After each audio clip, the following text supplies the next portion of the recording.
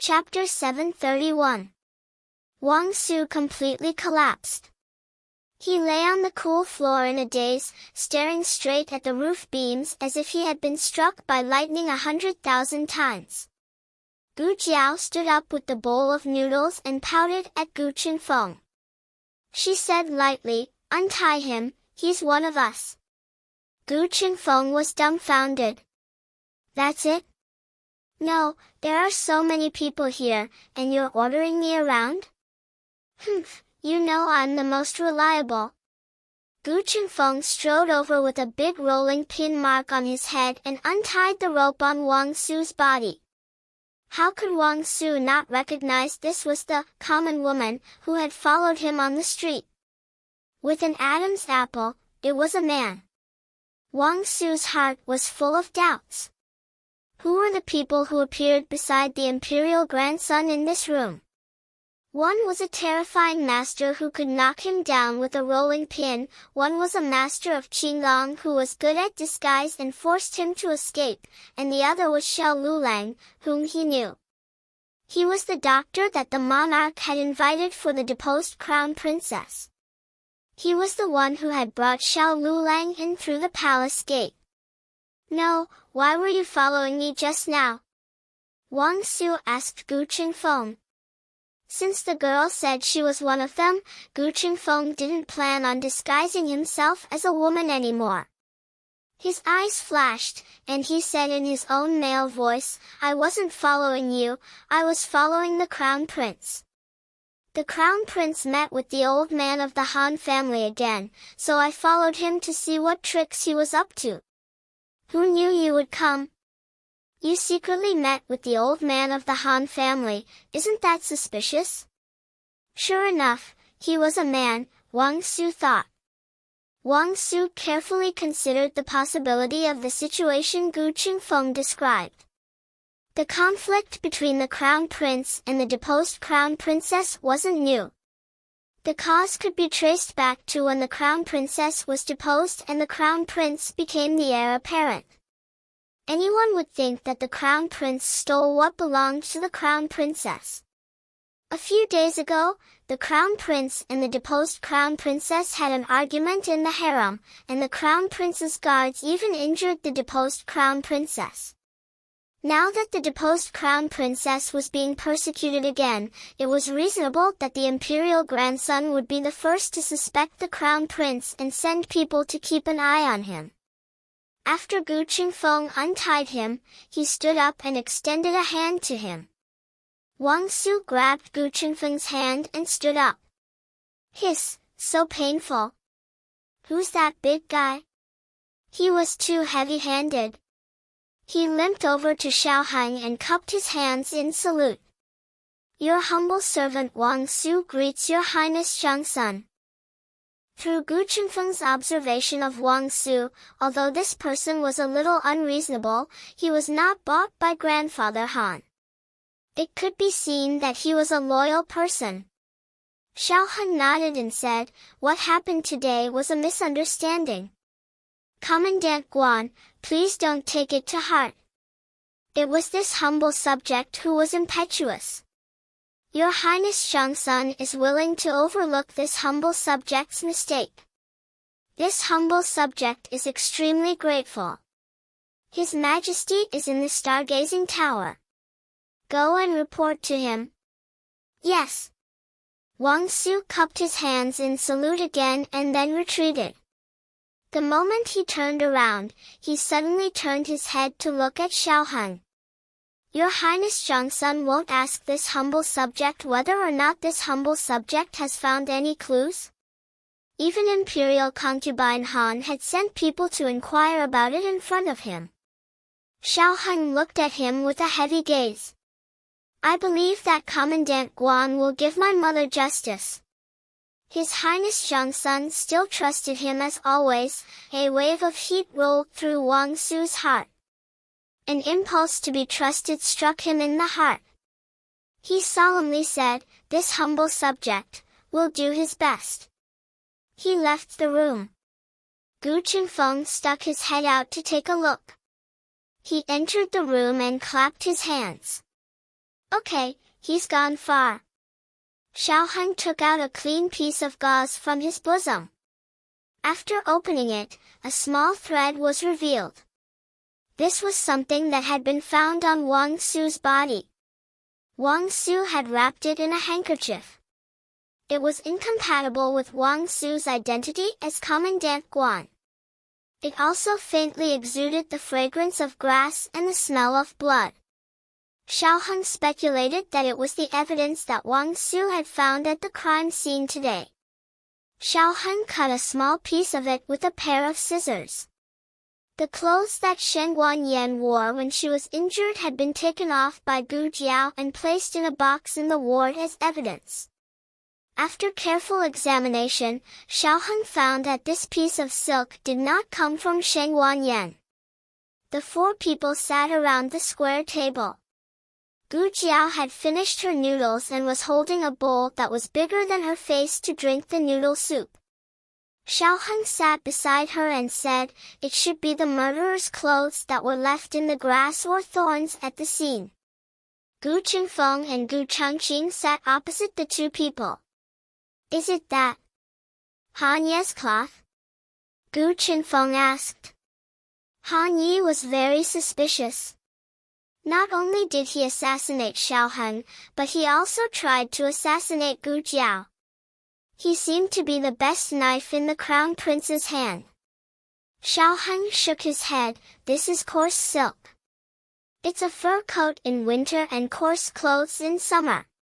Coarse silk doesn't have a strong insulation, but it has excellent ventilation, so it is generally used to make summer clothes," he said and looked at Gu Qingfeng. "Your coat is made of coarse silk. The quality is not as good as the coarse silk in my hand, but this kind of coarse silk is not the best." Today in the forest, when Jiao Jiao fought with Han Yi, he wore silk. That night, when he disguised himself as a black-clothed man to assassinate me at the academy, he wore the best coarse silk. In fact, it was not difficult to understand. Han Yi was the heir of the Han family. He was a real aristocrat. Naturally, it was impossible for him to wear 7 or 8 sets of cheap night clothes on the market. They were all custom-made. They were close-fitting, light, and had good stretch. Gu Qingfeng looked at the coarse silk in Xiaoheng's hand and said thoughtfully, "That is to say, this material is neither the cheapest nor the most expensive." Xiaoheng said, "It's above average. The common people can't afford it, and the aristocrats don't like it." Gu Qingfeng frowned. Who could it be? A master of the Han family? A master of the crown prince's mansion? Could it be that Qi Xian? They had already exchanged all the information they knew. Xiaoheng's background, the fact that Shen Guanyan was the female slave of the Yan kingdom, and the clues about Qi Xian and other people related to Han Yi. Gu Qingfeng asked Gu Changqing, "Big brother, you fought with Qi Xian. Did you see what clothes he was wearing?" Gu Changqing said, "I didn't fight with him." Qi Xian grabbed Han Yi and left. He didn't fight with Gu Changqing. Gu Jiao raised a hand from behind the big bowl. "I fought with Qi Xian." Gu Qingfeng looked at her. "Did he wear clothes made of this material?" Gu Jiao, "I don't remember." Gu Qingfeng, Xiaoheng said, "Keep an eye on Wang Su. See if he has any clues." Gu Qingfeng's mouth twitched. "Haha, what happened to the trust? Isn't he still secretly watching?" "Got it. I'll keep an eye on him later." Gu Qingfeng curled his lips.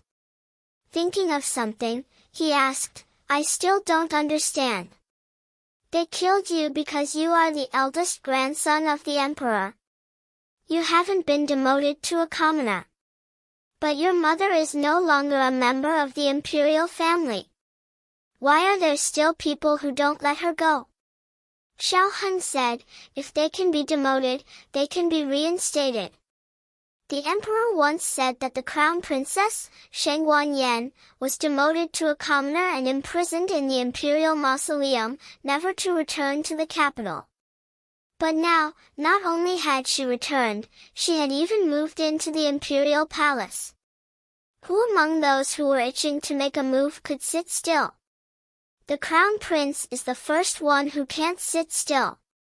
1 or 2 days may be nothing, but after a long time, some people will worry about whether the emperor's father-daughter relationship with Shang Wanyan has returned.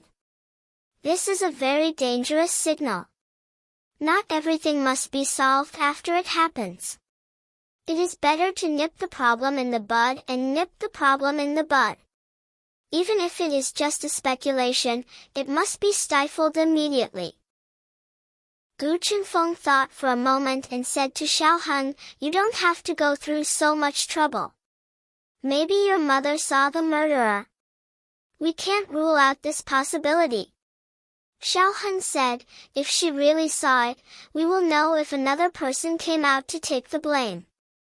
The person who tried to assassinate him that night was obviously Han Yi, but the one who was punished was the second master of the Han family. Gu Jiao drank the last mouthful of noodle soup. She had just put down the big empty bowl when 2 slender hands reached out to her at the same time. One was Gu Changqing's, and the other was Xiao Heng's. Both of them were holding a clean handkerchief in their hands. Gu Jiao blinked her eyes. Why does she feel like this is another question that will send her to her death? She slightly raised her left hand. Gu Changqing's face sank. She slightly raised her right hand. Xiao Heng's face turned black. Her eyes moved. She stretched out her hands and grabbed the handkerchief of the 2 men at the same time. No distinction between first and second, fair treatment. While wiping her mouth with 2 handkerchiefs, she ran out of the room. When she was gone, her voice came from the corridor, "I'm going to find the state preceptor." The 2 men stared at each other for 3 seconds. Suddenly, they got up and shouted at the door, "Your foot!" This girl sprained her ankle and still ran away. Gu Jiao's foot was fine. Her body had been trained by her, so her recovery ability was excellent. She went to the library. There were 3 floors in the library. The first floor was the largest, where the most common books were placed. The second floor was the second largest, which contained some more professional and hard-to-find books. The third floor was the smallest, which involved the secrets of the Yan Kingdom and the state preceptor's palace. For example, the former 6 books of the Yan Kingdom were once displayed on the 3rd floor. Gu Jiao only went to the 1st floor. Yi Qing was sorting out books in front of a row of bookshelves. When he saw Gu Jiao come in, he politely greeted, "Young Master Xiao." Gu Jiao nodded, "Yi Qing." Yi Qing handed the books in his hand to the disciple beside him. "You take these 2 books out to dry. They are a little wet. I will come back later to sort out the rest." "Yes, senior brother." The disciple took the books with both hands, bowed and walked out. Yi Qing took Gu Jiao to the tea table, walked up a high step, and sat down on the opposite side of the desk. Gu Jiao sat down opposite him in the same posture. He picked up a pot of tea from the small wooden bucket filled with ice, smiled slightly, and said, "It's honey flower tea." He first poured a cup for Gu Jiao, and then poured a cup for himself. Gu Jiao had just eaten a big bowl of noodles. To be honest, her stomach was a little full, so she just took a sip. There should be mint in the tea, which was very fragrant and pleasant. Yi Qing said with a smile, "Young Master Xiao, are you here to see my master?" Master and His Majesty are on the 3rd floor, and Commandant Wang has just gone up. I guess they won't finish talking for a while. If young Master Xiao has something urgent, I can pass on a message for young Master Xiao. The disciple of the state preceptor's palace who was serving tea for the two heard Yi Qing's words, and a trace of surprise flashed through his eyes. When the state preceptor was talking with others, he never allowed anyone to disturb him, let alone pass on a message if there was no urgent matter. What was so special about this young Master Xiao? Gu Jiao didn't know that the state preceptor was so arrogant. She thought that reporting to the state preceptor was a routine operation, but she didn't have to see the state preceptor. Gu Jiao took a sip of tea and asked, "Did your master teach you those secret words?" Yi Qing looked blank. "What secret words?" Gu Jiao, red, orange, yellow, green, blue, and purple. Yi Qing blurted out reflexively, east, west, north, south, and white. Gu Jiao narrowed her eyes. "Sure enough, it's you." Shen Wanqing came to the state preceptor's palace every 2 years and stayed for a few days every time. It was said that he had a good relationship with the disciples of the state preceptor's palace. It was obvious that these secret words were taught by the state preceptor. Yi Qing smiled embarrassedly. It was the imperial grandson who told young Master Xiao. "It's just a few jokes. Young Master Xiao doesn't have to take it to heart." Gu Jiao snorted. "Old man, you are not serious." Yi Qing laughed dryly. Speaking of which, it was not his master who was not serious, it was the imperial grandson who was not serious. Who knew that his stomach was full of evil ideas at such a young age? He could fall asleep while studying, but he had a better memory than anyone else when it came to learning these unorthodox things. "Can I go up to your second floor to have a look?" Gu Jiao asked. Yi Qing said, "Young Master Xiao, you can." Others were not very good, they had to get the state preceptor's permission. But his master seemed to take special care of this young Master Xiao. Except for a few very special places, he could almost let young Master Xiao walk around. Gu Jiao and Yi Qing went up to the second floor. There were only 2 disciples on duty on the second floor. When the 2 saw Yi Qing, they respectfully saluted, "Big brother." Yi Qing nodded and said to the 2, "You do your thing, I will show young Master Xiao around." "Yes." The 2 stepped aside. Yi Qing said to Gu Jiao, "Young Master Xiao, please." Gu Jiao casually looked around. There were books on farming, law, arithmetic, astronomy, geography, and other relatively professional books. They were more in-depth and comprehensive than similar books on the market. Gu Jiao put the farming book back on the shelf and looked at the row of bookshelves on the right and said, "What is that over there?" There were not books on that row of bookshelves, but scrolls. Yi Qing looked and said, "Those are portraits of all the major families." Oh? This was a good opportunity to collect information. "Can I take a look?" Gu Jiao politely asked. "Of course." Yi Qing smiled and said.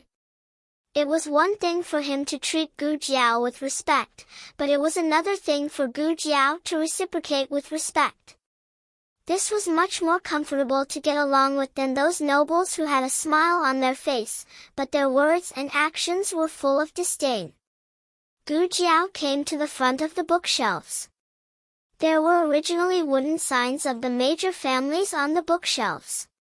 Today's weather was good, so the disciples who were sweeping took the wooden signs away to clean. Gu Jiao casually picked up a scroll. Yi Qing opened his mouth, as if he wanted to say something, but after hesitating, he felt that it was okay. Gu Jiao opened the scroll.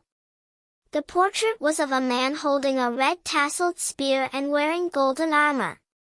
His facial features were resolute, his eyebrows were cold, and there was a teardrop mole under his right eye. Looking at the face in the portrait, Gu Jiao froze for a moment. Her eyes moved down. Xianyuan, her finger just happened to press on the last word of the name. She slowly moved her finger away. Chapter 732. All the novels that can't be found online are here. Li. This is Xianyuan Li. Xianyuan Li and the king are of the same generation. If he is still alive, he should be about the same age as the king. This should be a portrait of him when he was young. Why do I have a feeling of déjà vu, as if I have seen it before? Is it the mole? Xiao Heng also has it. Or is it the red tasseled spear in his hand? This is Xianyuan Li, the former head of the Xianyuan family. Yi Qing saw that she was in a daze and introduced him to her. The Xianyuan family is a taboo in the Yan kingdom. Yi Qing is the eldest disciple of the state preceptor hall, so he has the confidence to mention it. Gu Jiao looked at it for a while, carefully put the portrait back, and opened another one. This time she looked at the name first, Xianyuan Cheng. It is also a portrait of a young man, who looks to be in his early 20s. He is wearing silver armor, holding a red tasseled spear, looks like Xianyuan Li, very heroic, and has a cinnabar mole between his eyebrows. If he were to take off his armor, he would be an elegant young master with a jade-like appearance. Yi Qing looked at the portrait and said, Xianyuan Cheng was weak and sickly when he was a child. Coupled with the cinnabar mole between his eyebrows, he was always laughed at by young masters of the same age as a little girl. Then he followed his father to practice martial arts desperately, worked hard to become stronger, and finally became a famous general who can continue the legend of Xianyuan Li. Gu Jiao sighed, there is such an anecdote. The man in the portrait is tall, with fierce eyes and a murderous aura. Who would have guessed that he had such an experience when he was a child? Gu Jiao opened the third portrait of the Xianyuan Empress before she got married, and the name below is Xianyuan Hanyan. It is a portrait of her riding on a horse, quite a bit of the style of a tiger girl. Her appearance is extremely beautiful. Shengguan Yan is very similar to her, especially that pair of auspicious phoenix eyes. So it seems that Xiao Heng is also very similar to her. Gu Jiao opened the fourth portrait of a daughter of the Xianyuan family, whose name is Xianyuan Zi. Who is she? Gu Jiao asked Yi Qing. Yi Qing said pleasantly, Xianyuan Zi, the eldest daughter of the Li family, Xianyuan Cheng's younger sister, and later Prince Consort Jing. Gu Jiao was puzzled. Your Highness? Yi Qing thought for a moment and said, yes, Duchess An. When she passed away, Crown Prince Jing had yet to inherit the house of Duke, so she was buried as the Crown Princess. Gu Jiao said subconsciously, Jing Yin's mother? Now it was Yi Qing's turn to be puzzled. Huh? Young Master Xiao, you know about it?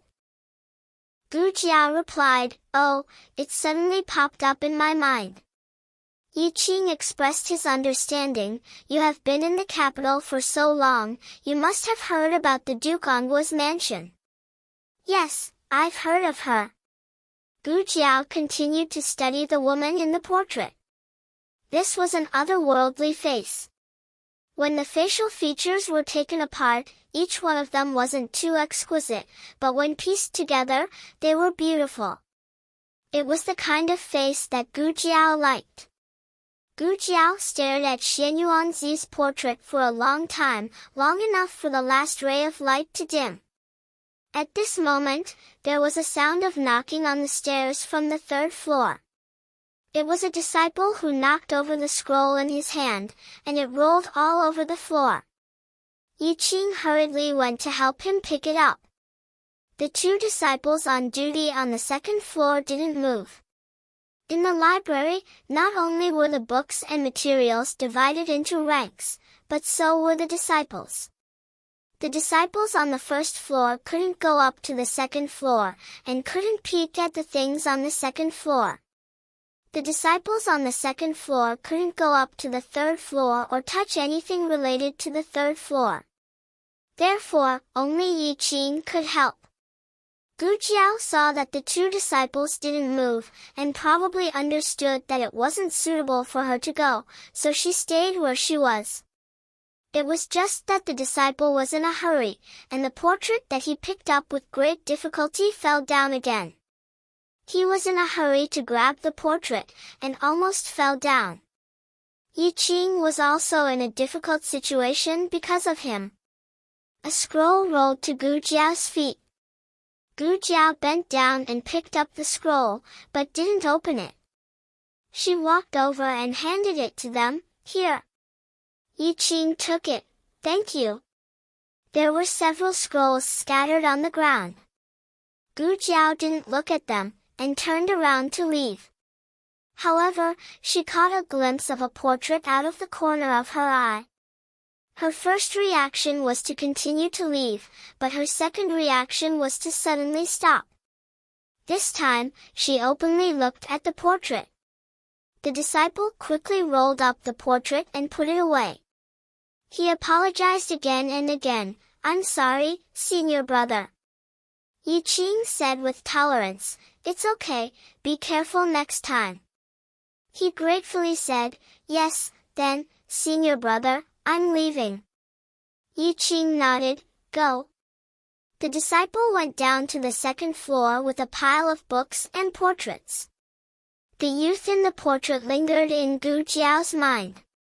Not for anything else, but because the youth's face looked too much like Long Yi's.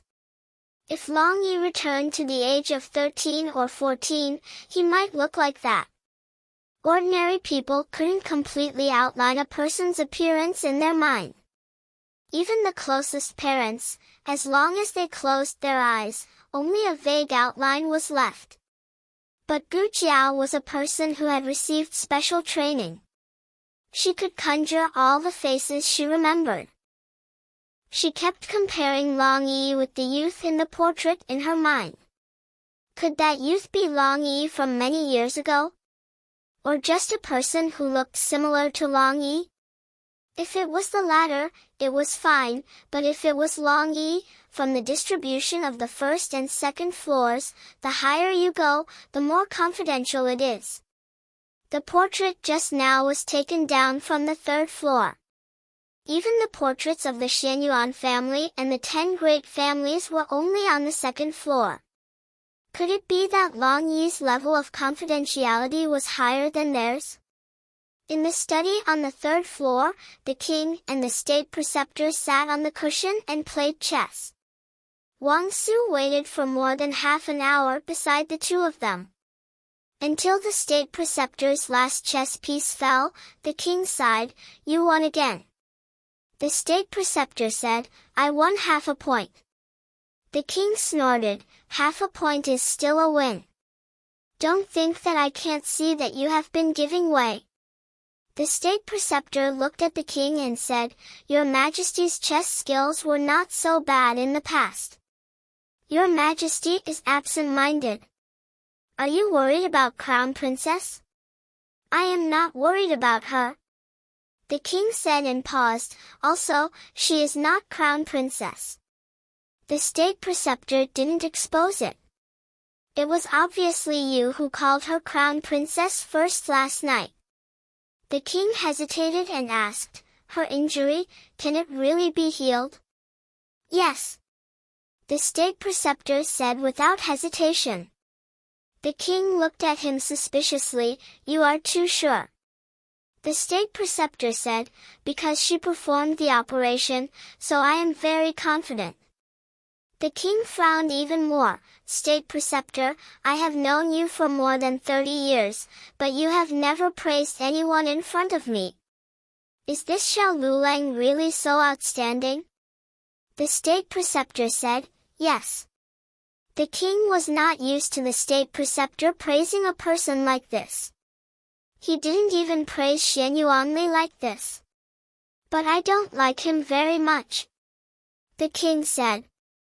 The state preceptor poured a cup of tea for the king, because there is no respect for the imperial power in his eyes.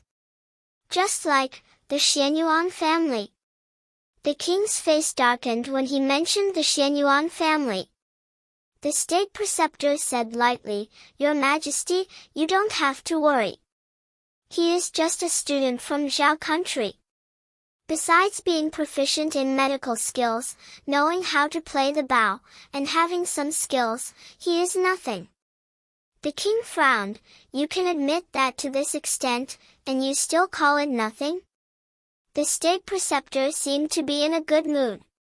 He laughed and said, "Since ancient times, heroes come from the young." The king didn't continue this topic. The state preceptor raised his hand. A disciple who was waiting respectfully by his side came forward, intending to rearrange the chessboard. The king waved his hand. "Forget it, don't play anymore. It is getting late. I should go back to the palace." "Your Majesty." The state preceptor looked at Wang Su. Only then did the king remember that Wang Su had just come over. It was just that he was too engrossed in playing chess, so he let Wang Su wait until now. "What's the matter?" Before the king finished his words, his voice got stuck in his throat. He frowned. "How did you become like this?" Wang Su had changed back to his official uniform of Commandant Guan, but he couldn't change his pig-head face for a while. He didn't mean to smear the emperor's grandson. He just said embarrassedly, "I fell down." The state preceptor took a sip of tea and joked, "People who practice martial arts have great strength. The strength of your fall is also beyond ordinary people's reach. Ordinary people can't fall and become a pig head." Wang Su was embarrassed. Falling down sounded better than being beaten up. Wang Su went back to the topic. He cupped his hands and reported, "I investigated the case of the crown princess injury and found some clues." "Oh?" The king just picked up the teacup and was about to drink. Hearing this, he put down the cup and said, "Speak." Wang Su took out a clean handkerchief from his bosom and opened it to reveal a thin strand of coarse silk. "I found this in the brambles at the crime scene. It should be from the murderer's clothes." Zhang Dequan took the handkerchief and handed it to the king and the state preceptor. The state preceptor glanced at it and said, "It's coarse cloth, produced in Huaiyang County. It's of medium quality. Our state preceptor hall also uses this kind of cloth to make summer clothes for our disciples." The material that the disciples of the state preceptor hall could afford to wear was not ordinary material. The king continued to look at the state preceptor. The state preceptor picked it up and sniffed. "It doesn't have the fragrance of our state preceptor hall. It's not from the state preceptor hall." The king, "Who suspects the state preceptor hall?" The state preceptor looked at Zhang Dequan. "Who in the palace wears this kind of coarse silk?" "This." Zhang Dequan couldn't deduce this with just a strand of coarse silk. The state preceptor said to the disciple beside him, "Go and get an identical piece of coarse cloth." "Yes." The disciple turned and left. Not long after, he came back with a long piece of coarse cloth. Zhang Dequan walked forward and touched it. He said in surprise, "This is the material that I'm wearing." The state preceptor said, "It seems that it's a eunuch from the palace, and a eunuch with a rank like eunuch Zhang." Wang Su added, "The other party didn't leave any footprints at the scene. I guess that the other party's lightness skill is very high." There weren't many eunuchs who had lightness skill and a rank, but they couldn't rule out the possibility that the other party had been hiding their skills. The king said in a low voice, "I'll give you one night. If I don't see the culprit by tomorrow morning, you'll be finished as Commandant Guan." "Only one night?" This was true, but the king was a man of his word. If he couldn't find out the culprit, he could only be stripped of his official position by tomorrow. He cupped his hands and said, "Yes, sir." It was getting late, and the king should go back. "Where's the young princess?" he asked Zhang Dequan. Zhang Dequan said, "She seems to be playing with her little classmate in the garden. Xiao Zheng is following her." Xiao Zheng was an expert in the imperial palace. This was the state preceptor's hall, so the king was not worried about the young princess's safety. He was just worried that he had neglected her for so long that she would feel wronged and sad. When she was sad, she would cry. When she cried, it would be earth-shattering. "Where's the snack?" the king asked. "It's here." Zhang Dequan carried the food box that he had prepared early in the morning. The king took Zhang Dequan and the snack to the garden to find the young princess. Coincidentally, Gu Jiao was also looking for little Jing Kong. She also heard that the two children were playing in the garden in the afternoon. After coming out of the library pavilion, she directly came here. Who would have thought that she didn't find little Jing Kong, but met the king instead? When the king saw Gu Jiao, his mind involuntarily flashed with Gu Jiao's words, "If I'm cured, won't you bring your head to thank me?" The king's heart was burning with anger. Shengguan Yan was injured and settled down. He thought that no one would come to anger him. But now, he didn't know where this Xiao Lulang came from. The state preceptor was right.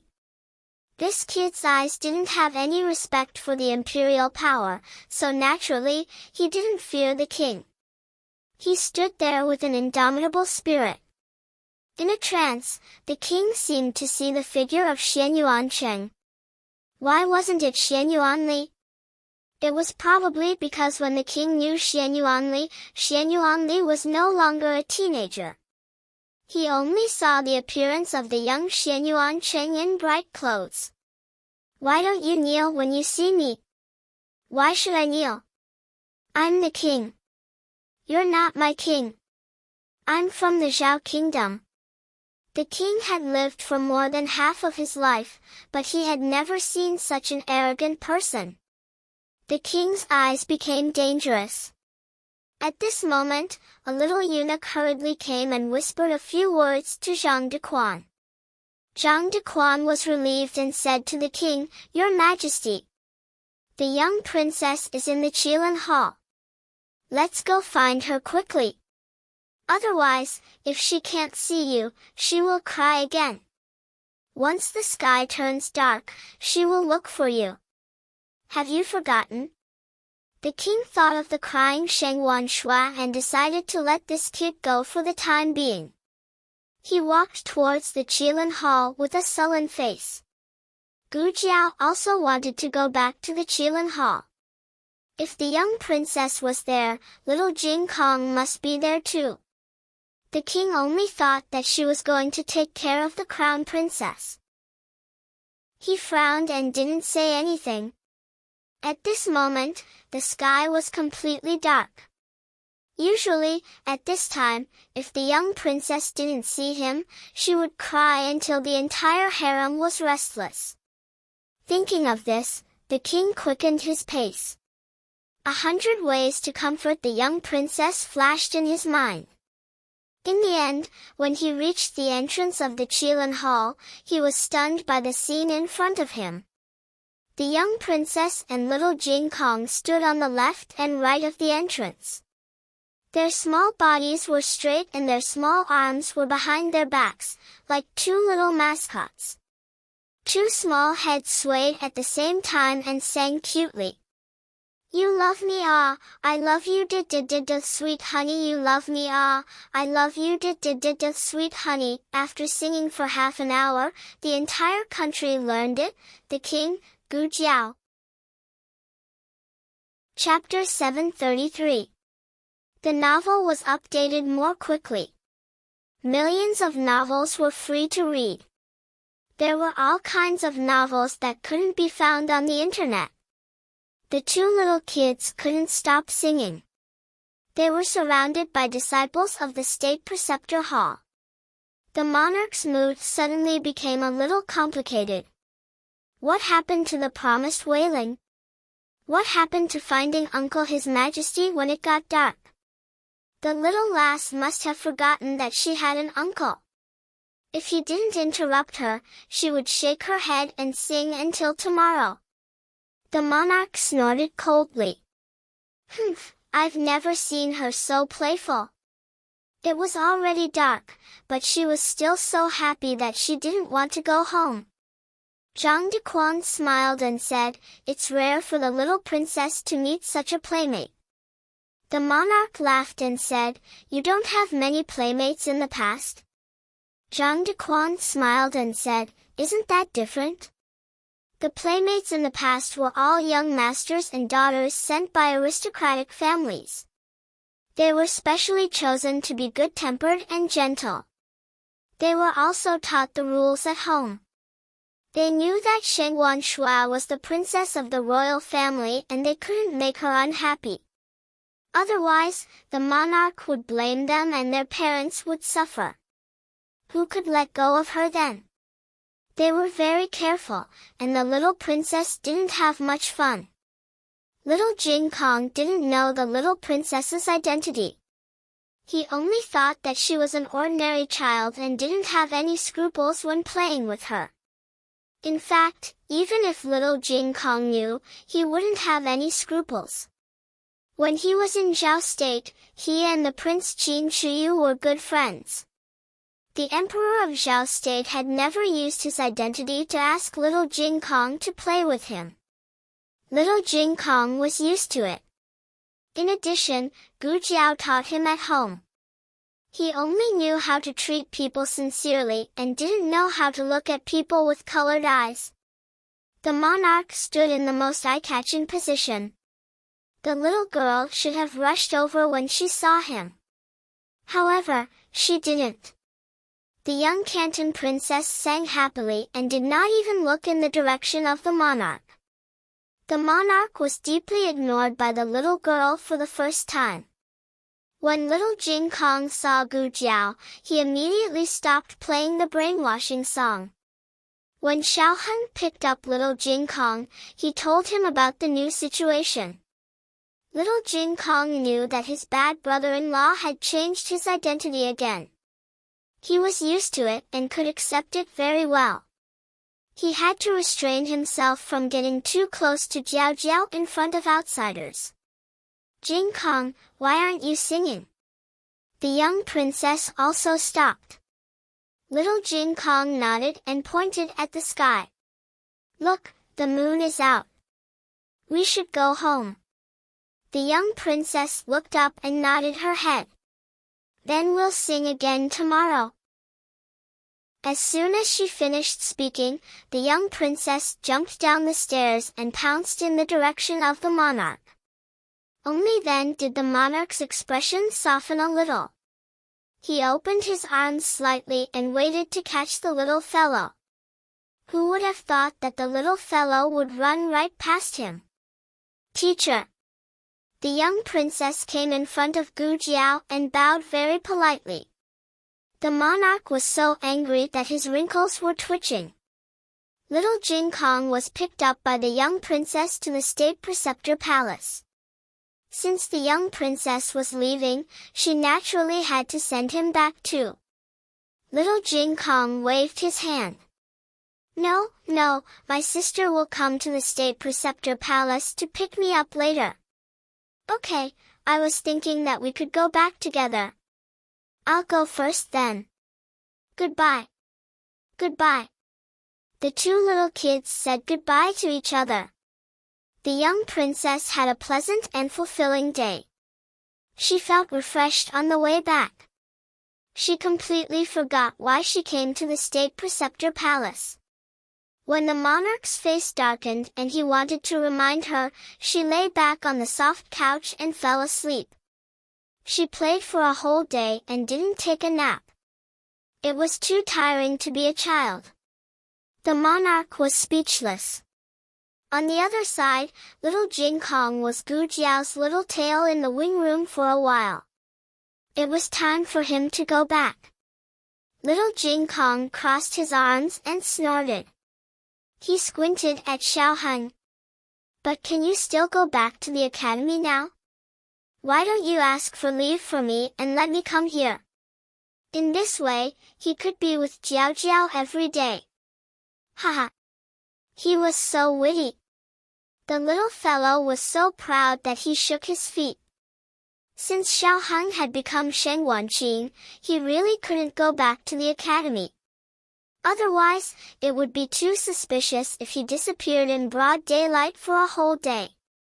Xiao Heng certainly could choose to ask for leave for both him and little Jing Kong. But Xiao Heng didn't do so. Children can't study for 3 days and 2 days. As Xiao Heng spoke, he took out a set of clothes from the Kanglan Women's Academy. He went back to the Linglong Pavilion to pick up little Jing Kong. He held the clothes and came to Gu Chengfeng. Gu Chengfeng's heart skipped a beat. What are you doing? Xiao Heng pointed at little Jing Kong. You can be his sister. Gu Chengfeng felt like he was struck by lightning. Why me? Gu Chengfeng refused. I'm different from you. I'm not as tall as you. Xiao Heng agreed. He calmly turned around and took out a pair of ancient high heels from his bag. Gu Chengfeng was speechless. Gu Chengfeng started his hard life of going to school during the day and doing part-time work, singing opera, at night. After Wang Su left the state preceptor's hall, he went to the imperial palace without stopping. He was investigating the case under the imperial edict and had the right to mobilize the eunuchs in the imperial palace. He started from the 12 imperial colleges.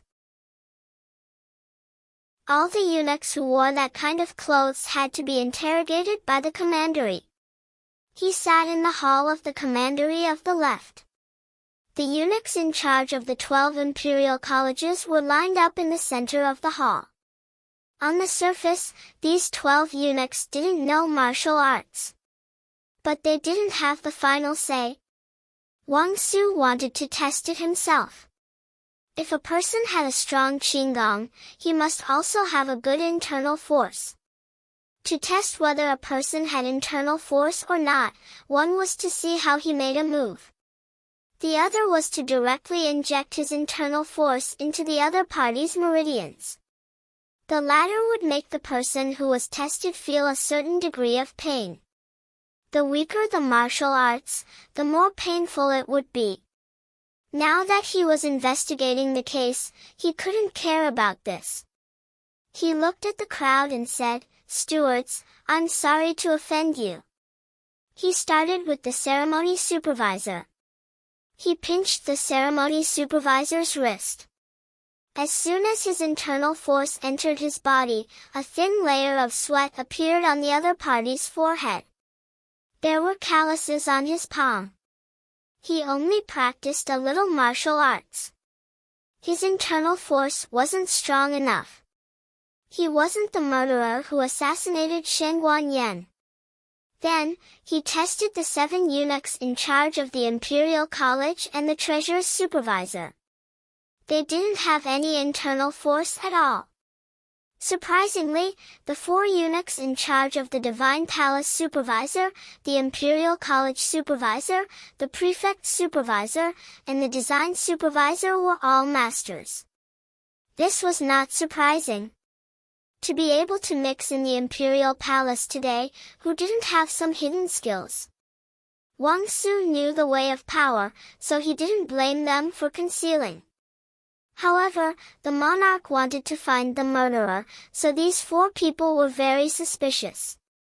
But after he checked the whereabouts of the 4 people, he found that the 4 of them had perfect alibis last night.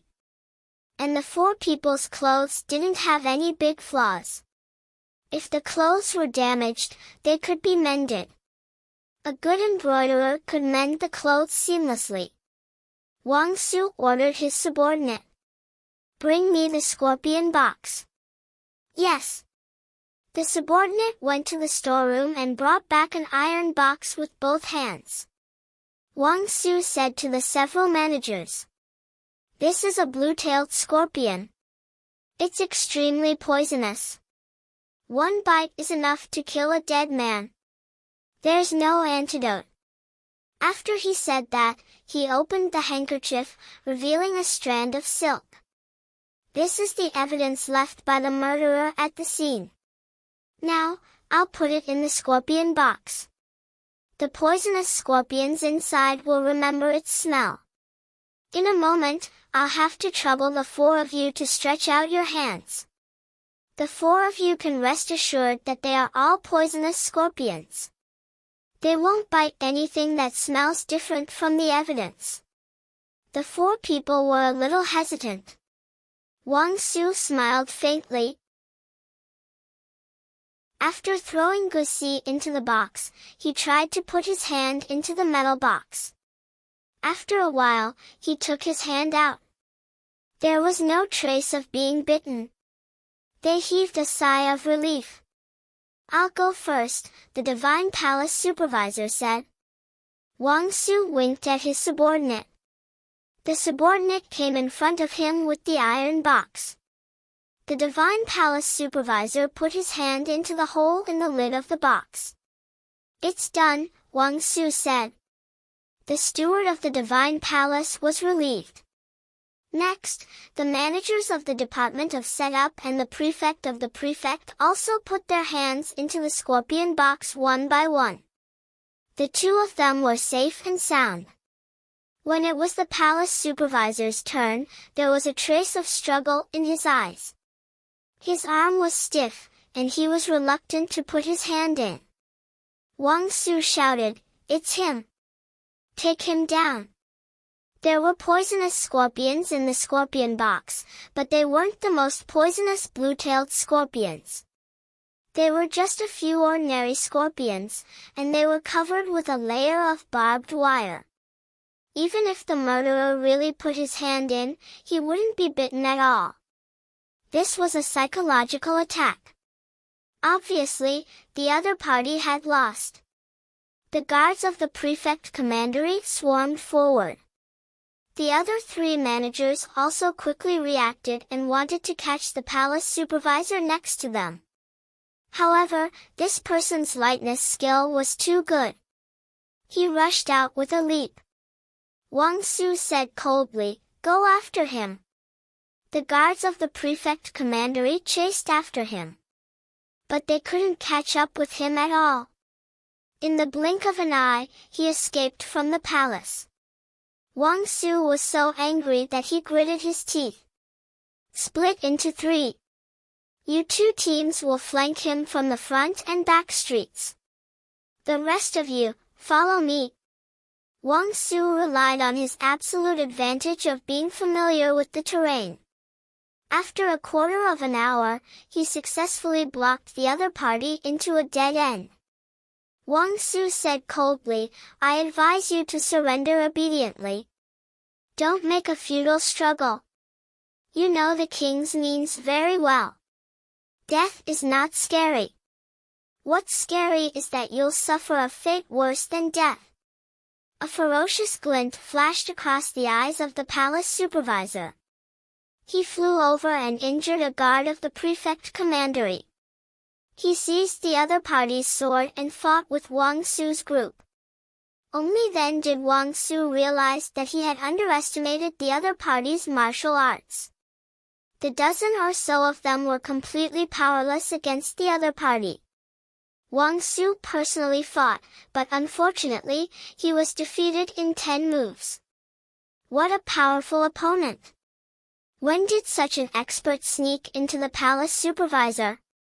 Wang Su blocked the other party's attack with his sword. He gritted his teeth and said, "Who are you? Who sent you to assassinate the deposed princess?" The other party didn't waste words with Wang Su and slashed at his arm. Wang Su fell to the ground, blood splattering everywhere. The other party raised the sword in his hand and ruthlessly stabbed at Wang Su's heart. Even if he died, he wanted to drag someone down with him. Wang Su knew that he couldn't escape. He subconsciously closed his eyes. However, the sword didn't land. An extremely sharp sword chi carried a majestic momentum and was as fast as lightning. It fiercely sent the other party flying into the wall behind him. Wang Su opened his eyes and turned his head to look. He saw an ink-clothed man holding a sword at the entrance of the alley under the moonlight. Wasn't this the expert by the emperor's grandson's side that knocked him out with a stick? Why did he come? And he sent that troublesome fellow flying with a single move? The palace supervisor crawled up while holding his chest. He fiercely wiped the blood from the corner of his mouth. His sword fell to the ground, but he didn't pick it up. He clearly couldn't beat Gu Changqing, so he decided to escape. He tapped his feet and flew onto the roof. He jumped onto the roof and vaulted over the walls, gradually disappearing into the night. Wang Su said in shock, "He's the murderer. Quickly chase after him." Gu Changqing lightly said, "This fellow is a good opponent. It's a pity to catch him like this." Wang Su was confused. "How come I don't understand?"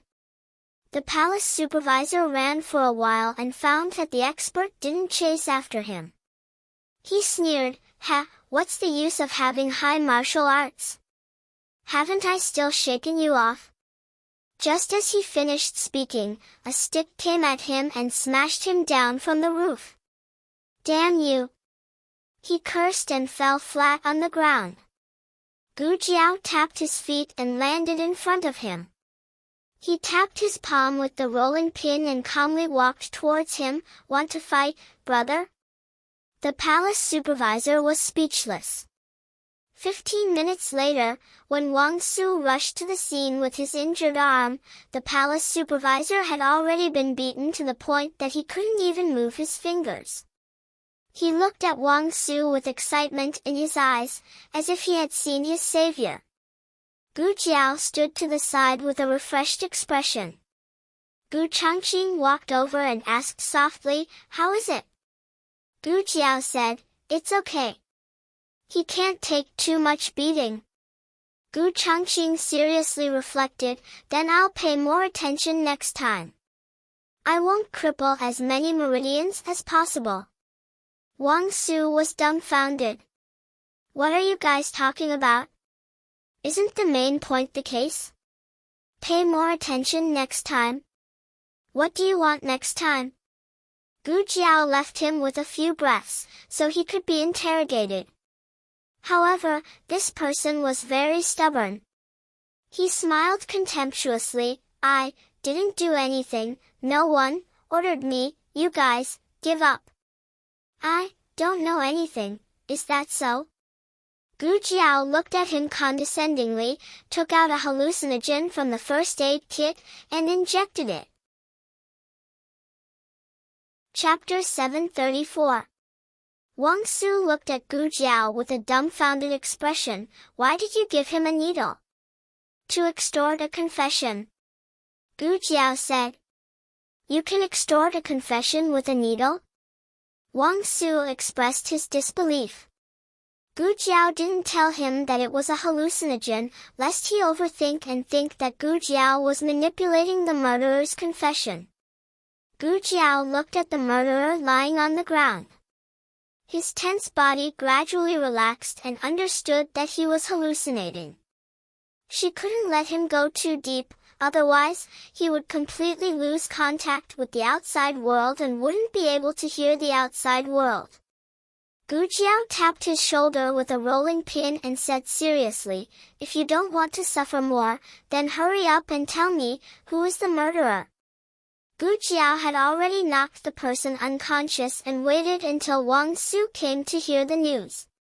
She wanted Wang Su to hear the murderer's name with his own ears. The murderer didn't struggle too much and honestly confessed. However, the name he gave was not the person in Gu Jiao and Gu Chengqing's mind.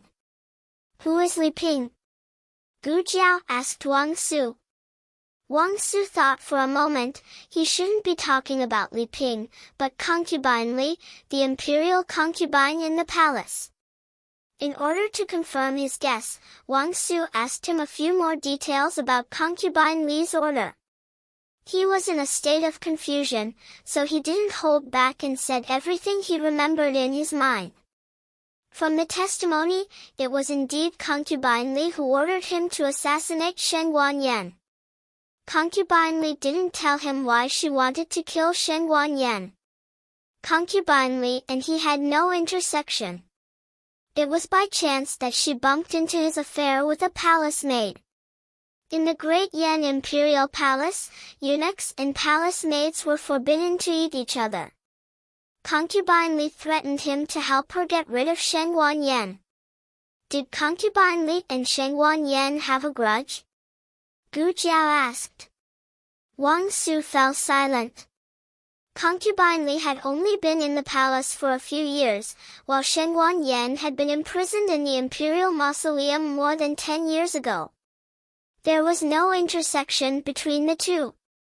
It was impossible to say that they were having a holiday. But Wang Su's silence wasn't because of this. It was because Concubine Li was very close to an imperial concubine in the inner palace. Gu Jiao looked at Wang Su. "Who?" Wang Su said with a serious expression, "Consort Wan." Consort Wan, whose surname was Mu, was Old Master Mu's biological daughter and Mu Qingshen's mother's sister. Concubine Li had no one to rely on in the inner palace. In the beginning, her days were very difficult. It was only after she was able to rely on Wan Fei that she went from a small servant to the present concubine Li. Gu Jiao was puzzled. Consort Wan and Shen Guanyan have a grudge? There are indeed conflicts. Wang Su sighed. That was when Shen Guanyan returned to Chengdu with his 1-year-old grandson. Consort Wan whispered to the servants in private, saying that who knows if the child was a bastard picked up from outside. At that time, Shen Guanyan, who was still the crown princess, heard it. After Shen Guanyan slapped Consort Wan, she was still angry and punished Consort Wan to kneel in the imperial garden as a warning. At that time, Consort Wan was still not an imperial concubine, but a concubine, but it was still very embarrassing. Gu Jiao touched her chin. The crown princess has so much power. Wang Su said, with the support of Empress Xianyuan and the Xianyuan family, of course, her power is great. Besides, she is the only legitimate child. After the emperor and the empress, she is the most honorable. It's like the Xianyuan family's style. So it seems that Shen Guanyan is very protective of Shaoqing. Gu Jiao said, it's useless for us to guess blindly here. Whether Concubine Li was ordered by Consort Wan or not, we have to ask Concubine Li. Wang Su thought deeply. I'll go to the palace. Wait. Gu Jiao stopped him. Huh? Wang Su was stunned. Gu Jiao pointed to his arm. Your injury. Ah, this. Wang Su forgot that he was injured. He suddenly felt a little uncomfortable and coughed lightly. It's not a serious injury. Having said that, when Gu Jiao came to him with a first aid kit, he reluctantly offered his arm. Gu Jiao took out a cotton swab with iodine from the first aid kit and gave him 3 stitches. Because of the anesthetic, it doesn't hurt at all. Wang Su looked at Gu Jiao with a complicated look. His heart was moved. Thank you. Gu Jiao stretched out her hand, 1 silver coin. Wang Su, after Wang Su gave the money, he brought the murderer back to the rearguard commandery with a dark face. Looking at the 2 people's back, Gu Chengqing asked, is he the murderer? He was referring to the eunuch. Gu Jiao said, "It's him. I saw the crescent-shaped scar on the back of his right hand." Just now, Shengguan Yan woke up for a little while.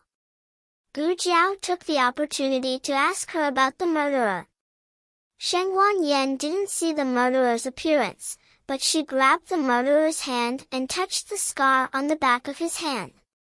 Gu Changqing's eyes were deep. "It's not Imperial concubine Han." Yes, they all thought that the mastermind behind the scenes must be the crown prince's mother. Wang Su took the murderer back to the rearguard commandery, locked the murderer in the prison, and hurried to report to the emperor. The emperor asked Zhang Dequan to bring concubine Li. Who knew that Zhang Dequan only brought back news of concubine Li? "Your Majesty, concubine Li hanged herself." After getting the emperor's permission, Wang Su borrowed a very experienced coroner from the Ministry of Justice. He carefully examined concubine Li's body and determined that concubine Li committed suicide. She was not strangled or killed and then hung. The clue that was hard to get was suddenly cut off. Now that the person was gone, they could only start from concubine Li's belongings and the people around her. After a whole night of torture, a little eunuch finally couldn't stand it anymore and confessed that concubine Li had asked him to go to the bank to deposit a sum of money, a total of 3,000 taels. Concubine Li's annual salary was only 300 taels. She didn't eat or drink for 10 years to save this money. The problem was that she had been here for less than 10 years. She had spent a lot of money to bribe the servants and show filial piety to the high-ranking concubines. She was already struggling to make ends meet, so how could she have any money left? Concubine Wan, who was close to concubine Li, became the first suspect. Concubine Wan cried injustice, saying that she didn't give concubine Li the money. But when the emperor tortured the palace maids and eunuchs around concubine Wan, a little palace maid confessed the truth. The money was indeed given by concubine Wan, no more, no less, exactly 3,000 taels. "Your Majesty," concubine Wan knelt on the cold hard floor. The white marble reflected her sobbing appearance. The emperor sat on the chair, and Wang Su and Zhang Dequan stood on both sides. The emperor sternly said, "Do you admit it yourself, or do we have people thoroughly investigate your transactions with the Mu family?" Concubine Wan's salary was not low, but she spent a lot of money. Without the Mu family's filial piety, how could she take out 3,000 taels in one go? Concubine Wan honestly admitted. This concubine did give concubine Li 3,000 taels. That was because she told this concubine that her father was sick, and urgently needed money to treat his illness. The emperor coldly said, "What illness needs 3,000 taels?" Concubine Wan looked wronged. "A bowl of bird's nest is 100 taels. Is 3,000 taels a lot?" Concubine Wan was the daughter of the Mu family. Since childhood, she had lived a life of luxury. What she ate was golden bird's nest, which could be bought for 1 tael outside. She didn't understand the hardships of the common people. 3,000 taels was more than enough to treat a disease in a small Jiangyang county. The emperor suspiciously asked, "Then why did you deny it?" Concubine Wan choked with sobs. "Isn't it because concubine Li had an accident? This concubine was close to her on weekdays.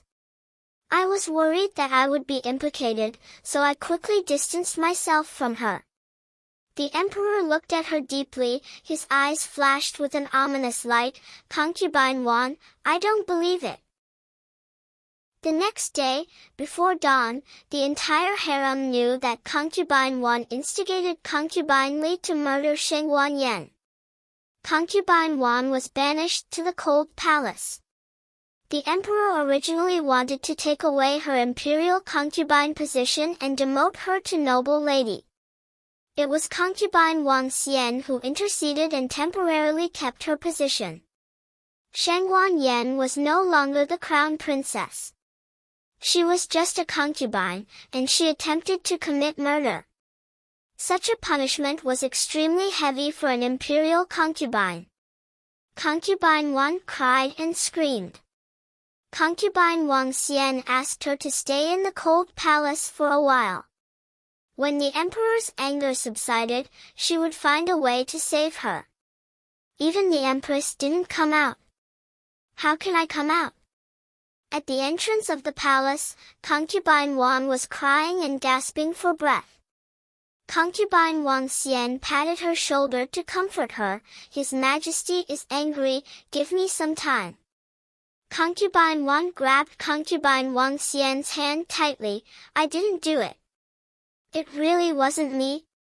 Sister concubine Xian, please believe me. Concubine Wang Xian sighed helplessly. It's useless for me to believe you. His Majesty must believe you. Zhang Dequan urged. Concubine Wan, please. Concubine Wan glared at Zhang Dequan fiercely. You dog. Usually, it's concubine Wan. Now that she's going to enter the cold palace, he doesn't even call her concubine Wan.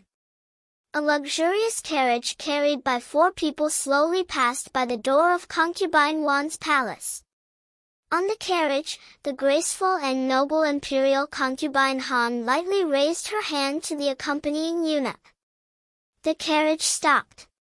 Imperial concubine Han and concubine Wang Xian were the first group of people to serve the emperor. They already have grandchildren, but because of proper maintenance, they look like they're in their early 40s. She looked at concubine Wan with a smile. Oh, concubine Wan is leaving? When concubine Wang Xian's love waned, she brought the Mu family's first daughter into the palace to help her. Losing concubine Wan was like losing an arm. Concubine Wan angrily glared at her, stepped forward, and pointed at imperial concubine Han. It must be you. You framed me. You killed concubine Li. It's you. It's all you. Imperial concubine Han raised her chin and smiled mockingly.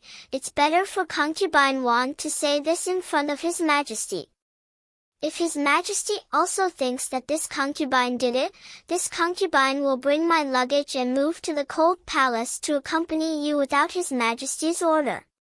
You! Concubine Wang Xian shook her head at concubine Wan, indicating that she should calm down. Imperial concubine Han dusted the handkerchief in her hand, looked forward, and said indifferently, bring a few more quilts. I heard that the cold palace is cold. Concubine Wan was about to explode with anger, but it was useless to be angry now. She was forced into the cold palace by this Han *tch. Zhang Dequan urged him again. I'll have to trouble eunuch Zhang to wait a moment.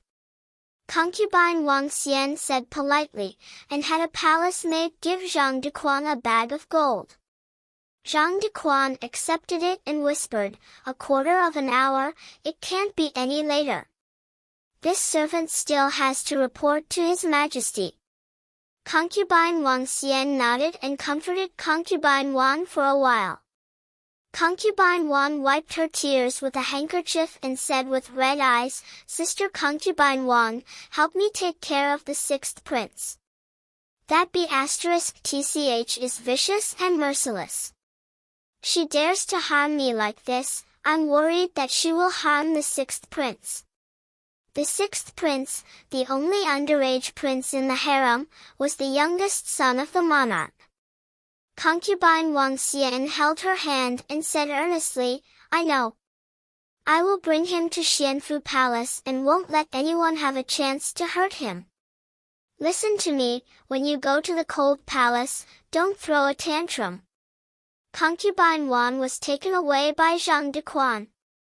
Concubine Wang Xian sent a eunuch to the Imperial Academy to pick up the 6th prince from school.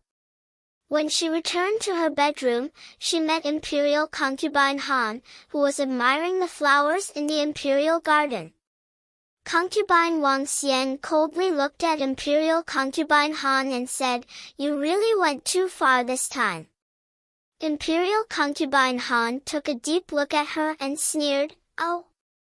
At dawn, the state preceptor palace also received the news that concubine Wan was punished. Shangguan Yan hasn't woken up yet. In the room, 3 people sat opposite each other. Xiaoheng, Gu Jiao, and Gu Changqing. I didn't expect that concubine Wan would take the blame. Gu Jiao said, "It's really the Han family's style. They all like to make others take the blame. The opponent is very strong."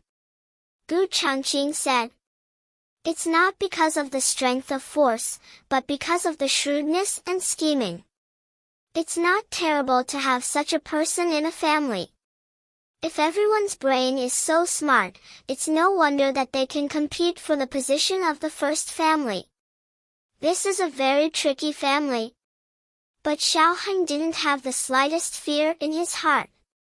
On the contrary, a strange desire for power was faintly born in his blood. This is probably Gu Jiao's mood when he sees a master. It's just that Gu Jiao is purely competing. He's more sinister. He wants to take advantage of the situation and not spit out the bones. The Han family and the Wang family are the 2 biggest fish. If the Han family wants to eat all the fish, then let them eat it. The 10 great families are not innocent. When the Xianyuan family was destroyed and the crown princess was persecuted, each family stabbed a knife. He doesn't sympathize with concubine Wan. Just like in the past, no one sympathized with Xianyuan Han Yan, who was banished to the cold palace. The Han family is a good knife. Xiaoheng lowered his eyes and rubbed the blade in his hand. "Next, let's make this knife sharper." Chapter 735. More in the Mu family. Old Master Mu also received the news that Consort Wan was banished to the cold palace. When the emperor issued an edict to punish Consort Wan, the eunuch in the palace hurriedly sent the news to the Mu family through his connections. Old Master Mu was furious. He slammed his fist on the table. "How dare you?" The butler comforted him. "Old master, don't be angry. Don't hurt your health." Cough, cough, cough. Old Master Mu coughed violently.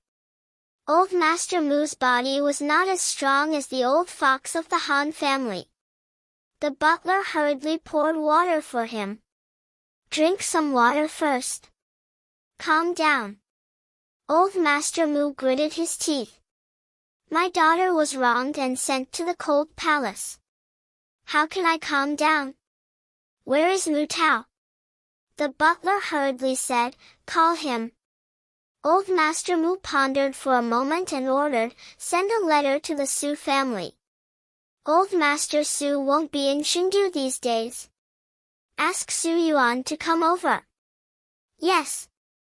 The butler hurried away and didn't notice Mu Chuan, who was eavesdropping outside the window. Mu Chuan hesitated for a moment and quickly disappeared into the vast sky. Su Yuan and Mu Qingshen arrived at the Mu family at the same time. Su Hao followed behind Su Yuan, and Mu Qingshen was called by Mu Chuan from the Tiansheng Academy. It was still dark. In order to open the city gate, Mu Chuan even used his father's token. "Fourth brother, you're here too." Su Hao smiled and greeted him. Mu Qingshen looked indifferent. Mu Chuan said angrily, "What are you doing here? He was just a bastard. How dare he bring him to the Mu family? If it weren't for this bastard, his aunt wouldn't have been so angry." Su Hao said guiltily, "Fourth brother, you're not at home, so you don't know. Father was injured when he was practicing martial arts at home yesterday. I was worried, so I insisted on coming. It's all my fault. Please don't blame father. The two looked at Su Yuan. His waist was indeed wrapped in thick bandages. Go in, Su Yuan said. In the parlor, old Master Mu sat on the main seat with a pale face. His eldest son, Mu Tao, stood beside him respectfully. Su Yuan saluted old Master Mu. Father-in-law. Grandpa Mu hummed in agreement. Grandpa Mu had a grudge against this son-in-law of his. Old Master Mu only had 2 daughters. One married into the palace, and the other married into the Su family. The Mu and Su families were connected by marriage. The Su family was considered to be climbing up the social ladder by marrying the daughter of the Mu family. However, this Su Yuan did not know what was good for him. He actually had a mistress outside and even let the mistress give birth to a son a day earlier than his wife. There were a total of 3 branches in the Su family. The eldest and second young masters belonged to the second branch, while Su Hao and Mu Qingchen belonged to the eldest branch. Su Yuan was the heir of the Su family. Logically speaking, Mu Qingchen, as the son of the first wife, would inherit the Su family business in the future. However, Su Yuan was very sincere when he admitted his mistake. All these years, Mu Qingchen had been following his mother's surname. Su Yuan had tolerated it and treated Mu Qingchen well.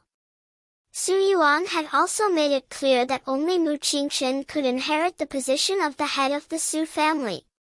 However, Mu Qingchen had to change his surname back when the day came. Old Master Mu's eyes fell on the bandage on Su Yuan's waist and abdomen. He asked, "Are you hurt?" Su Yuan said, "I accidentally twisted it when I was practicing martial arts. It's just a small injury. It's nothing serious. Sit down." Old Master Mu said and gestured for Mu Tao to sit down. Su Yuan and Mu Tao sat down on both sides of Old Master Mu. Old Master Mu looked at Mu Qingchen with a kind look. "Qingchen, you've lost weight recently. Is it because the life in the academy is too hard?" Mu Qingchen said, "No, it's just because the weather is hot." Old Master Mu had always doted on Mu Qingchen. However, he was not in the mood to play with his grandson at this critical moment. He raised his hand tiredly. "Sit down." He did not speak to Su Hao. Instead, he looked at the door. "Okay, come in." Mu Chuan touched the bridge of his nose and walked in resentfully. No matter what kind of relationship Mu Qingchen had with Su Yuan in private, he still behaved politely on the surface. He sat down beside Su Yuan. Su Hao was about to sit down on the other side of Mu Qingchen when Mu Chuan came over. "I want to sit with my 4th brother." "Get over here!" Mu Tao shouted. Mu Chuan curled his lips bitterly after being shouted at by his father. He walked over reluctantly and sat down beside his father. Old Master Mu did not beat around the bush. He said bluntly, "I'll cut to the chase. I asked you to come here before dawn because of something in the palace. I guess you all know what happened to concubine Wan." Su Yuan nodded. "Steward Lu told me on the way here." "What's going on?" "Concubine Li made a mistake." "What does it have to do with concubine Wan?" Mu Qingchen heard it from Mu Chuan. He was more thorough than the steward. The steward had to choose his words carefully when speaking to Su Yuan. There was nothing that he could not say. Mu Chuan just spilled the beans. He directly said that it was the Han family who framed concubine Wan. Also, his aunt was a little complacent. The Mu family did not give her so much money every year for her to squander. Concubine Li's father was sick and she gave her 3,000 taels. Did she know how hard it was to earn 3,000 taels? He had 2 aunts, but to be honest, his youngest aunt was too brainless. If it were his eldest aunt who entered the palace, she might have already become the crown prince. His eldest aunt was Muchinchin's mother. I knew something would happen to her sooner or later. In fact, if it weren't for concubine Xian's care, she would have been in trouble many times. These were Mu Chuan's words. Mu Chuan also felt helpless about his youngest aunt. Old Master Mu asked Mu Tao to tell him the whole story. He could roughly infer that it was concubine Han who did it. Concubine Li was bribed by concubine Han. Her father's serious illness was just an excuse. She asked concubine Wan for a large sum of money so that concubine Wan could not get away with it on the day of the accident. It was also concubine Han's plan that concubine Li found out about the affair between the head of the palace and the little palace maid. Concubine Han had been in charge of the harem for many years. How could she not know that the head of the palace and the palace maid were having a private affair? However, she did not say anything because she wanted to make it a weakness that she could use to her advantage at any time. Su Yuan said in a deep voice, "This is too much. If she wants to get rid of the dethroned crown princess, then just do it. Why did she have to drag concubine Wan into this? Is she trying to use this opportunity to make His Majesty angry at the Mu family?" The harem and the previous dynasty had always been intertwined and could not be completely separated. If something happened to concubine Wan, would the Mu family have a good time? Old Master Mu said coldly, how can the Han family's appetite be the same as my Mu family's? In my opinion, the Wang family and the Su family will be targeted by them sooner or later. Old Master Mu's biological sister married into the Wang family. She was now matriarch Wang. The room was silent for a while. The atmosphere was strange and tense. Old Master Mu said again, "There is nothing to say about the Han family's ambition. There is another key person in this matter." Su Yuan asked hurriedly, "Who?" Old Master Mu said, "Xiao Lulang."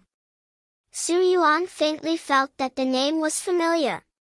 "He is," Old Master Mu said, "a freshman of the Tianxiong Academy, from the Zhao Kingdom." The dethroned crown princess was seriously injured by the head of the palace. Even the state preceptor could not save her. This Xiao Lulang rescued her from the palace of hell. If it were not for him, the Han family's plan to assassinate the dethroned crown princess would have succeeded. And I also heard an interesting thing. The head of the palace is highly skilled in martial arts. He escaped from the palace. It was also Xiao Lulang who helped Wang Su catch the real culprit and interrogate him. If it were not for this Xiao Lulang, the culprit would have escaped. I heard that the state preceptor praised him in person. Since ancient times, heroes come from the young. The state preceptor has been in Shin City for more than 30 years. No one knows where he comes from or where his family is. But his wisdom is well known in the 6 kingdoms. Has he ever praised anyone seriously? Su Yuan remembered where he had heard this name. It was from Su Shua. Father-in-law, you mean? He looked at Old Master Mu. Old Master Mu said thoughtfully, "This Xiao Lulang must not fall into the hands of the Han family. He must be used by us. But since he has cured the dethroned crown princess, I guess the emperor's grandson may have thought of the same thing." Su Yuan frowned. The emperor's grandson will try his best to win him over? Old Master Mu snorted. The emperor's grandson and the dethroned crown princess are in a dangerous situation. If we can win over one more person, we will have one more trump card, although it is not very useful. Su Yuan shook his head. It is impossible for the dethroned crown princess to make a comeback. The emperor's grandson is dying. Only the Han family is suspicious. It is unnecessary. Old Master Mu said, the death of the dethroned crown princess is not bad for us. Don't forget that the 10 great families all participated in the annihilation of the Xianyuan family. Su Yuan said, but the Han family should not use us as a stepping stone. Old Master Mu's eyes turned cold. The Han family has indeed gone too far. The Mu family will not sit still and wait for death. Father-in-law, what are your plans? Su Yuan asked. Old Master Mu said with foresight, first, I want to subdue Xiao Lulang. Second, I want the Black Wind cavalry of the Han family. I want the Han family to know that the Mu family is no longer the Mu family of the past. They will pay the price for pulling down concubine Wan. Master Mu. Su Hao suddenly said in a low voice. Old Master Mu looked at him with a gloomy face. Su Yuan also frowned. This was a conversation between the elders. Obviously, it was not the place for a junior to interrupt, not to mention that Su Hao was just a son of a concubine. Su Hao said cautiously, I have something to say. It has something to do with Xiao Lulang. Hearing this, Old Master Mu was a little interested. Go ahead. Su Hao looked at Mu Qingchen and asked softly, Qingchen, I remember that there is a freshman named Xiao Lulang in your team. Is he the one Master Mu mentioned? Old Master Mu, Mu Tao, and Su Yuan all looked at Mu Qingchen. Old Master Mu said, Qingchen, is there such a thing? Mu Chuan secretly glared at Su Hao. Su Hao didn't seem to notice Mu Chuan's warning. He stood up and bowed to Old Master Mu, showing the courtesy of a junior. I heard that Xiao Lulang is not only Qingchen's teammate, but also Qingchen's classmate.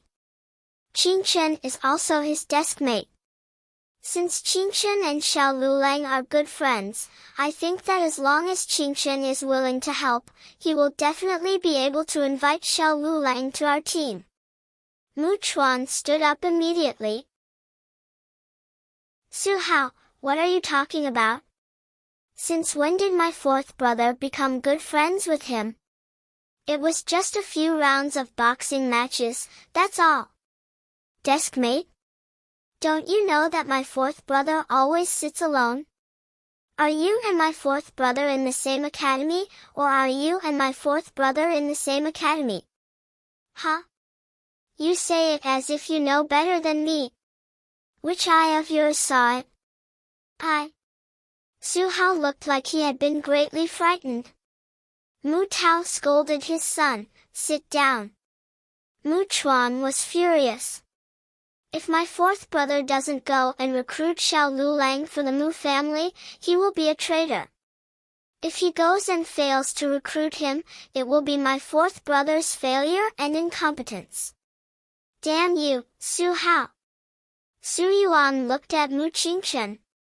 I heard from Su Shua that Xiao Lulang once saved her life. He is your friend, Qingchen. This was a disguised confirmation of Su Hao's words. Old Master Mu smiled. This was the first smile he showed after hearing the bad news about concubine Wan. That's great. Qingchen's friend is a friend of the Mu family and the Su family. The Mu family will definitely treat him as a distinguished guest. Qingchen, I'll leave this matter to you. Mu Chuan looked at Mu Qingchen with distress. Mu Qingchen replied with a straight face, yes, Qingchen understands. In the State Preceptor Hall, they were busy for most of the night. At dawn, Gu Jiao fell asleep on the table. Xiao Heng sent Gu Changqing out of the State Preceptor Hall. Xiao Heng handed him a note. Here. Gu Changqing asked, "What is this?" Xiao Han said, "Lines." Gu Changqing refused. "No, I want to say that my sister wrote it for me." Xiao Han twitched the corner of his mouth and pinched the note back. "Okay, whatever." In the Crown Prince's mansion. The Crown Prince was about to go to the morning court. A servant reported to him what happened in the palace. After a moment of silence, he raised his hand. "I see. You can leave now." Just as he was about to set off, a servant came over with a respectful look. "Your Highness, there is someone outside who wants to see you." The Crown Prince asked suspiciously, at this time. "Who is it?" The servant said, "He said his name is Peng Hai and he works in the underground martial arts field." The Crown Prince was slightly surprised. "Bring him in." "Yes." The servant went to bring Peng Hai into the Crown Prince's mansion. Peng Hai did not enter the mansion alone. There was a lone swordsman beside him. Peng Hai bowed to the Crown Prince in the parlor. "I am Peng Hai. Greetings to your Highness. May your Highness live for 1,000 years. No need for formalities," the Crown Prince said. The lone swordsman did not bow. He just stood there like an unshakable iceberg. What a strong aura! He was definitely not an ordinary person. The Crown Prince looked at the lone swordsman strangely. "He is," Peng Hai said, "he is an expert that I have carefully selected." Last time, he arranged to meet with Prince Ming at Tianxiang Pavilion. However, people from the government suddenly appeared. It was inconvenient for us to show up, so we had to leave first. Today, we are here to disturb you. The Crown Prince was stunned. He is the King of Hell? The entire underground martial arts field was filled with the legends of the King of Hell. The experts of the 6 countries gathered in the Zhao Kingdom. They set off from the capital of the Zhao Kingdom. The competition began on the first day of their departure. Out of 100 experts, only 5 were able to enter the Yan Kingdom. The underground martial arts field of the Yan Kingdom was filled with experts who were selected through this perverted method. These 5 people were going to fight fiercely and cruelly in the hands of all the experts. The King of Hell was the one with the best record. Peng Hai said, "It is him." The Crown Prince came to the lone swordsman. "What is your name?" Gu Changqing was domineering. He said word by word, "I will not change my name." Long, Out Yen. The Crown Prince was speechless. Chapter 736. Gu Jiao wanted to use the name Long Out Yen when she was still in the Zhao Kingdom's underground martial arts arena. However, the Zhao Kingdom was strict and did not allow ordinary people to use the word Long, so she could only choose the name Xiong Badian. The Yan Kingdom did not seem to have any taboos in this area, so Gu Jiao generously gave the name Long Out Yen to Gu Changqing. Because it was a name given by his sister, Gu Changqing was very satisfied. Because of this crazy name, the Crown Prince was speechless. But now that Han Shizhi was injured, the Crown Prince needed a powerful martial artist. Long Out Yen came at the right time. Peng Hai whispered to Gu Changqing, "Why did you change your name?" Gu Changqing said without changing his expression, "Oh, I'm tired of using my old name." People in the underground martial arts arena used aliases, so he directly said Gu Changqing, making Peng Hai think it was an alias. Peng Hai was too lazy to care. Whether or not Peng Hai was a martial artist, the Crown Prince did not believe him. The Crown Prince called the brocade guards to exchange a few moves with Gu Changqing. 10 brocade guards were defeated by Gu Changqing in a few moves. The Crown Prince's eyes flashed with surprise. He asked his trusted guard, how is his ability compared to Han Ye's? The guard looked at Gu Changqing, who had put away his sword, with a complicated expression. He said in a small voice, I feel that his martial arts might be above Crown Prince Han's. The Crown Prince smiled, is that so? In that case, I've picked up a treasure. The guard hesitated for a moment and said, is this person reliable? Is he sincere in seeking refuge with your highness? The Crown Prince said confidently, I am the Crown Prince, the future monarch of the Yen Kingdom. A fine bird chooses a tree to nest in. As long as he is not stupid, he will follow me wholeheartedly. But you are right. The underground martial arts arena is full of good and bad people. I cannot trust anyone easily. Go and get the things. Yes. His trusted bodyguard left. The Crown Prince walked over and stopped them. All right, the fight is over. The embroidered uniformed guards released long sighs of relief. His trusted bodyguard brought over a small porcelain bottle. The Crown Prince smiled at Gu Changqing and said, drink this. From now on, you are my trusted aide.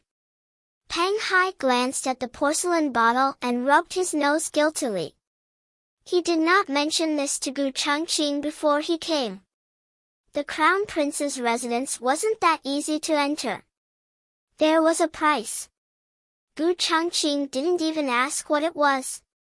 He raised his head and drank the contents of the porcelain bottle in one gulp.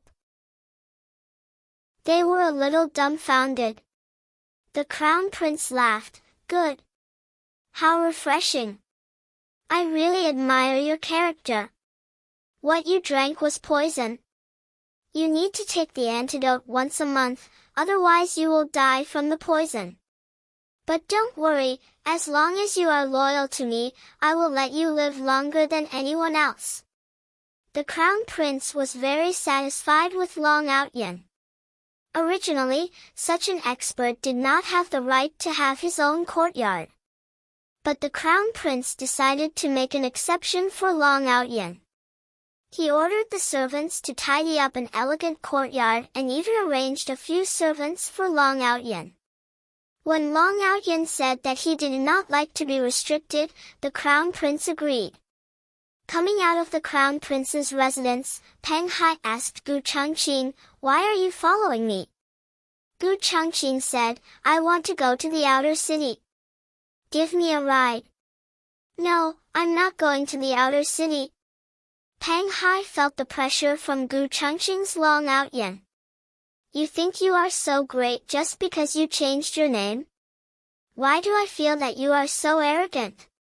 Is this name more awesome than Yama? Pang Hai waved his hand, okay, I will send you there. Gu Changqing got into Pang Hai's carriage. The morning sun was rising. Old Master Mu ended his conversation with Su Yuan. His general direction remained the same. He still talked about the same two things, recruiting Xiao Lulang and getting the Black Wind Cavalry.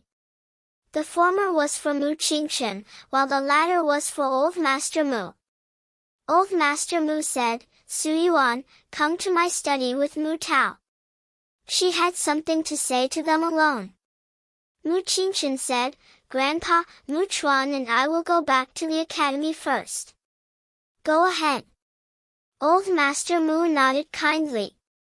Su Hao said to Su Yuan, Father, I will wait for you in the carriage. Su Yuan nodded. On the other side, Mu Qingshan and Mu Chuan had turned around and left. Mu Chuan was talking and laughing with Mu Qingshan as close as brothers. She then looked at Su Hao who was following behind them with a lonely expression. Su Yuan could not help but feel sorry for Su Hao.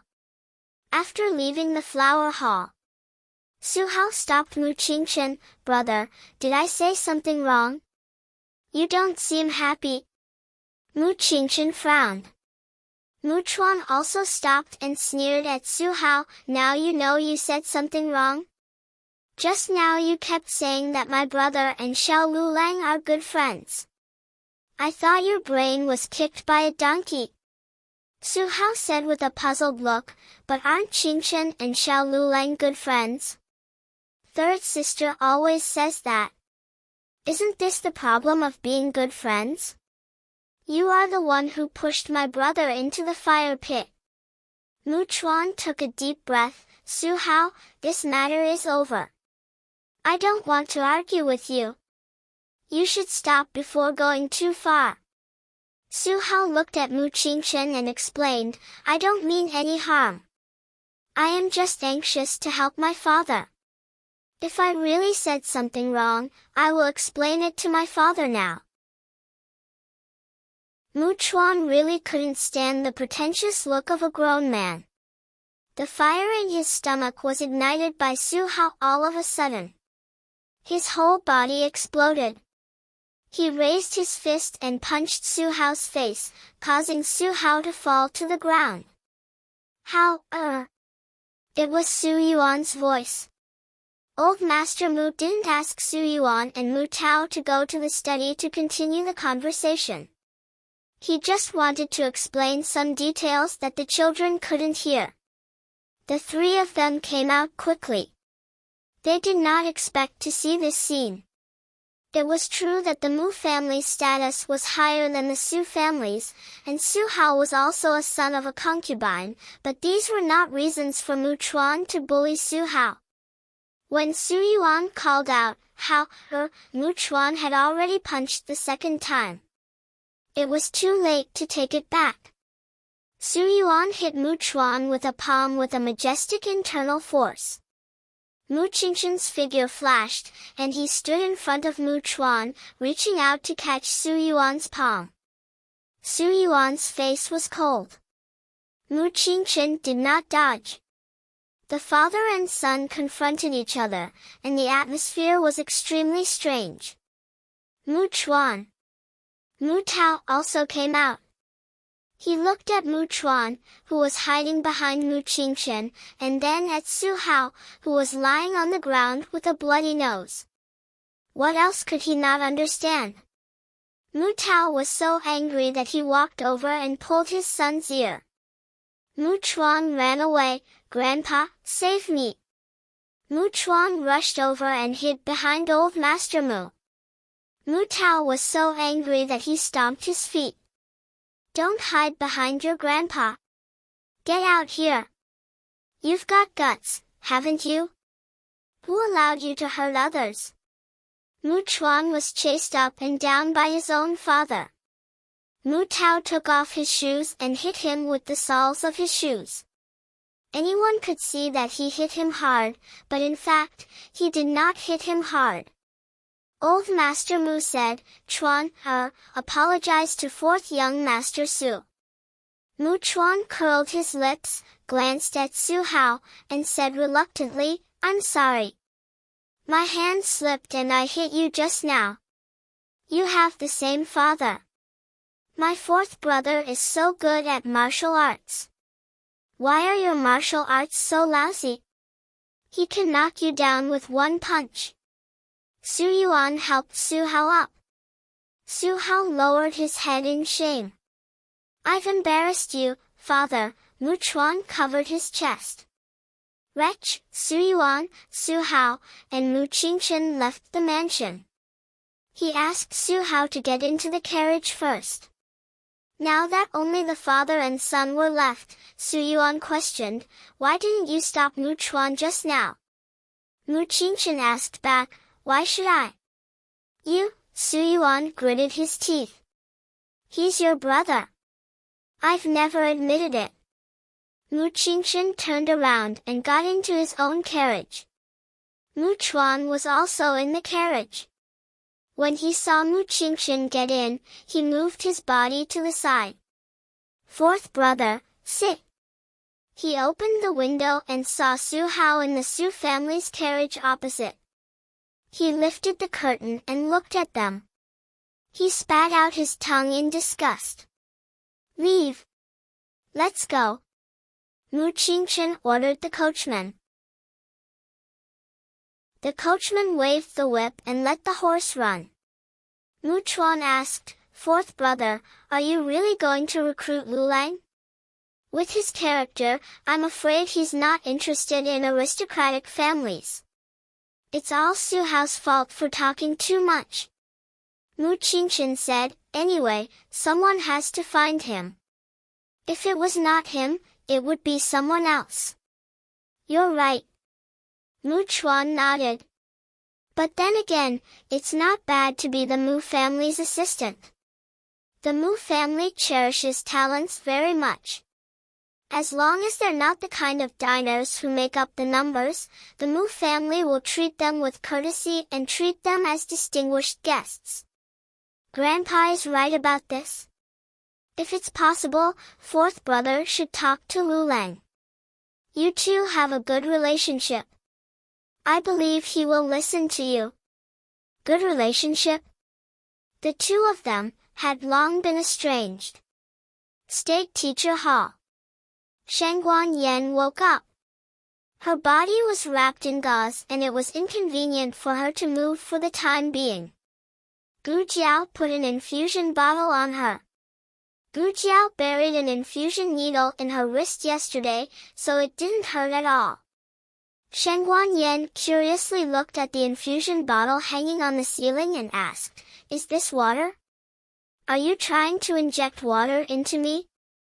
When I was in the county town, I saw them give water to pigs and then sell them."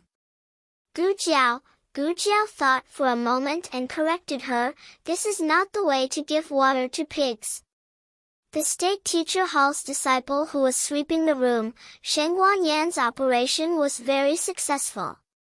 If it weren't for the other big and small injuries on her body, Gu Jiao would have let her wear armor. Zhang Dequan came over, mainly to visit Shangguan Yan. He also said that the real murderer was caught and concubine Wang was banished to the cold palace. This was also an explanation for Shangguan Yan. Xiao Hun went to the State Teacher Hall's library. He was the emperor's eldest grandson. Except for the third floor, he can read the books and materials on the other two floors. He walked around and asked the State Teacher Hall's disciple who was on duty at the door, "By the way, can I ask where the letter of credence of our Yan country is?" The disciple said, replying to His Highness, "The letter of credence is on the third floor." Xiao Hun asked again, "Except for the state teacher and His Majesty, who else can go up to the third floor?" The disciple said, "There are also two senior brothers on duty." Xiao Hun, "Except for them?" "No."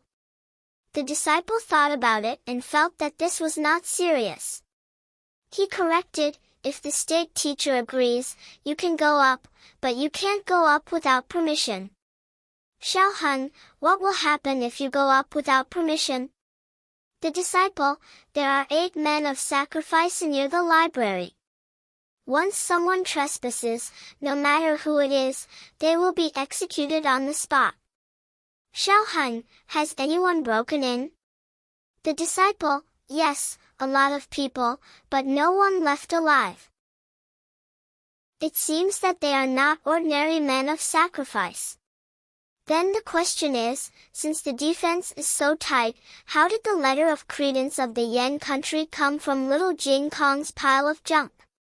It can't be given to him by the state teacher. Kanglan Women's Academy. Gu Qingfeng sent little Jing Kong to Lingbo Academy, "Go to class obediently. I will pick you up at noon." Little Jing Kong asked seriously, "Will you take me to the State Teacher Hall to have a meal with Jiao Jiao?" Little Jing Kong had asked this question hundreds of times since he returned to Linglong Pavilion last night. He also asked when he was peeing in the middle of the night, when he was eating in the morning, and when he was walking on the road. Gu Qingfeng didn't have Xiao Hang's willpower, so he couldn't take it anymore. He broke down and surrendered. Okay, I will take you there, okay? It's so hard to take care of children. Little Jing Kong proudly puffed out his chest. Sure enough, he could handle anyone except his bad brother-in-law. Little Jing Kong carried his bag into the academy with satisfaction. He sat down in his seat. The class posted the results of yesterday's exam. There was no doubt that the first place was Jing Kong. There was a change in the last place, Yan Shui. Other people were answering questions in the exam, but the little princess was drawing tortoises, and she was very serious about it. Little Jing Kong sat in his seat for a while, but his deskmate didn't come. He thought for a while and ran out of the classroom. He came to the back door of the academy.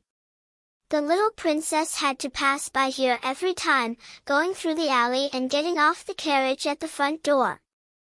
Little Jing Kong felt that it was very troublesome. Why did she insist on going through the front door? Wasn't the back door better? The emperor had to go to court, so he couldn't send the little princess every day. Usually, the imperial guards would escort her.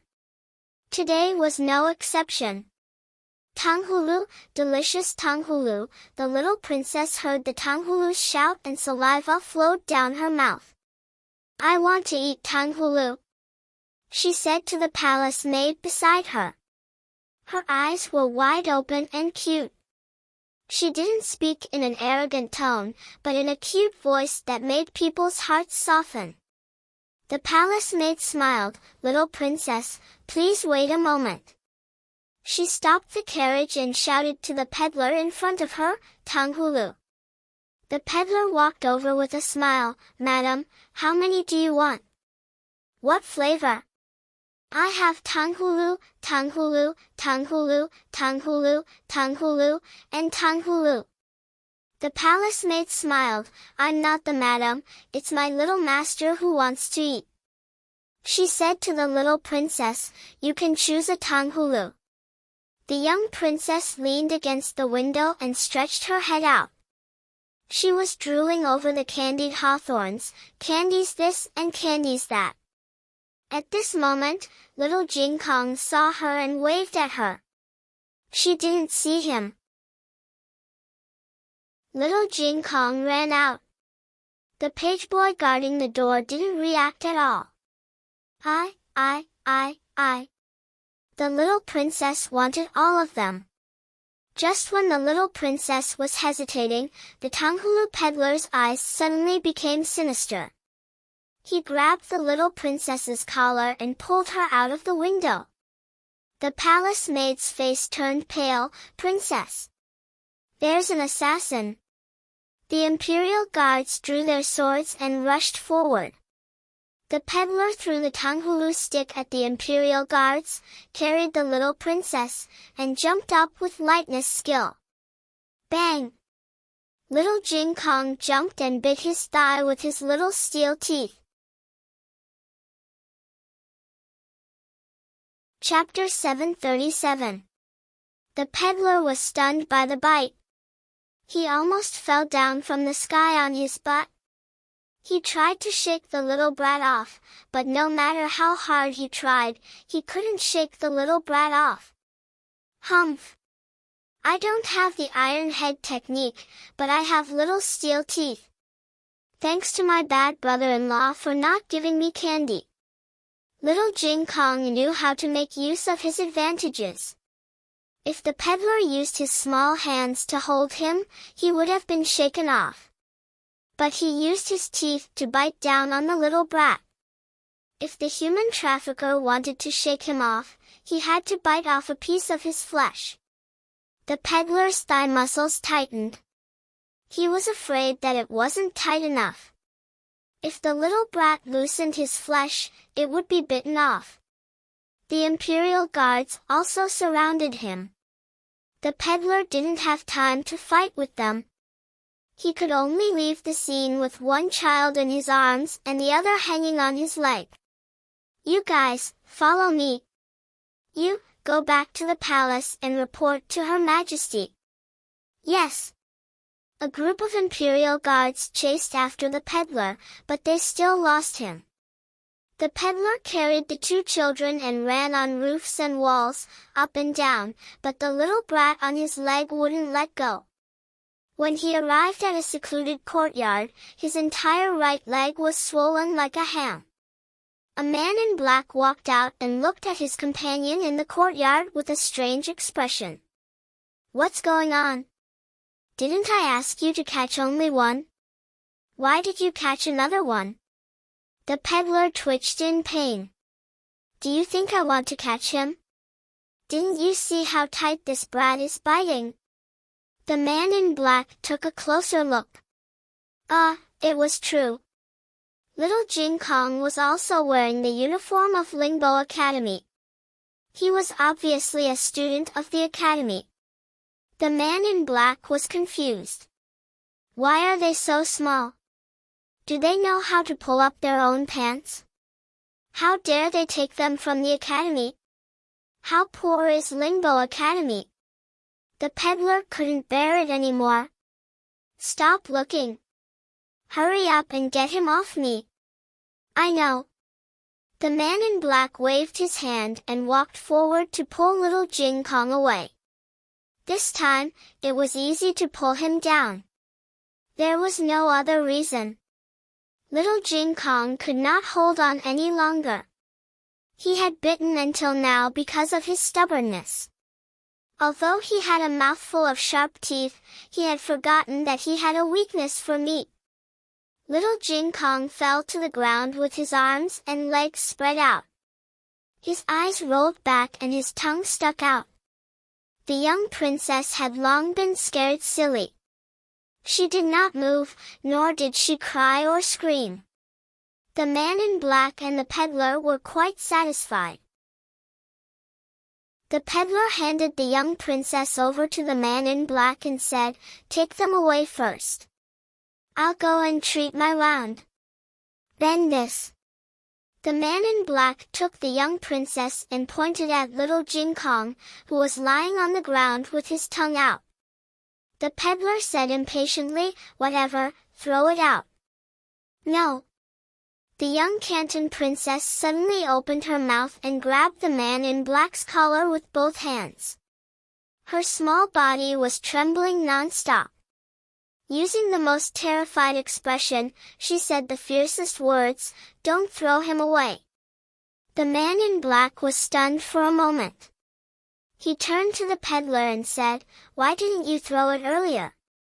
Throwing it out now, is it because you don't want to expose yourself fast enough? What if someone sees it? I said it's up to you."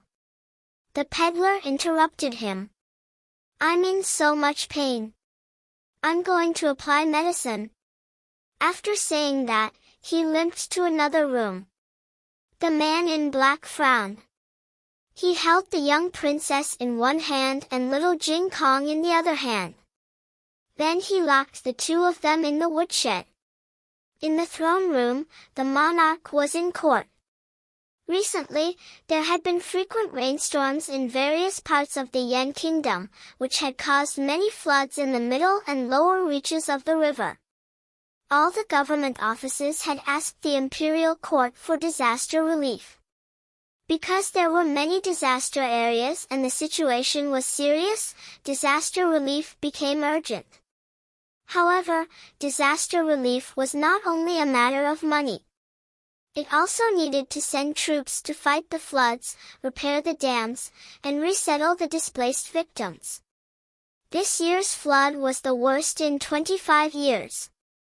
The monarch had a headache. He pressed the space between his eyebrows and said faintly, "How did the flood happen 25 years ago?" The throne room was completely silent. All the ministers held their ceremonial tablets and looked down. The monarch suddenly realized that he had asked a stupid question. 25 years ago, half of the south was hit by a disaster. It was Xian Yuanli who led the troops to provide disaster relief. Not only did he repair the dams, save the victims, and save thousands of acres of fertile land, but he also killed 18 local officials who embezzled the disaster funds and exploited the people. He acted first and reported later. Those local officials were involved with the major forces of the provincial capital and even the capital. For a time, the capital was in turmoil. Some people tried to drag Xian Yuanli down, and some tried to threaten him. Unfortunately, no one succeeded. All the major forces were either uprooted or cut off their tails to survive. In short, after several years, no one dared to think about the disaster relief funds. All the major forces that survived the disaster kept their tails between their legs and became honest officials for a period of time. Just when the monarch was having a headache over the flood, the imperial guards and palace maids who were escorting the young princess returned. The palace maid knelt on the long steps outside the throne room and cried, "Your Majesty! Your Majesty! The young princess has been taken away." The monarch's eyes darkened, and in an instant, he was filled with murderous intent. "What did you say? What happened to the young princess?" The palace maid trembled as she cried. "When our carriage reached the back door of Lingbo Academy, suddenly, a hawker selling candied haws. He took the young princess away." The monarch slapped the armrest of the throne and stood up angrily. "A hawker selling candied haws can take someone away from the imperial guards. What are the imperial guards doing?" Han Ye's father, Han Lei, trembled as he held the ceremonial tablet.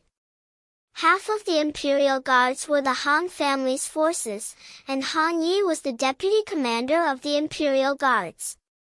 He hoped that the imperial guards who were escorting the young princess this time were not personally promoted by his son. Otherwise, the Han family would be charged with dereliction of duty. The monarch called the imperial guard who came back to report to the palace.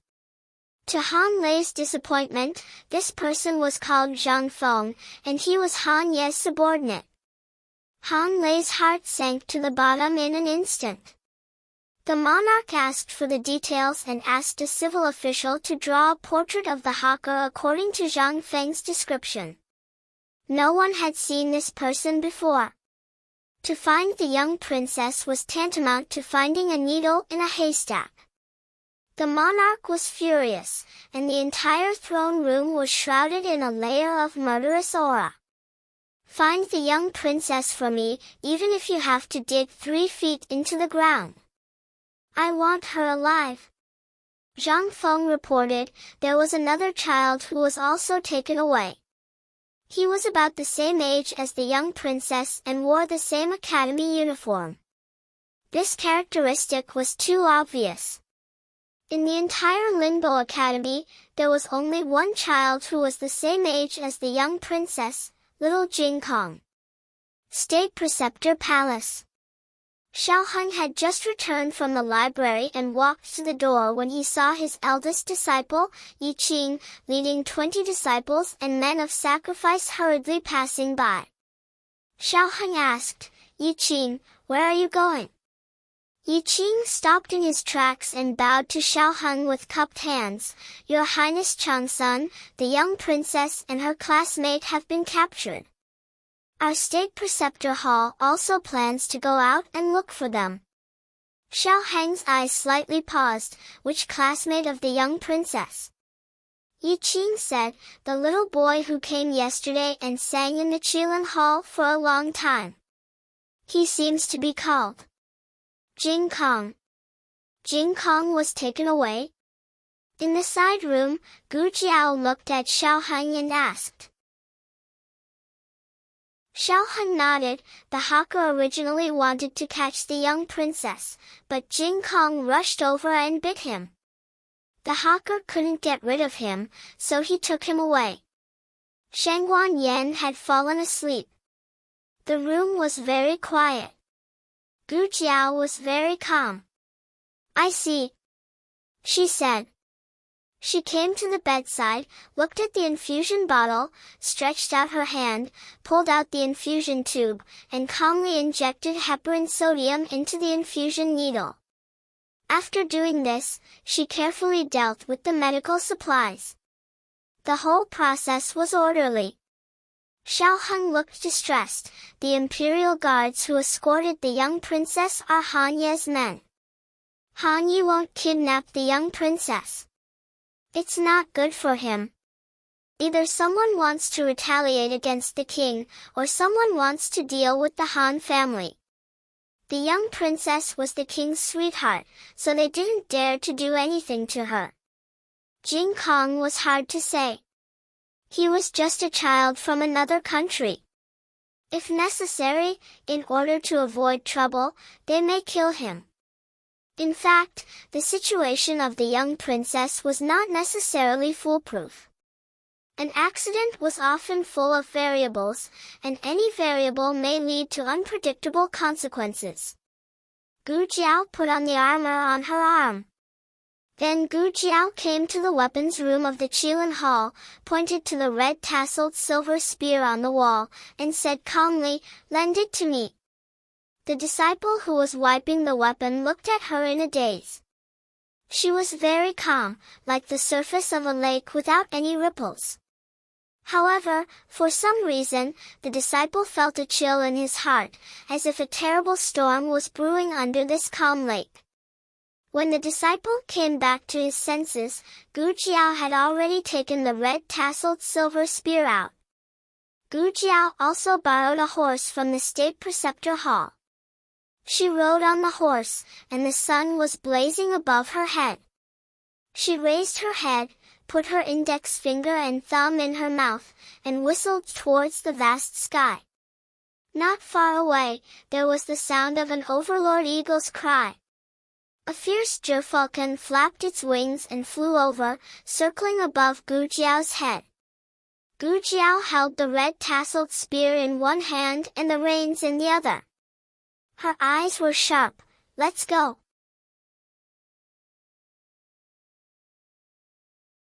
Chapter 738. The novel will be updated faster. There are all kinds of novels that you can't find on the internet. The disappearance of the young princess was no small matter.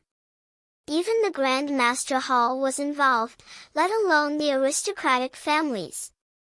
The aristocratic families all sent out their elite forces to try to find the young princess.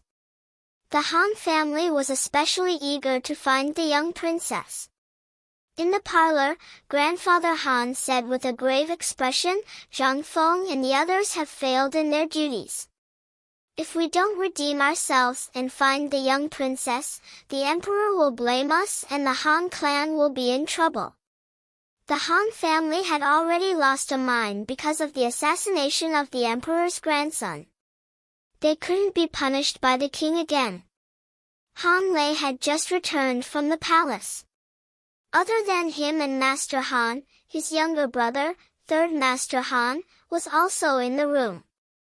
Third Master Han was a slacker. He had spent the whole night in the concubine's room, so he was listless now. Han Lei was angry when he saw him. In terms of ability, 10 of his third brothers were not as good as his second brother.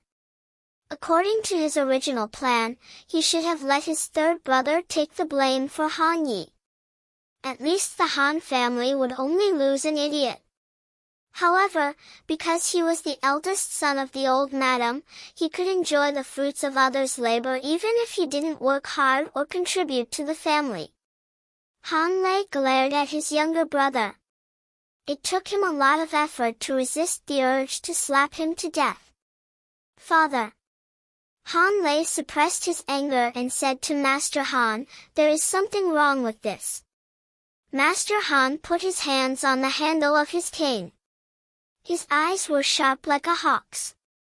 "Don't worry about it. Find the young princess first. Then the Han family will be saved." Han Lei cupped his hands. "Yes, father. I will bring people to find her." Master Han said meaningfully, remember, it must be the Han family who finds the young princess. Han Lei understood. I understand. And you? Great-grandfather Han looked at Third Master Han with a dark expression. Third Master Han was shocked by his father's scolding. He stood up and wiped the saliva from the corner of his mouth. I will go too. Grandpa Han was exasperated and said, what are you going to do? You better stay at home obediently. You are not allowed to step out of the yard for the next few days. Third Master Han was about to cry. Why did he have to imprison him? Han Lei called Chu Nan over and asked him to pick out the best Black Wind cavalry from the army camp. He was going to bring the Han family's cavalry to personally search for the person. Father.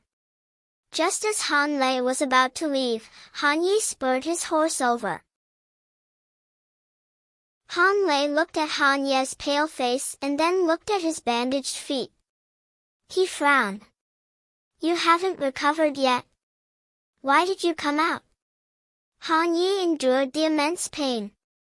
His face was pale, but his eyes were filled with determination. Father, let me go find him too. Nonsense. How are you going to find him like this? Didn't the doctor tell you to focus on recuperating? If someone were to find out that your tendons are broken and your legs are crippled, do you think you would still be able to keep your current position? Han Lei's words were like a sharp knife stabbing into Han Ye's heart. Gu Changqing's sword strike had killed him, almost ending his martial arts career. The king would not put a cripple in an important position. In order not to be discovered by the monarch, he couldn't even go to the imperial preceptor hall for treatment. He refused to accept the fact that he had become a cripple. He could still mount a horse. He could hold a gun. He could hold a sword. Han Lei understood that his son, who had always been proud and arrogant, could not accept this heavy blow. He softened his tone and said, don't worry and stay in the residence. I will definitely find a way to cure you. Really? Han Ye's tone was a little careless. Han Lei was anxious to make his son believe him. He said seriously, rumor has it that Xian Yuanli's tendons were broken by the people of Jin, but wasn't he still cured by a divine doctor? Han Ye's eyes flashed with a hint of emotion. Was it the imperial preceptor? Han Lei shook his head. No, the imperial preceptor hall had not been built at that time. I don't know who the divine doctor was, but if the rumor is true, I will definitely find him for you. I will let him cure you at all costs. Even if my Han family has to support him forever, I will accept it. This was the first time Han Yi felt his father's unreserved concern for him from his eyes. In the past, only his second uncle would be like this. Han Yi whispered, it's been decades. Who knows if that person is still around? Han Lei held his shoulders. Don't say such discouraging words. You are the heir of the Han family. You can't give up on yourself. Han Yi said, I know I was wrong, father. Han Lei smiled with relief. Quickly go back and recuperate. I will take care of the matters outside. Han Yi was carried back to his courtyard by the servants. He lay on the rattan chair at the door and looked at the courtyard from afar. Qi Xian patted the mosquitoes on his body and said to Han Yi, okay, don't worry. I will help you find him. Han Yi said, thank you, master. Qi Xian put his hands behind his back and sighed. We are master and disciple. I don't want to see anything happen to your family. Han Yi pondered for a moment and suddenly called out, Master. Qi Xian asked, what's the matter? Han Yi said in a daze, I heard that Xiao Lulang is the young princess's teacher. Do you think he will let go of this opportunity? Qi Xian raised his eyebrows. You want me to find the young princess before he does? Han Yi looked down and pinched a small mosquito that fell on his leg. I hope that if you meet him, you will kill him for me. Qi Xian smiled and nonchalantly said, okay. In the purple bamboo forest of the Imperial Preceptor Hall, Yuhi carried the iced food box to the small bamboo house in the forest. It was quiet in the central room. A disciple sitting at the door said, Imperial Preceptor, Yuhi has brought the sweet soup to relieve the summer heat. The Imperial Preceptor said tiredly, let him in. Yes. The disciple lifted the bamboo curtain of the central room and nodded to Yuhi. Yuhi stepped in and left his shoes on the steps. He walked slowly on the wooden floor in clean white footwear. Master. Yuhi bowed. In the Imperial Preceptor Hall, only the personal disciples of the Imperial Preceptor were qualified to call him Master. The other disciples all called him Imperial Preceptor. Yuhi looked at the turtle shell on the table and asked carefully, Master, are you divining? Why is the divination like this?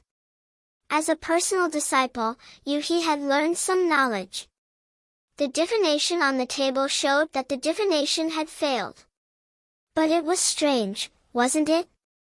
Was there anything in the world that his master couldn't divine? The Imperial Preceptor said regretfully, I can't divine her divination. No matter how many times I try, I can't divine it. Her? Was his master talking about the young commandery princess? Yes, only the young commandery princess had an accident. At this critical moment, no one else was worthy of his master's divination except for the young commandery princess. Yuhi said with a smile, it must be because the weather is too hot. Master, do you want to rest for a while?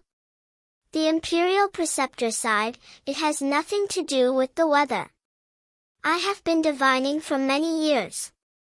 Master, you are exaggerating. The young commandery princess is only 4 years old. Yuhi sat down opposite the Imperial Preceptor and opened the lid of the food box. He scooped a bowl of iced mung bean soup and presented it with both hands. Master, here you go. The Imperial Preceptor took a sip and didn't say anything else. In a room in a courtyard, a man in black and a hawker who had treated his wound stood respectfully in the middle of the room. In front of them was a man in a gray cloak. The weather was hot and humid. The man put down the hood of his cloak and took off the mask on his face. He glanced at the two and asked, Is it done? The hawker said, We caught the man. The man in black added, But we caught an extra one. The hawker was speechless. Would you die if you kept quiet? What do you mean by an extra one? The man asked with a frown. The hawker pointed to his injured thigh and said, He is the young commandery princess's classmate. He followed me here and bit my thigh. I couldn't get rid of him. But don't worry, we have got the information from the young commandery princess. He is a poor boy. He doesn't even have parents at home. He only has an elder sister who is studying at the academy next door. Even if he dies outside, no one can care. The man snorted, That better be the case. The man in black hesitated for a moment and said, Master, the young commandery princess. Can't you give her anything to eat? It's already afternoon. She has been hungry for a long time. The man said lightly, Let her suffer a little. That way, the king will be more distressed and angry. The man in black muttered, She won't die from hunger, right? The man said coldly, She won't die from hunger for a day or two. Remember to give her some water at night. The man in black said. Yes. In the woodshed, two little kids were squatting in the corner. Jing Kong, I'm hungry, the young commandery princess said with tears in her eyes. Little Jing Kong had been awake for a while. He listened carefully to the sounds outside and asked her in a low voice, Are you still hungry? Yes. The young commandery princess nodded sadly, The candy can't fill my stomach. Little Jing Kong learned from his grandaunt and had the habit of hiding snacks. He hid a few pieces of osmanthus candy and a small bag of candied fruits in his purse. When the young commandery princess said that she was hungry, he had already given her more than half of it. There were only 3 pieces of candy and 2 candied fruits left. Little Jing Kong took another piece of candy and a candied fruit and gave them to her. I can't give you any more. We don't know when we can go home. I'll leave the rest for you to eat tonight. Yes. The young commandery princess nodded obediently. She grabbed the candied fruit with one hand and the osmanthus candy with the other. Why don't you eat? She asked. Little Jing Kong patted his little belly. I have a lot of meat. It's okay if I don't eat for a meal. The young commandery princess thought for a while and handed the bigger piece of osmanthus candy to him. You eat this. She couldn't keep eating all the time. Little Jing Kong didn't eat anything. This bit of candy is not enough to fill the gaps between my teeth. Little Jing Kong, who used to rely on the little monks to eat every meal, had this thought. You eat it. Little Jing Kong stuffed the candy into her mouth. Oh! The young commandery princess's mouth was stuffed. Oh, the osmanthus candy is so delicious. Little Jing Kong had good hearing.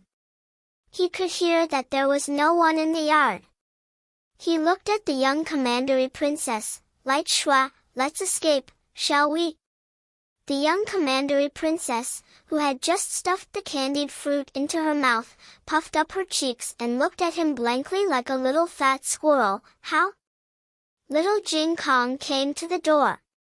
The door of the woodshed opened on both sides. There was a bronze lock on the outside, and there was a narrow gap between the door and the door.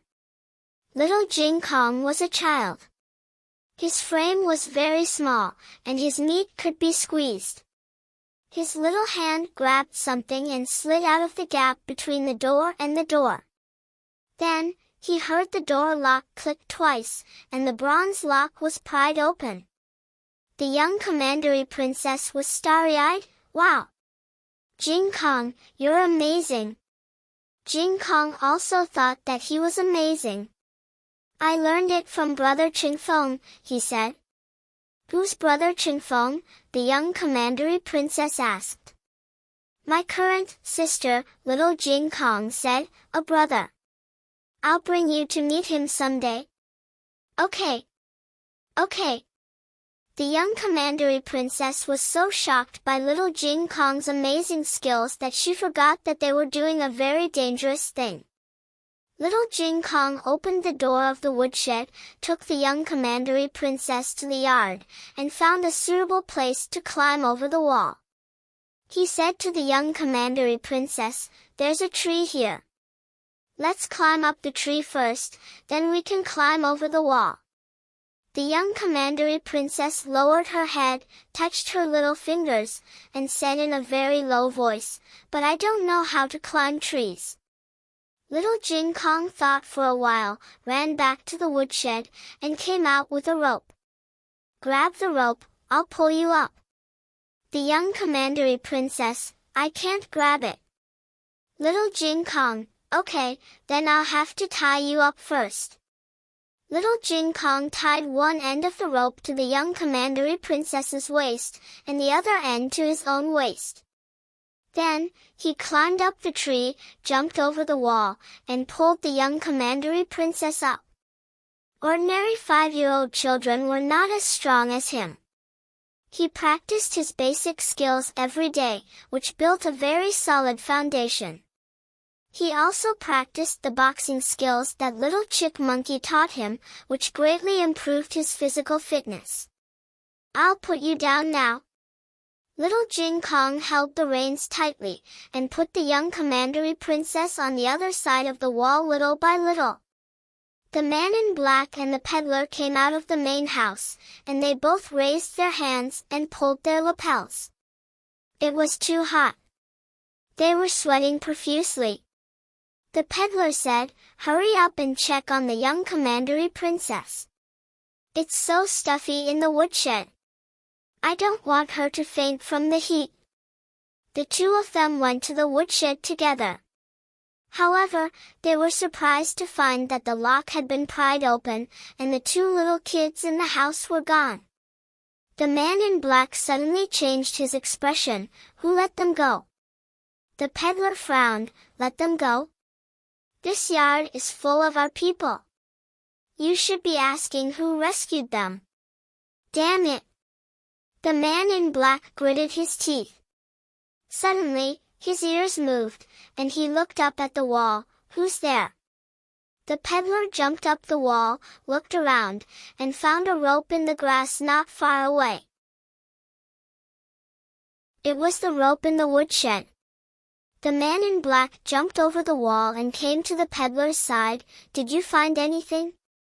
The peddler looked at the large field of sorghum that was taller than a person, and finally found a child's footprint in a very hidden muddy puddle. Judging from the direction of the footprints, they were heading to the sorghum field. The peddler said coldly, "Go after them." The peddler and the man in black chased after them to the sorghum field. "Jing Kong, why did you run to the sorghum field just now? Why did you step on my shoes in the puddle?" "It's a camouflage, also known as the art of confusing the enemy. We made them think that we went that way, but in fact, we went this way." The two little kids sneaked into the forest. The Jiao Jiao would definitely come to find him. Before that, he just needed to find a place to hide. The man in black and the peddler searched the whole sorghum field, and then they realized that they had been fooled. There was nothing in the sorghum field. There was no trace of anyone, and there were no traces of anyone rushing through it. In addition, the peddler also realized an even more annoying problem. No one came to save them. They ran away by themselves. The man in black asked, "Why do you say that?" The peddler snorted, "If someone really found that courtyard, do you think that the government wouldn't come to search it after so long?" The man in black suddenly understood. The peddler's eyes were full of murderous intent. "It must be that brat. When I catch him, I'll kill him." The two men chased into the forest. The forest was full of towering trees, and the branches and leaves blocked the sun. Even the temperature was much cooler than outside. The man in black said as he walked, "Actually, we don't have to find the young princess. We can let the other aristocratic families find her. After all, our goal is not to make a contribution in this matter." The peddler said, "We don't have to make a contribution, but we have to make sure that the Han family doesn't get it either. If they find the young princess and make a contribution to atone for their crime, then what's the point of doing all this?" The man in black said thoughtfully, "That's true." The peddler laughed, "At least we can't let the Han family take advantage of us. It's best if we take the credit ourselves." As they spoke, the two men walked further and further away. On a 100-year-old parasol tree, a middle-aged man in his early 40s flew down from the sky with a guard. The middle-aged man looked at a big tree opposite him. "Master Yang, isn't it hot up there? Why are you still hiding?" The branches were quiet for a moment, and then a man in his 50s in a navy blue brocade was brought back to the ground by two guards. He greeted the middle-aged man indifferently, "Master Dong." The middle-aged man called Master Dong smiled and looked in all directions. Everyone, come out. There are many mosquitoes in this forest. It's not worthwhile to hide behind the trees and get bitten. As soon as he finished speaking, 3 more men came out from the trees or from behind the trees with their guards. Master Dong smiled and glanced at the 3 of them one by one. Lord Chen, Lord Du, Brother Feng, Feng. The first 3 were about the same age as Master Dong, and they were all in their prime. Only Master Feng was only 23 years old this year, and he was the youngest master among the top 10 families. It was not that he was very capable, but that the elders of the Feng family were all gone, and only he and his brother were left to support the unstable family. Master Dong smiled amiably and said, "It seems that everyone has been watching them since they entered the forest, so I'm sure you all heard what they said just now. I might as well tell you the truth. The man dressed as a peddler is a master invited by the Mu family from the underground martial arts arena a few years ago. He's good at lightness skill." Lord Chen said, "So this was done by the Mu family, and the Mu family wants to deal with the Han family?" Master Dong smiled and said, "It seems so." Lord Du asked, "Why did the Mu family do this?" Master Dong smiled and said, "As soon as something happened to Consort Wan, the Mu family attacked the Han family." "Don't you think there's any connection?" Lord Feng's temper rose. "Just say that Consort Wan was framed by Imperial Consort Han." Master Dong's smile did not change. "You said that, not me." "You," Lord Feng choked. Among the top 10 family heads, Master Dong was famous for being a smiling fox. It was easy to fall into his trap by talking to him. Master Dong smiled and said, "Except for the Mu, Wang, Su, and Han families, all the other families are here. I have a suggestion, but I don't know if you want to hear it." Lord Feng hated this the most. He could hold back several farts in one sentence, so he said, "If you have something to say, say it. If you have something to say, say it." Master Dong's eyes swept over everyone. The Mu family, Wang family, and Su family are in-laws. If something happens to the Mu family, it will be difficult for these 2 families to get away with it. Even if the emperor does not take his anger out on them, they will not get any benefits. Lord Feng was annoyed. "What are you trying to say?" Master Dong put his hands behind his back and said with a smile, "The Mu family has committed a capital crime by kidnapping the young princess, and the Han family is guilty of dereliction of duty for failing to protect the young princess. However, this alone is not enough to overturn these 2 families. But what if?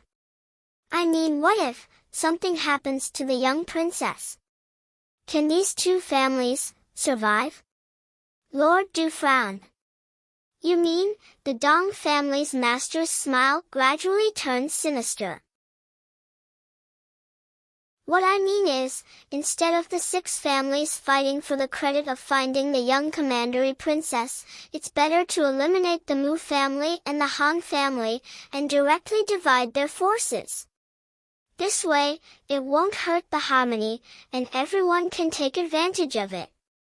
Master Yang, who was the oldest at the scene, laughed. "Smiling fox, you are really ruthless." Master Dong glanced at him and said, "The Han and Mu families are fat meat. Don't you want to take a bite? The Black Wind Cavalry and the supply camp. We also contributed back then, but why can't we get a share of the Xianyuan family's military power?" The forest suddenly fell into silence. Yes, they had paid a great price to defeat the Xianyuan family, but in the end, they didn't get a share of the military power. It was fine that the Nangong family got the lion's share, as they were originally military generals, but why did the Mu family, who had been educated for generations, get a share of the supply camp? They couldn't accept it. The people in the forest started to get restless. "Let's go." The youngest family leader, Feng Wuxiu, turned around and left without interest. Master Dong narrowed his eyes and looked at his handsome back. He sneered and asked, "Feng, did you agree or not?" Feng Wuxiu waved his hand. "No." Master Dong threatened, "Then you can't just leave like this." Feng Wuxiu glanced at him. "You can stop me. Try." Master Dong's guard grabbed the hilt of the sword at his waist. Suddenly, a young Taoist priest in a blue robe descended from the sky like an unshakable god and stood in front of Feng Wuxiu. Everyone was shocked. Master Yang said in disbelief, "Taoist priest Xing Feng." Feng Wuxiu was young, but his aura was not weak at all. "I don't care what you want to do, and I won't report you, but the Feng family will take this credit. All the masters on the scene are no match for Qing Feng even if they join hands." Patriarch Dong smiled. He said, "I was just joking. Why did you take it so seriously? All right, let's see who can save the young commandery princess first." They were so close. That despicable Feng Wuxiu had messed up the situation. "Brother, let's go," Feng Wuxiu said to Taoist priest Xing Feng. Chapter 739. There are all kinds of novels that can't be found on the internet. The sky gradually darkened. The two little kids were hiding in a shady cave. The cave was not deep and was just big enough for the two little kids to hide in. The young princess had already eaten the last preserved fruit and the second last piece of osmanthus candy. The two little kids' clothes were torn and their faces were dirty. They didn't look like noble students at all. If he were to walk on the streets, he was afraid that people would think that he was a refugee from somewhere. The two little kids sat with their backs against the wall. Little Jing Kong sat outside and the young princess was blocked by his body. "Are you still hungry?" Little Jing Kong asked her. The young princess nodded, then quickly shook her head. She swallowed her saliva and said, "I'm not hungry." As soon as she finished speaking, her stomach growled. She covered her small belly and said softly, "I didn't ask it to growl. It growled by itself." The young princess had been kidnapped, locked in a small dark room, escaped with her friends, and hid in this dark and damp cave. She was no longer the young princess she was in the morning. She was a young princess who could endure hunger. Little Jing Kong took out the last piece of candy, broke half of it and gave it to her. He carefully put the other half back into his pocket. "There are fruits on the tree over there. I'll go and pick some." Little Jing Kong looked at the candy in the young princess' hand as he said, "I'll be back when you finish this piece of candy." "Okay." The young princess nodded obediently and held his little hand. "You must come back." "I will." Little Jing Kong sneaked out to pick the fruits. With his excellent tree climbing skills, he quickly climbed up the tree. The fruits were more plump and bright than when he looked from afar. It was too slow to pick them one by one. He hugged the branch and shook it violently. The fruits fell to the ground. He climbed down and used the hem of his clothes to pick up the fruits. He panted and ran back. However, when he ran back to the cave, he found that the young princess was gone. He frowned. Right at this moment, the young commandery princess screamed from the east, "Let me go! Over there!" Little Jing Kong decisively threw away the fruits that he had been carrying along the way and ran towards the direction of the sound. In an open space under the shade of a tree, two guards were fighting fiercely. The first person who found the young princess and carried her out of the cave was the Chin family's guard. However, the guards of the Chin family ran into the guards of the Dong family after walking for a short distance. The guards of the Dong family tried to kidnap the young commandery princess, but the guards of the Chin family would not let them succeed so easily. However, because he was carrying the young princess, his movements were restricted. After more than 10 moves, he gradually felt tired. However, he was not willing to hand over the young princess. The guard of the Dong family swept his leg over. The guard of the Chin family didn't manage to dodge in time, and was heavily tripped and fell to the ground. The young princess in his arms fell to the ground. Ah! The young princess screamed. The guards of the Dong family immediately rushed forward to snatch it. Who would have thought that just as his hand was about to grab the young princess, the Du family's guard would suddenly appear out of nowhere. The guards of the Du family also rushed over with their lightness skill after hearing the young princess scream. However, he was so lucky that he benefited from the fight between the Dong family and the Chin family. He had been waiting for the right moment to jump out and catch the young princess before the Dong family's guards did. The guards of the Dong family failed to catch the young princess. They slapped the ground with their palms and jumped up to stabilize themselves. The guards of the Dong family scolded angrily, "You are too evil." The guards of the Du family snorted, "It's all robbery. Don't make yourself sound so noble." The young princess was thrown around by them. She was so scared that her face turned pale. Her big eyes were filled with tears, but she stubbornly refused to cry. She was a senior. She couldn't cry. The guards of the Du family comforted her, "Don't be afraid, princess. I will escort you back to the palace." The guards of the Dong family took the opportunity to smooth things over, "Young princess, don't listen to him. He is a bad guy." The guards of the Du family looked at him disdainfully and said, "How can you be a good guy?" The guards of the Chin family who were swept to the ground got up. The guards of the Dong family saw him rushing to the guards of the Du family, and they were not willing to be outdone. The original fight between the two of them became a three-way fight. In fact, if there were only 3 people fighting, it would not be too difficult. However, the young princess' voice was so loud that it attracted not only the Dong family and the Du family.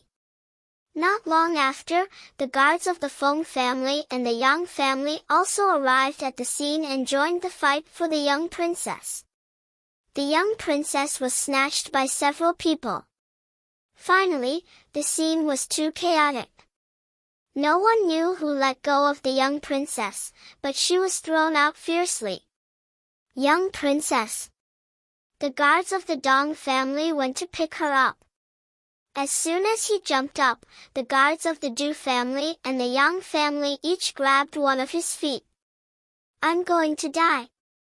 I'm going to die!" The young princess closed her eyes and screamed loudly. Then she fell to the ground heavily. "Huh? It doesn't hurt." Huff, huff, huff. She opened her eyes and saw little Jing Kong who was hit by her. His eyes were rolling and his tongue was sticking out crazily. "Young princess," little Jing Kong used 3 seconds to recover his HP. Then he got up quickly, grabbed the young princess' hand, and ran away with her. The 5 people were fighting. Suddenly, the guards of the Chin family shouted, "Stop fighting! She's gone!" The 4 of them turned their heads at the same time. As expected, the young princess was gone. They were so focused on the fight that they did not notice which direction the young princess ran to. Why did the young princess run away alone? Is she so bold? The guard of the Chin family was surprised. When he found the young princess, she was clearly a frightened little rabbit. The guard of the Dong family asked, "Is it done by other families?" The guard of the Du family snorted, "What's the point of saying this now? The 5 of us fought so hard here, but now we've done all the work for someone else. I'm sure none of us can take it lying down, right?" The guard of the Chin family gritted his teeth, "If I find out who did it, I'll kill him." Little Jing Kong ran with the young princess. The sky was getting dark, and the forest was full of danger. They couldn't go any further. They had to find a way to get out. Just as this thought flashed through little Jing Kong's mind, a figure descended from the sky and blocked his and the young princess's path. "It's you." Little Jing Kong recognized him. He was the peddler who took the young princess away during the day. The peddler curled his lips playfully. "Boy, you have a good memory." "Oh, what is this called?" In the words of scholars, should it be called, "You can wear out iron shoes in fruitless searching, but find it without any effort"? Little Jing Kong looked at him vigilantly. You're not allowed to come over," the young princess said fearfully and fiercely. The peddler smiled and said, "Don't worry, princess. I don't mean to hurt you. As long as you follow me obediently, I promise I'll send you back unharmed." The young princess held little Jing Kong's hand tightly. "You're a bad guy, a stinky brat. I won't go with you." Little Jing Kong told the young princess about being a brat when they were in the cave just now. The peddler said patiently, "It's getting dark, and the wolves, tigers, and leopards in the forest are coming out. Do you want to be eaten by those wolves and tigers if you don't go with me?" I. The young princess trembled in fear. She didn't want to be eaten. Little Jing Kong pulled the young princess and ran back, but he saw the men in black on the other side. This was what it meant to be surrounded by wolves and tigers. "Don't talk nonsense. Those people will be here soon. I know you're good at martial arts, but I heard that Taoist Qing Feng from the Feng family and Qu Xian from the Han family have come out to look for the young princess." The peddler frowned. "Okay, take the young princess and let's go. What about this kid? Don't care about him. Leave him here to feed the wolves." The young princess, who was so scared that tears rolled down her cheeks, opened her arms and stood in front of little Jing Kong. "Don't let Jing Kong be fed to the wolves." The peddler smiled and obviously did not take the young princess's threat seriously. He swaggered towards the 2 little kids. Little Jing Kong suddenly grabbed something from his pocket and threw it at him. Then, little Jing Kong threw a round object at him. The peddler caught it with his fingers and laughed. It was just a fruit. He was indeed a silly kid who didn't know the immensity of heaven and earth. Little Jing Kong had picked up a lot of fruits. He threw away the ones in his clothes, but he still had some in his pocket.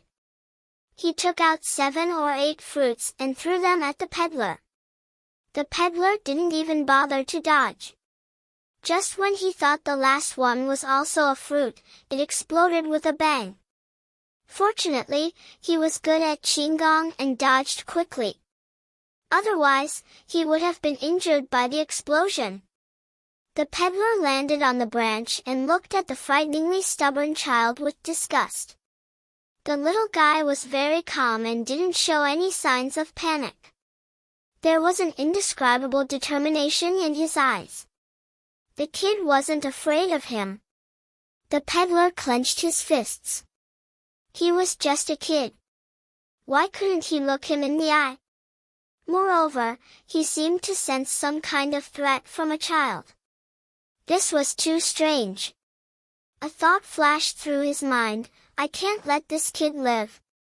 This forest can't kill him. One day, when he grows up, he will become a terrifying existence. A strong murderous intent flashed through the peddler's eyes. He leaped into the air, stretched out his evil claws, and twisted little Jing Kong's neck mercilessly. The strength of this move was not something a 5-year-old kid could dodge. His evil claws grabbed little Jing Kong's throat. But at this moment, something unexpected happened. Suddenly, a sharp eagle's cry came from the sky above, followed by the sound of something breaking through the air. A red-tasseled spear glittering with silver light shot towards him like a bolt of lightning with irresistible force. What a fast weapon! He quickly dodged. Unfortunately, it was too late. He was sent flying by the huge force, and his entire arm was cut off by the red tassel spear. He fell heavily at the feet of the man in black, and blood splattered everywhere. The red tassel spear didn't lose its strength after cutting off his arm. It pierced deeply into the big tree behind them. The man in black broke out in a cold sweat. He looked at the other side of the forest in disbelief and saw a 15 or 16-year-old boy galloping over on a horse. The boy was thin and his eyes were sharp. He didn't look like he came from the depths of the forest, but more like he came from hell for revenge. He was a killing god, but also a demon. The boy's horse was not a good horse, but the horse seemed to feel the boy's fighting spirit and became very brave. It was strong and vigorous in the complicated forest as if it was walking on flat ground. When the horse ran past the two little ones, Gu Jiao swung her whip and rolled the two little ones up. "Close your eyes," she said. The two little kids raised their little hands and obediently covered their eyes. Gu Jiao clamped the horse's belly with her legs, held the two little kids with one hand, and used the other hand to ride the horse over the head of the man in black. The moment the horse's hooves fell, she coldly pulled out the red tassel spear from the tree. The red tassel spear that almost penetrated the tree was pulled out by her easily. She held the red tassel spear tightly, turned it over her head, and swung it backward. The man in black and the peddler who had just stood up to attack her fell to the ground together. His head rolled out of his body. The 5 guards followed the clues and came here. They were all shocked by the bloody and cruel scene. What's going on? Who did it? They were all experts who had gone through hundreds of battles, but such a miserable situation was still too rare. If it was on the battlefield, it would not be too strange. But this was just a forest in Xingdu. The guard of the Dong family recognized one of them. This peddler is the master invited by the Mu family from the underground martial arts field.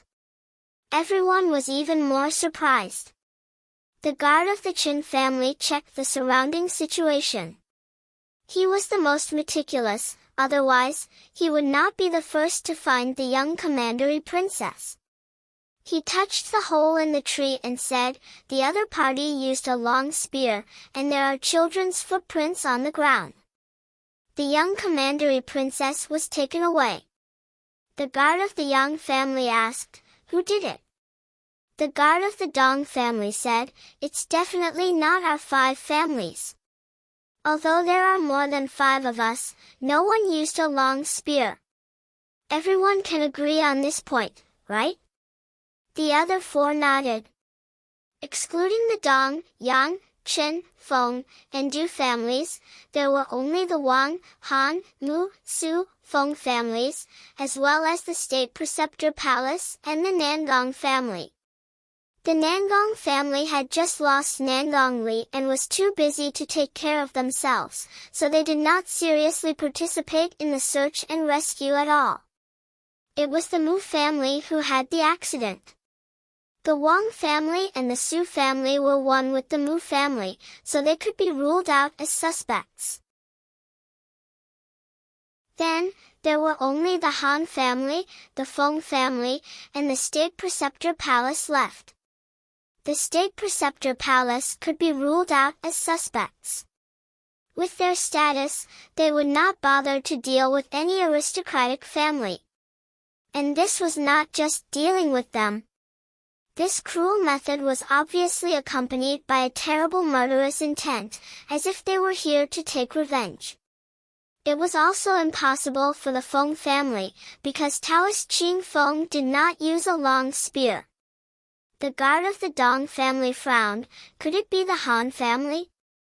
The Han family practiced spear techniques. The guard of the Qin family guessed. The Han family and the Mu family are the most hostile. They are very likely to be the culprit.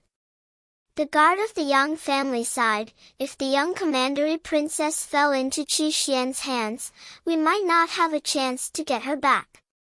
That was Qi Xian of the Tang sect, the top 10 master in the underground martial arts field of the Yan dynasty.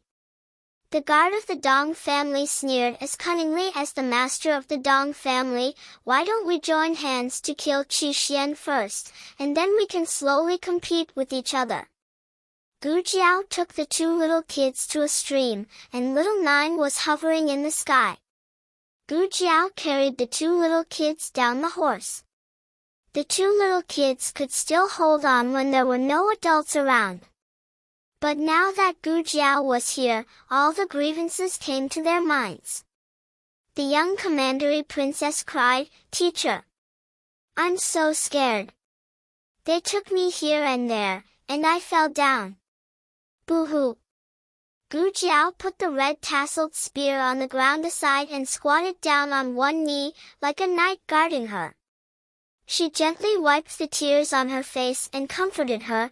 "Don't be afraid. No one will take you away again."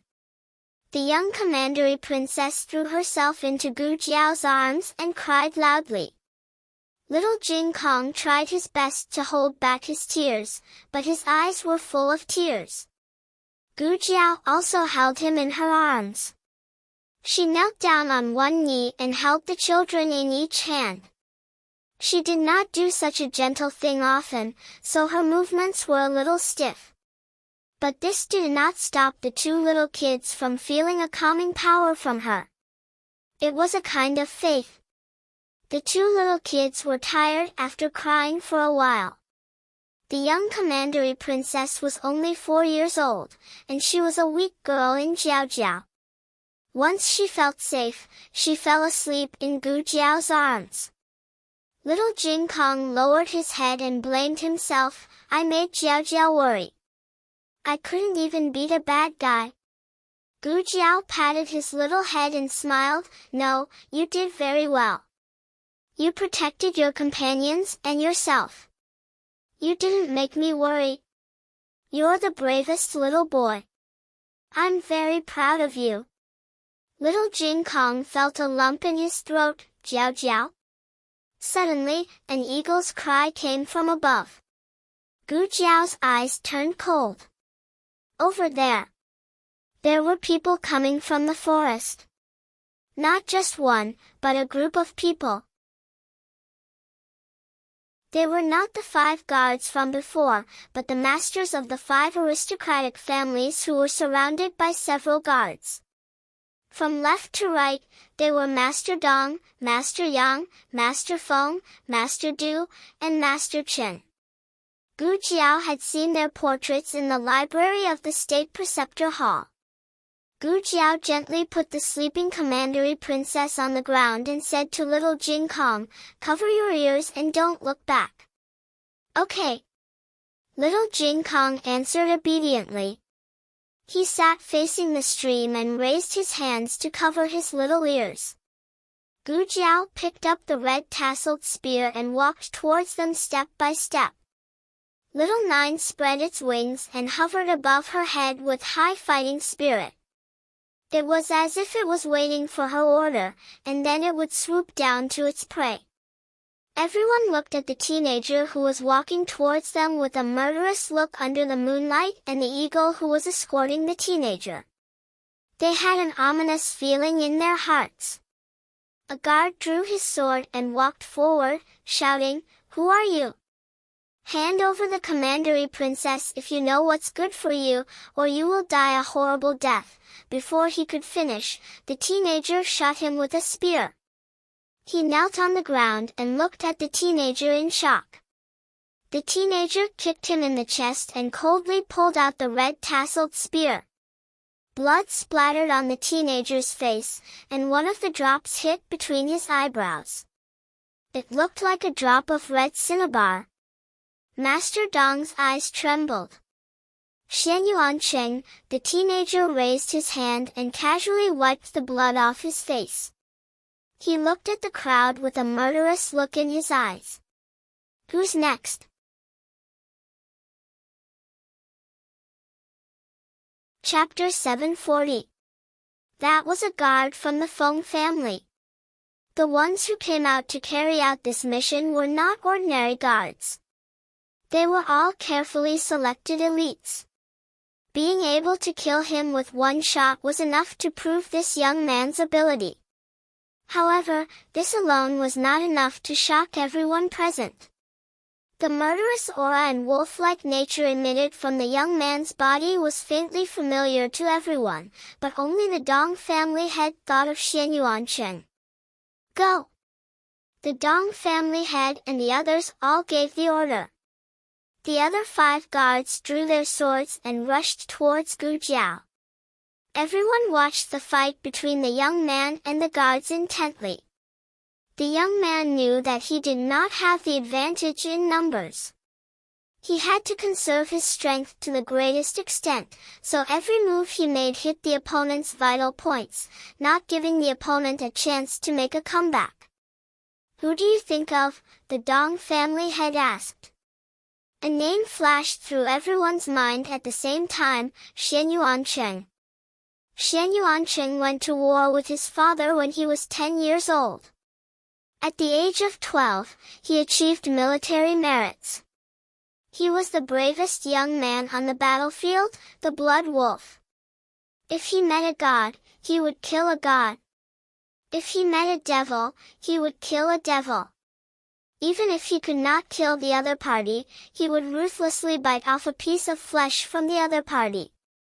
Therefore, even if they defeated Xianyuancheng's enemy, they were not willing to fight with Xianyuancheng again. The price was too high. Feng Laosen asked, "Who is this young man?" The Dong family head said with a complicated expression, "I've never seen him before. I don't know him."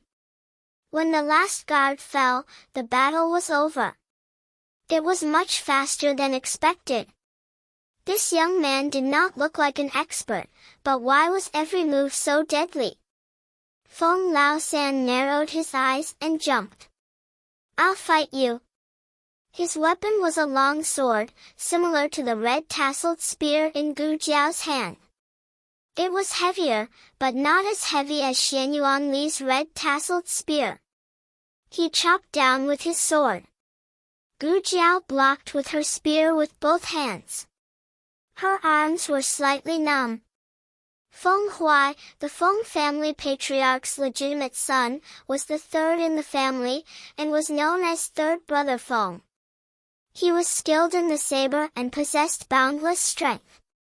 Feng Laosan looked at Gu Jiao, who caught his saber and unexpectedly sneered, "Brat, to be able to catch my saber, your strength is not small. Let's see if you have the ability to withstand my second attack." He only used 30% of his strength in the first strike. When the second slash came down, Gu Jiao's feet sank half a foot into the ground. If he continued fighting like this, he would sooner or later run out of energy. Gu Jiao decided to turn defense into offense. When Brother Feng's third blade came, Gu Jiao didn't meet it head-on. Instead, she used her spear to jump up, and with a flip, she jumped over Brother Feng's head. The moment she landed on the ground, she pulled out the red tasseled spear from the ground. She turned around and swept it across Feng Laosan's waist, which she didn't have time to protect in time. Feng Laosan was shocked. He looked at his wound in disbelief, and then looked at Gu Jiao, who was holding the red tasseled spear and panting slightly. "Brat! You just used the Xian Yuan family's spear technique." "What?" Lord Chen was shocked. Dong family head had already seen through the trick. This brat used a normal spear technique to deal with the guards. Since Brother Feng was more difficult to deal with, she changed her spear technique. That move just now was the fourth style of the Xian Yuan 7 styles. It was a perfect move to turn defense into offense. It was not easy to use the Xian Yuan family's spear technique. First, one had to completely channel their internal energy into their dantian. Without using any internal energy, they had to rely on the body's endurance and explosive power to use it. This spear technique was created by Xian Yuanli. To be honest, he didn't understand why Xian Yuanli created this spear technique.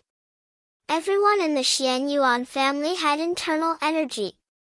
Wouldn't it be better for him to create a spear technique that could also be used with internal energy? As a result, the experts of the Xian family couldn't steal it even if they wanted to. His thoughts wandered.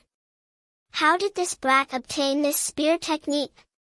How did he learn it with his amazing willpower and physique? Other than Xian Yuanli and Xian Yuancheng, only the tempered body monks of the Shaolin Temple could withstand this kind of force. This brat was a Shaolin monk? No, even a monk couldn't learn it. The two techniques were contradictory. The head of the Dong family had a headache. He was suddenly very curious about this brat and wanted to know his origin. After Feng Laosan was injured, he began to use his full strength. His attacks were faster and faster, so Gu Jiao couldn't dodge. Feng Laosan kicked Gu Jiao's shoulder. Gu Jiao was forced to retreat several feet. Her feet drew a long ditch on the ground until she stabbed the red tasseled spear deep into the ground. When she stopped, she was only half a foot away from little Jing Kong. "Jiao Jiao." Little Jing Kong felt her breath, but little Jing Kong remembered Gu Jiao's words. He couldn't turn back. Gu Jiao stared at Feng Laosan in front of her. She raised her hand to wipe the blood from the corner of her mouth and said softly, "Count the stars." "Okay." Little Jing Kong sat cross-legged on the cloak and looked at the vast starry sky. 1, 2, 3, his childish voice was the peace she wanted to protect. Gu Jiao straightened up and walked toward Feng Laosan with the red tasseled spear in her hand. Feng Laosan was confused. What was going on? After being kicked by him, she could still stand up and walk toward him. "Very well, if you want to die, then don't blame me for being rude." Feng Laosan raised his long knife and slashed toward Gu Jiao's neck. Gu Jiao, who should have been beheaded, disappeared. Feng Laosan was shocked. Gu Jiao's red tasseled spear was still on the ground, but where was she? In the next second, Gu Jiao appeared behind Feng Laosan. Feng Laosan felt a chill run down his spine and realized something. Just as he was about to turn around, Gu Jiao grabbed the hair on the back of his head. Gu Jiao grabbed him with one hand and held the dagger with the other, cutting his throat. This was not the Xian Yuan family's spear technique, but a killing move from her previous life.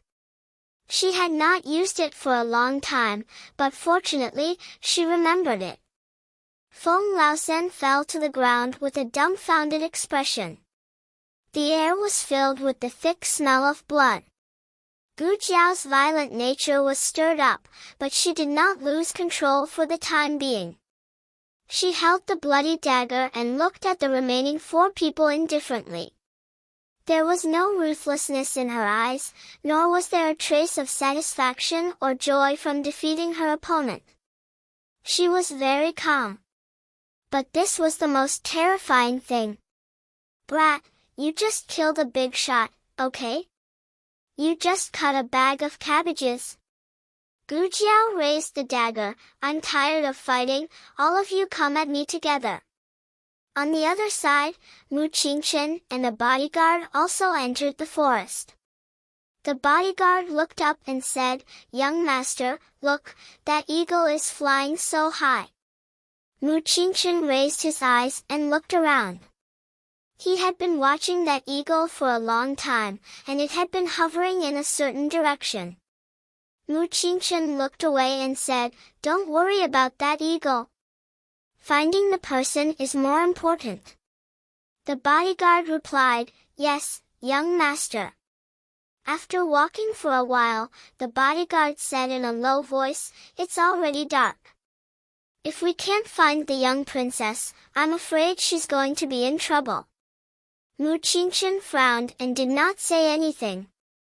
He did not want to see this happen, but he had to admit that the longer they waited, the less likely the young princess would be to survive. They entered the forest from another direction and did not see the peddler's corpse. Therefore, they did not know that the young princess had been found and taken away. The bodyguard asked again, "Young master, why didn't you let young master Muchuan come with you?" Mu Qingchen said, "It's useless even if he comes. He was still a child." While they were talking, an eagle's cry suddenly came from the dome. The gerfalcon hovering above the forest suddenly swooped down as if it had found its prey. Then, a series of shrill screams came from the depths of the forest. "Ah," the bodyguard said vigilantly, "Young master. Someone is here." Mu Qingchen looked at the map in his hand under the moonlight and said, "It's in the direction of the stream. Let's go and have a look." Their horses could not go any further because the road was too bad. Riding a horse was not as fast as lightness skill. At this moment, they were both walking. They rushed over with lightness skill. There was a scuffle going on by the stream. The masters and pillars of the aristocratic families present were all martial artists. Otherwise, how could they enter the forest in person? Only Master Yang was watching the battle alone. He was the oldest person present, more than 50 years old. He even relied on the bodyguard to climb up and down the tree. Master Dong caught Gu Jiao's spear. He turned his head and gritted his teeth. "That's enough, old Yang. Stop pretending. If you continue to pretend to be weak, none of us will be able to leave." Among these people, old Yang, who pretended to be weak, was the best at martial arts. Master Dong, Master Chen, and Master Du could only fight to a draw with Gu Jiao when they joined forces. Gu Jiao was too difficult to deal with. This was out of everyone's expectations. However, old Yang had not watched the battle for so long for nothing. He had been observing Gu Jiao's martial arts, trying to find Gu Jiao's flaws. This young man did have flaws, but those 3 flaws were even more. No wonder he was beaten so badly. He jumped out and said, "Okay, I'll help you." After Master Yang joined the battle, Gu Jiao obviously felt the pressure. This little old man, who had no sense of presence, was a real master. While they were fighting, several bodyguards came out from the other side of the forest. They were very smart. They did not participate in the battle between the masters. Instead, they went straight to the stream to catch little Jing Kong and the young commandery princess. The main reason was that it was dark. Their clothes were the same, their hair was the same, and their faces were dirty. They could not tell who was the young commandery princess, so they had to catch both of them. Gu Jiao shouted, "Little Nine!" Little Nine swooped down and pecked the eyes of the bodyguard who was leading the battle. The scream that Mu Qingchen and the bodyguards heard came from his mouth. At this moment, Little Nine was no longer an ordinary gerfalcon. It was Gu Jiao's war eagle. Little Nine had also started its own battle. One of the bodyguards pretended to be injured and fell into the stream, but in fact, he was eyeing the two little people by the stream. Little Jing Kong looked at the bodyguard who was crawling towards him. Well, Jiao Jiao only said that he was not allowed to look back, but he did not say that he was not allowed to move. The bodyguard rushed towards little Jing Kong. Little Jing Kong jumped up and stretched out his little iron hand. Monkey steals peach. The bodyguard knelt on the ground and was in so much pain. Mu Qingchen, who had rushed to the scene and witnessed this scene, tightened his legs and took a deep breath. Gu Jiao was not any better. She staggered and almost fell. Monkey steals peach? Where did he learn such dirty martial arts? Don't tell her that it was taught by that little chicken monkey. Her innocent little Jing Kong was led astray just like that. When she returned to Zhao country, she would beat him up. Beat him up. Beat him up. Gu Jiao misunderstood. This move was not taught by Marquis Xianping, but by the strongest little bad friend, Su Tsong, who was the head of the three scumbags in the Imperial College. Chapter 741. The battle between Gu Jiao and Dong family head and the others was very fierce. With the addition of Yang family head, the other side's fighting strength had indeed increased a lot, but Gu Jiao was definitely a tough bone. She fought as if she didn't care about her life, but Dong family head and the others couldn't do the same. On one hand, they didn't want to be injured, but on the other hand, they wanted to easily kill Gu Jiao. As a result, the more they fought, the more chaotic they became. In the end, except for Yang family head, the other three were all injured. Dong family head was an old fox.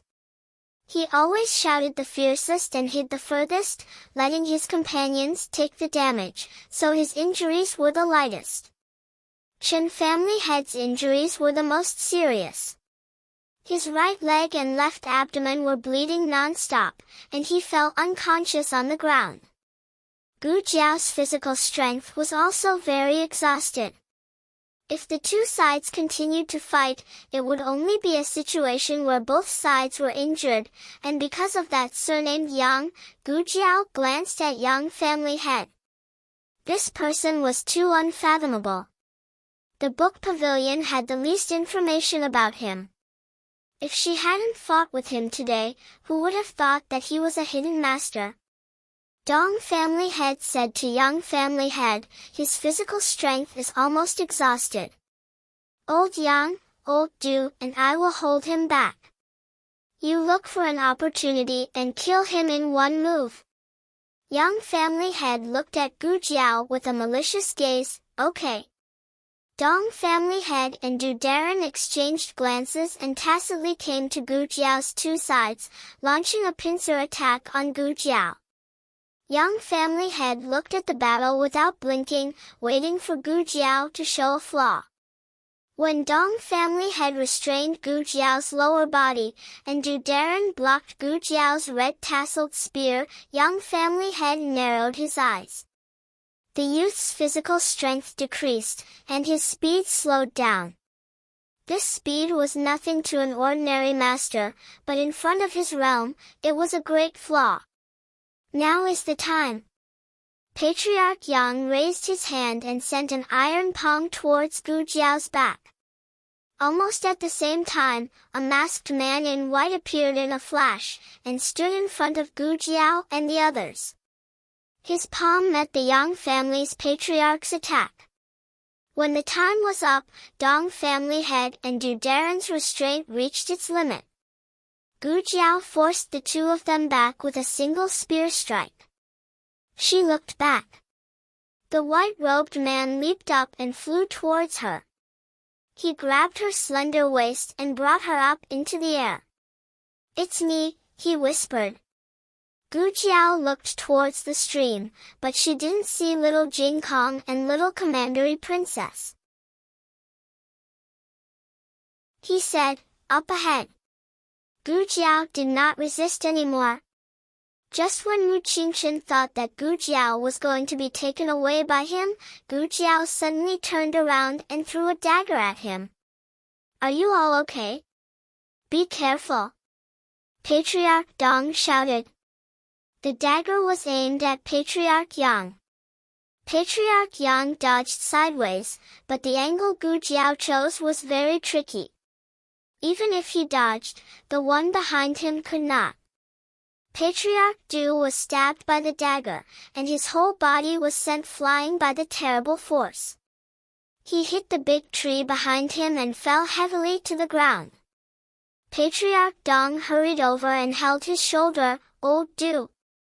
Gu Jiao's action was beyond everyone's expectation.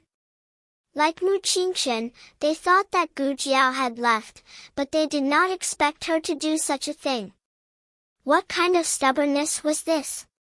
There were 11 of them when they came, and 6 of them were guards. Now, more than half of them were dead. Feng Laosan was dead, Old Du and Old Chen were not sure if they were still alive. Patriarch Dong was also slightly injured. Patriarch Dong said, "Old Yang, you're so powerful. You're fine." "Fine?" Patriarch Yang looked in the direction where the young man and the masked man in white went. He silently clenched his right hand, and a drop of blood slipped from his sleeve. Mu Qingchen took Gu Jiao to the place where they agreed to meet with the guards. Gu Jiao saw the horse tied under the tree. A round little head poked out from behind the big tree. "Jiao Jiao." The vigilance in Gu Jiao's eyes completely disappeared. Little Jing Kong trotted over. Gu Jiao took his little hand. "Are you scared?" "No." Little Jing Kong shook his head, looked at Mu Qingchen, and said, "It's Brother Qingchen." Little Jing Kong thought that Gu Jiao could not recognize Mu Qingchen, who was masked. "Yes, I know." Gu Jiao touched his little head and said to Mu Qingchen, "Thank you." Mu Qingchen thought that Gu Jiao was referring to him saving her, so he said calmly, "You're welcome." The guards came out from behind the big tree with the sleeping little princess in their arms. Just now, Mu Qingchen asked the guards to take little Jing Kong away, but he was almost attacked by little Jing Kong. Mu Qingchen had no choice but to show up. Only when little Jing Kong saw that it was him did he let down his guard. Gu Jiao sat down against the big tree. Little Jing Kong walked over and nestled in her arms. Mu Qingchen carried the sleeping little princess over, paused for a moment, and sat down on the other side of little Jing Kong. He looked at the two of them strangely, and said, "You haven't seen each other many times. Why are you so close?" Little Jing Kong could pretend that it was the first time he and Gu Jiao met each other in the boxing field. But in this dangerous forest, he could not hide his dependence on Gu Jiao. Gu Jiao said calmly, "Because I'm born with affinity?" Mu Qingchen was speechless. Mu Qingchen thought that little princess only met once and recognized Gu Jiao as her teacher. It could only be attributed to Gu Jiao's affinity with children. Gu Jiao leaned against the big tree with little Jing Kong in her arms, and asked, are you hungry? Little Jing Kong hesitated for a moment, and nodded honestly, I'm hungry. Gu Jiao asked, how long have you been hungry? Little Jing Kong thought for a moment, and said, one day. Gu Jiao never let Jing Kong go hungry, and neither did Xiao Han. Gu Jiao did not bring any food with her, but there were a few glucose bars in the first aid kit. Gu Jiao opened the small box, took out a piece, and handed it to him. Little Jing Kong did not eat it, but fed it to Gu Jiao first. Lu Lang, eat it. I'm not hungry, Gu Jiao said. He told Light Shua the same thing, but he was actually very hungry, so Jiao Jiao must be hungry too. Little Jing Kong insisted on feeding Gu Jiao first. After Gu Jiao ate a piece, he happily took a piece of candy and put it into his mouth. Mu Qingchen frowned inexplicably. Why didn't he ask Brother Qingchen to eat it too? No way. There was only so little candy. He only ate one piece, and the rest must be given to Jiao Jiao. Go and pick some fruits. Mu Qingchen ordered the guard. Yes. The guard went to pick some fruits nearby. Mu Qingchen said to Gu Jiao distantly, this place is very secluded, and no one will come here for the time being. We'll leave after you recover some strength. Gu Jiao did not care much about his deliberate alienation. Okay. Mu Qingchen frowned. Little Nine fluttered its wings and landed on the branch above Gu Jiao's head. Mu Qingchen looked up at Little Nine, paused, and asked, this eagle, is yours? Gu Jiao said, sort of. What did she mean by sort of? Forget it, it was unnecessary to ask about this with their current relationship. Mu Qingchen was not surprised that Gu Jiao came out to look for someone. Gu Jiao was the little princess's teacher, and it was reasonable for her to help when the little princess was missing. But he didn't understand how he managed to get into a fight with those people. Mu Qingchen took off the veil on his face and told Gu Jiao the doubts in his heart. Little Jing Kong was lying comfortably in Gu Jiao's arms with the candy in his mouth, enjoying Gu Jiao's embrace and breath. He felt so happy at this moment that he even swayed his little feet and hummed a little tune. Gu Jiao looked at him with amusement. Mu Qingchen thought that Gu Jiao did not hear him, so he was going to ask again. Gu Jiao said, they want to take the little princess away, and I don't want to hand her over. Mu Qingchen frowned. You, Gu Jiao said lightly, yes, I want to take the credit. Who doesn't want such a big credit? Mu Qingchen was angry when he heard this. You are really this kind of person. There was a strong smell of gunpowder in the air. Mu Qingchen looked away angrily. He did not know why he was angry, but he felt like there was a ball of fire in his heart. It's not like that. Little Jing Kong raised his little head from Gu Jiao's arms and said seriously, they are bad people. They all want to take the light Shua, and no one wants to give in. They even caused the light Shua to fall. They don't care if the light Shua hurts or not, they just want to take her away. Mu Qingchen's heart skipped a beat. He looked at Gu Jiao and opened his mouth. You, humph. Gu Jiao looked away. Mu Qingchen was speechless. Gu Jiao was amenable to coaxing, but not coercion. She did not care if people misunderstood her, and she never defended herself. However, little Jing Kong cared. Jiao Jiao was the best Jiao Jiao in the world. He did not want anyone to misunderstand her. Little Jing Kong said to Mu Qingchen, Brother Qingchen, they started it. They wanted to hurt Lu Lang, and they also wanted to take the light Shua and me. If they took us away, they would not give us anything to eat. Mu Qingchen was here to look for the young princess with sincerity. Judging others by their own standards, he assumed that the others were the same as him. However, after listening to little Jing Kong's description, it was clear that this was not the case. The one who wanted to take the credit was not Xiao Lulang, but the aristocratic families. However, couldn't this brat explain it to him nicely? Would he rather be misunderstood than to explain himself? Was he so insignificant in his heart? He did not care about his misunderstanding at all, did he? Mu Qingshan's face was frighteningly dark. Little Jingkong scratched his little head with both hands. Brother Qingshan seemed to be angrier because he did not explain himself clearly. The guard came back with a pile of fruits. I've tasted it. It's not poisonous. It's sweet and sour, and it's quite delicious.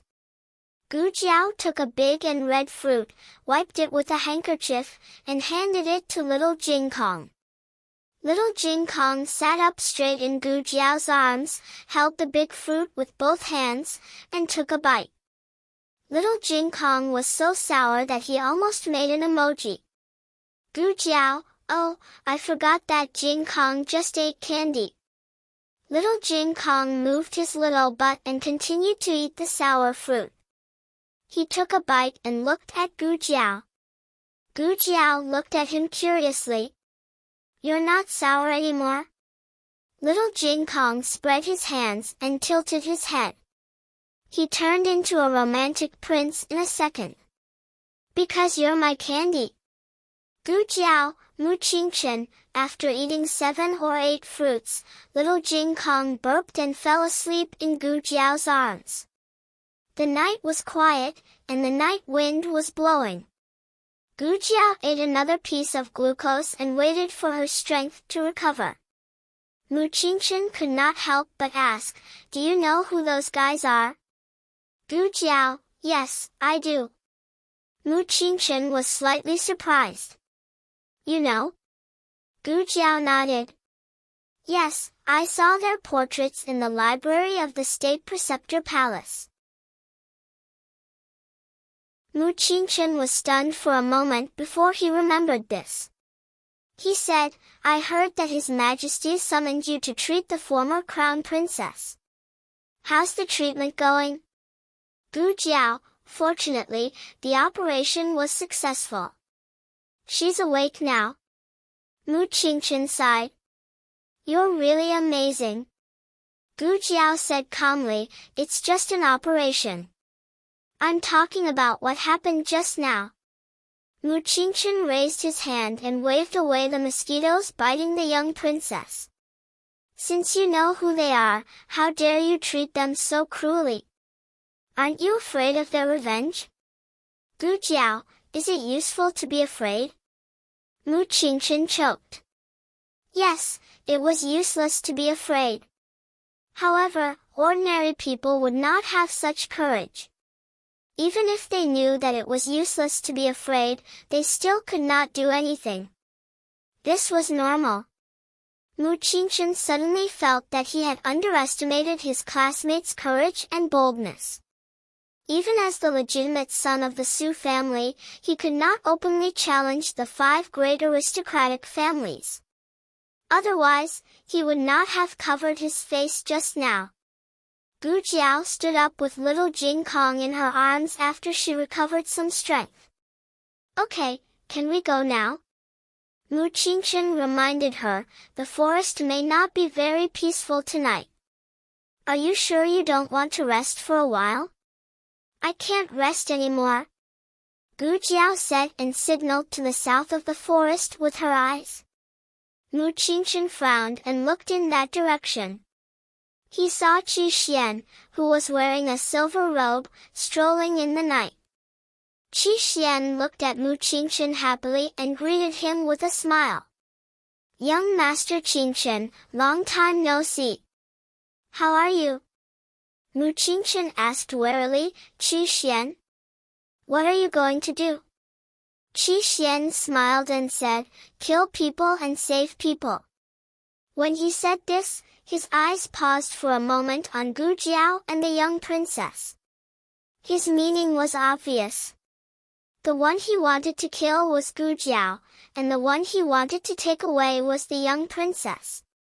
In your dreams. Mu Qingchen stepped forward and stood in front of Gu Jiao. Qi Xian patted his palm with the folding fan. I have no intention of becoming enemies with the Mu and Su families. This has nothing to do with young Master Qingchen. Young Master Qingchen, hand over the young princess and Xiao Lulang and I won't stop you from leaving. Mu Qingchen said coldly, you have a big appetite. Qi Xian pondered for a moment and said with a smile, it seems that my appetite is indeed a little too big. How about this, I'll let you take the young commandery princess away. I won't fight with you for this credit for the time being. You can leave Xiao Lulang behind. Mu Qingchen handed the young princess in his arms to the guard beside him and said to him and Gu Jiao, you two go first. Gu Jiao said indifferently, you are no match for him.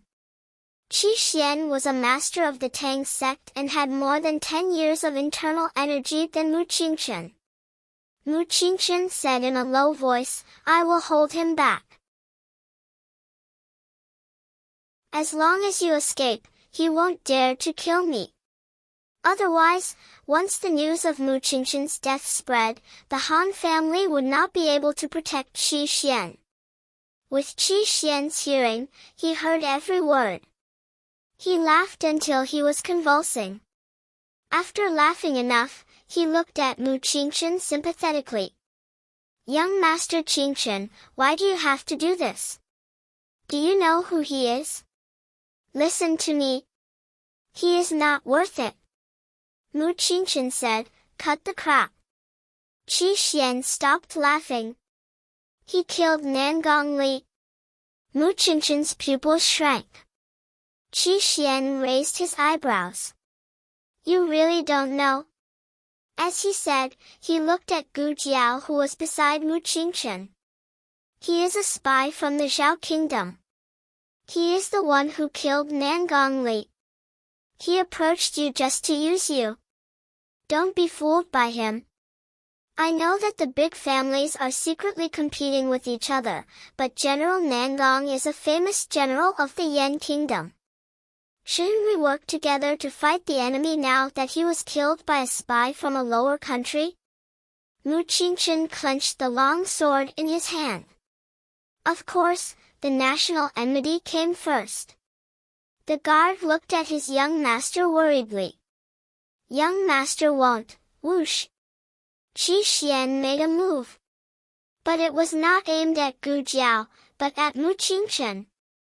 He wanted to defeat Mu Qingchen with one move and make him lose all his resistance. However, his hand did not touch Mu Qingchen at all.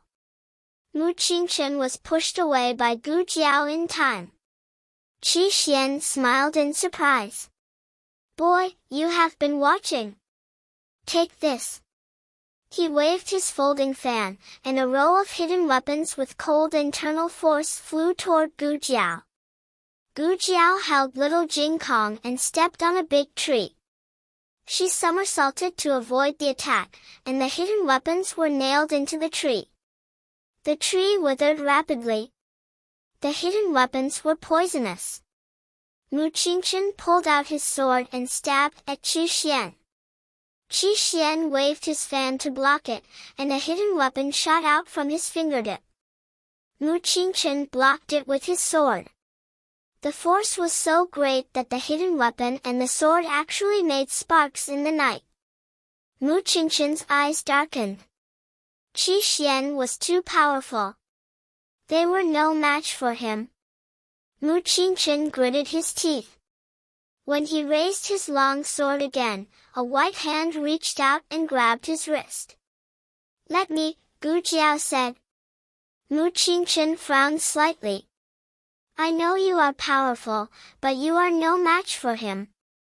He has some scruples when fighting with me, but he won't be polite to you. It's not certain who will be rude. Gu Jiao handed little Jing Kong to Mu Qingchen, grabbed the red-tasseled spear, and walked forward calmly. "I'll fight with you." Qi Xian smiled. "Oh?" Gu Jiao said, "But I have a condition." Qi Xian said, "Go ahead."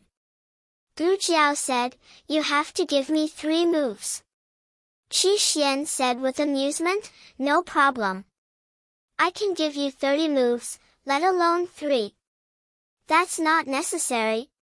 Gu Jiao said generously, "I'll count to 3, and we'll start. I'll prepare some hidden weapons. You're not allowed to launch a sneak attack." "Okay."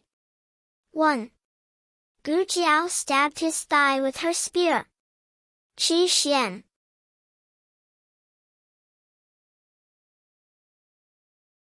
Chapter 742. Novels that can't be found on the internet are all here. The night was dark. In the purple bamboo forest of the State Preceptor Hall, a small bamboo house was lit by a weak oil lamp. The State Preceptor sat on a cushion. "Master." He just opened the curtain to report the progress of finding the young princess to the State Preceptor. Senior Yi Qing still hasn't found anything, so he didn't know if he should send more people. When the words reached his lips, he saw the State Preceptor sitting motionless in front of the small table. His voice suddenly swallowed. There were 3 teacups on the table. One in front of the State Preceptor, one in the seat next to the State Preceptor, and one in front of the State Preceptor. Is Master waiting for a friend? Master doesn't have any friends. He entered the State Preceptor Hall for 10 years and never saw his master close to anyone. Oh, except for the chess game with old Mr. Meng. But the friendship between his master and old Mr. Meng was limited to chess. The position of the teacups was also very strange. Why was there someone sitting next to his master? Shouldn't it all be on the opposite side?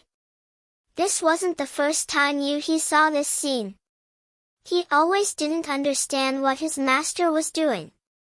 He privately asked Senior Yi Qing, but Senior Yi Qing just told him not to ask too much and not to disturb his master at this time.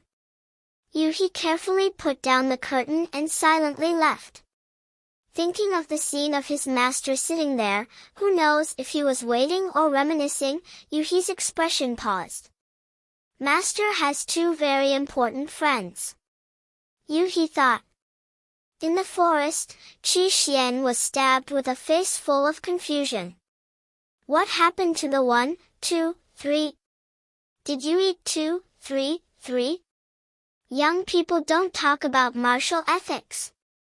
Qi Xian lived for more than 30 years and really never saw such a sinister and cunning person. What kind of dirty tricks are not as ruthless as this? Qi Xian was so shocked that even his instincts were slowed down for a second. He stared at Gu Jiao in a daze. Gu Jiao looked at him innocently and turned the red-tasseled spear in his thigh. Fuck! Qi Xian was in so much pain that all the hair on his body stood up and his facial features almost escaped from his face. You stab is enough, you still turn. You think you're stirring meat? Qi Xian finally regained his senses. He sent a palm strike towards Gu Jiao. Gu Jiao had already predicted this move of his. She kicked his palm and borrowed the force of his attack to send herself flying. The red-tasseled spear was also pulled out. Blood spurted out from Qi Xian's thigh. He had never seen such an infuriating person. Qi Xian gritted his teeth and sealed the major acupoint on his leg, sealing the spurting blood. He quickly tore off a piece of his clothes and wrapped it around his wound. His series of movements were as smooth as flowing water. It was obvious that he had suffered many injuries when he practiced martial arts in the past. No one was born an expert. Although talent was important, if one didn't train hard, it would be impossible to reach a realm that ordinary people couldn't touch. Gu Jiao steadied herself 10 steps away from Qi Xian. The red-tasseled spear was truly a good item. It could be used for both offense and defense. It could be used to fight openly and covertly. If necessary, it could be used for a sneak attack. Gu Jiao looked at Qi Xian provocatively. Didn't you say you'd let me have 3 moves? Why did you go back on your words? Qi Xian angrily said, you said you'd only start when you counted to 3. Gu Jiao said, I didn't say I'd count with my mouth. I counted to 3 in my heart. Qi Xian's mouth twitched. Qi Xian decided not to waste any more words with Gu Jiao. Otherwise, he would die from anger before the fight even started. Qi Xian directly attacked. However, as soon as Qi Xian raised his hand, he sensed that something was wrong. What was going on? Why couldn't his arm exert any strength? Qi Xian glared at Gu Jiao fiercely. Brat! What did you do to me? Nothing, I just smeared something on the tip of the spear. Gu Jiao had already noticed that there was someone in the forest. Her intuition told her that it was a very powerful expert, so she did something to the tip of the spear. She did it very secretly. Even Mu Qingchen and the guards beside her thought that she was just cleaning the spear. Qi Xian felt the internal force in his body. It was terrible. He could barely feel it. What is it? Gu Jiao said, neurotoxin. Qi Xian was puzzled. What kind of toxin? Gu Jiao shrugged. Forget it if you don't understand. Damn it. He was a member of the Tang sect. There was actually a poison in the world that he had never heard of. Gu Jiao did not give Qi Xian a chance to breathe. She held the red-tasseled spear and rushed toward Qi Xian. I'll take your life when you're sick. There was not much neurotoxin. She had to seize the opportunity. However, just as Gu Jiao approached Qi Xian, a man of sacrifice from the Han family rushed out from the forest. The man of sacrifice blocked the spear for Qi Xian. Mu Qingchen handed little Jing Kong to the guard beside him. The guard held one in each hand and looked at his master in confusion. Leave him to me. Mu Qingchen forced the man of sacrifice to take a few steps back. Gu Jiao attacked Qi Xian again. Qi Xian grabbed Gu Jiao's red-tasseled spear. He used all his internal force to snatch the spear and threw it into the depths of the forest. The red-tasseled spear was not heavy, so he could still throw it. If it was Xian Yuanli's magical weapon, he would not be able to pick it up. As expected of Qi Xian from the Tang sect, he could still fight in this state. Gu Jiao clenched her fist and punched Qi Xian's face. Qi Xian's head was tilted and a tooth flew out. Gu Jiao raised her leg and kicked him into the sky. She leaped onto a tree branch, and when Qi Xian fell from the sky, she flew up and stomped down on Qi Xian's dantian. Qi Xian accelerated and fell to the ground, creating a large crater on the spot. Gu Jiao grabbed the tree branch with one hand and landed beside the hole. Gu Jiao raised her leg again and mercilessly stomped on Qi Xian's head. Unexpectedly, a bony hand grabbed her leg. Under the dust, Qi Xian wiped the blood from the corner of his mouth and smiled coldly. It's time to end this. Gu Jiao instantly felt Qi Xian's majestic and vast inner strength. It only numbed him for a short while. Gu Jiao tried to pull her leg back. She could not. Qi Xian was full of murderous intent. He said word by word, I said it's time to end this. As soon as he finished speaking, he grabbed Gu Jiao's ankle and twisted it. You broke Han Ye's hamstring. Fine, I'll break one of your legs first as interest. With a loud bang, Qi Xian was blasted flying by a strand of sword qi that was like a graceful swan. He stood on the tree branch and steadied himself. This familiar sword energy was, he took a closer look. Under the moonlight, Gu Changqing held a cold sword and stood in front of Gu Jiao like a cold-faced demon.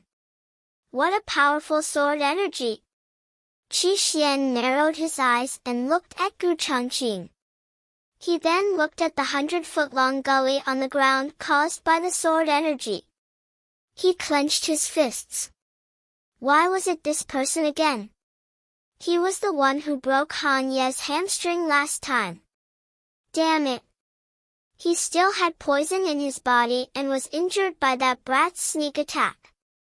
He snorted coldly. I'll let you go today. The next time I see you, it'll be the day you die. He used his qinggong to leave. Gu Changqing did not chase him. His sister was more important than the enemy. Gu Changqing turned around and asked Gu Jiao, "Are you hurt?" "No."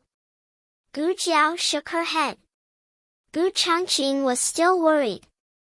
He handed the sword to Gu Jiao and let Gu Jiao hold it. He knelt down on one knee and held up his sister's leg. He pinched it to make sure it was not swollen or cracked.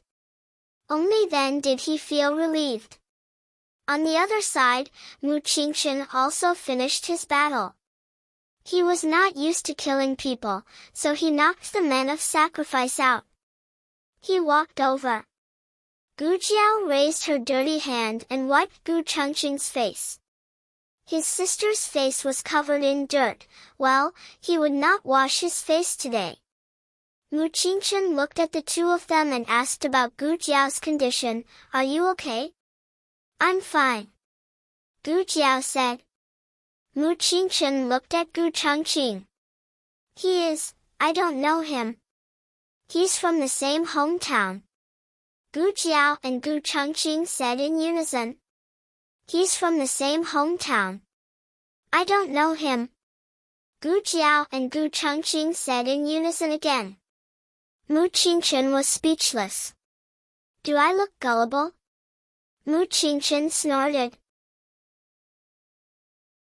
"Don't say it if you don't want to. I don't have to know." "Oh." Gu Jiao did not say anything. Mu Qingchen was speechless.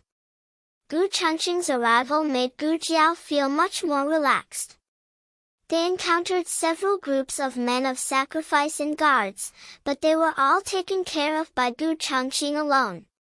Gu Changqing fought, fed his sister, and hugged little Jing Kong. Throughout the whole process, Gu Jiao ate, and ate. Gu Jiao finished the last piece of dried meat and burped. "We are almost out of the forest. There shouldn't be any masters who can fight, right?" Mu Qingchen pondered for a moment. "There is one who may be more troublesome than Qi Xian." Gu Jiao asked, "Who is it?" Mu Qingchen said solemnly, "Taoist Qing Feng from the Feng family. He is a real martial arts genius. He is only 26 years old, but his inner strength is much stronger than Qi Xian's. If we encounter him, we can only wait to be beaten up." Somewhere in the forest, Feng Wuxiu squatted on the ground and drew circles. He looked hopeless. "Brother, are you sure you are in the right place?" Taoist Qing Feng nodded. "Yes. But we have already walked around 7 times. Feng Wuxiu looked up and pointed at an old locust tree. "I will leave a mark here every time I come here. There are already 7 marks now." Taoist Qing Feng stood in the air under the moonlight. He looked like a celestial being.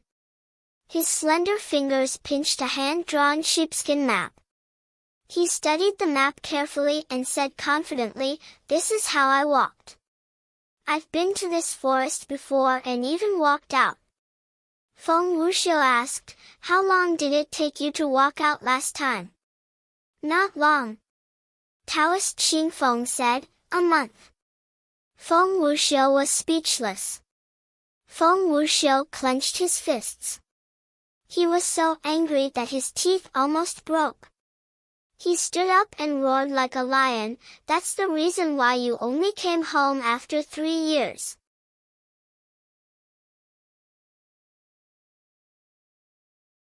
Chapter 743. Gu Jiao and the others finally walked out of the forest at dawn. Only then did they realize that they were in the opposite direction from where they came in. Mu Qingchen looked ahead and said, "The official road is after crossing the ridge in front of us. Keep going south and you'll see a courier station." If there was a courier station, there would be carriages and horses. The horse that Gu Jiao brought out from the state preceptor hall was so tired that Gu Jiao didn't ride it anymore. Mu Qinchen's bodyguard led the horse. Gu Changqing carried little Jing Kong while Mu Qingchen carried the young princess. They continued on their way. However, when they were crossing the ridge, a small incident occurred. The young Canton princess suddenly had difficulty breathing. Not long after, her face turned pale and her lips turned black. "Let me take a look." Gu Jiao walked over and leaned over to listen to the young princess's heartbeat and breathing. Mu Qingchen's breath stopped when he saw her suddenly approaching. He looked at the young princess in his arms and then looked at Gu Jiao's face. He couldn't help but cough. "How is she?" "It seems that she has an asthma attack." Gu Jiao took off the first aid kit from her waist and took out a bottle of asthma aerosol. "Young princess." The young princess opened her eyes and looked at Gu Jiao sadly. Gu Jiao carried her over and found a place to sit down. She shook the aerosol and pulled out the cork. "Breathe out the air first and hold it in your mouth. Breathe in when I tell you to. Don't spit it out after you wash." The young princess nodded weakly. It was said that chronic illness made the doctor. The young princess who suffered from asthma had been taking medicine since she was a child. She was more cooperative in treatment than other children. "Breathe out," Gu Jiao said. After the young princess breathed out, Gu Jiao put the nozzle into her mouth and pressed the switch of the aerosol. "Breathe in. I'll hit you 10 times before you exhale." The young commandery princess held the spit in her mouth obediently. Although she felt uncomfortable holding it, she could only look at Gu Jiao. 10, done, Gu Jiao said. The young princess heaved a long sigh. "Are you feeling better?" Gu Jiao asked her. The young commandery princess took a few deep breaths. Phew, not feeling any discomfort, the young princess opened her eyes wide in surprise. Did she recover so quickly? The imperial physicians regularly treated the young princess. In addition, Yang Shanjun and the monarch had taken good care of her these past few years, so her asthma rarely flared up. Gu Jiao suspected that the young princess had inhaled some allergens in the forest, which caused her to have an acute attack. What kind of medicine is this? It's so effective. In the past, it would take a long time for the young princess to recover from her relapse. The imperial physician said that she would not recover every time. Therefore, prevention was the most important thing and they tried their best not to let her relapse. Gu Jiao asked, "This is a special medicine for asthma?" Mu Qingchen asked confusedly, "You still have this medicine with you? Shouldn't a martial artist carry gold sore ointment, hemostatic ointment, and detoxification pills? Didn't you tell me that the young princess has asthma?" Since Mu Qingchen told her, she had prepared a bottle of asthma aerosol in the first aid kit. Mu Qingchen took a deep look at Gu Jiao and suddenly fell silent. "Go and get some water," Mu Qingchen said to the guard. Yes. There was a stream on the road they just walked on. It might be the stream they saw in the depths of the forest. It kept winding to the nearby area. Mu Qingchen wanted to carry the young princess over. The young princess clung to Gu Jiao's neck tightly and did not want to let go. "I want teacher to carry me." "Your body is hard. Teacher's body is soft. Light." Gu Jiao covered her little mouth and said to Mu Qingchen, "Let me carry you." "Little girl, don't go too far by rubbing my chest." "Young master. Young master." The guard came back in a hurry. Mu Qingchen saw that the guard did not get any water and knew that something had happened. "What's wrong?" Mu Qingchen asked. The guard said, "I went to get some water. On the way, I met people from our family and the Mu family. The Su family and the Mu family." Gu Changqing did not have a good impression of the 10 great families. He was ready to kill one of them if two came. Mu Qingchen looked at the back of the forest and frowned. It seemed that he was struggling in his heart. Finally, he said to Gu Jiao, "You go first. Don't walk on the ridge. It's too wide and easy to be found. You can take a detour and go out from the other side of the forest. Or I can take them back first. You can come out later." It was not easy to make him say such words.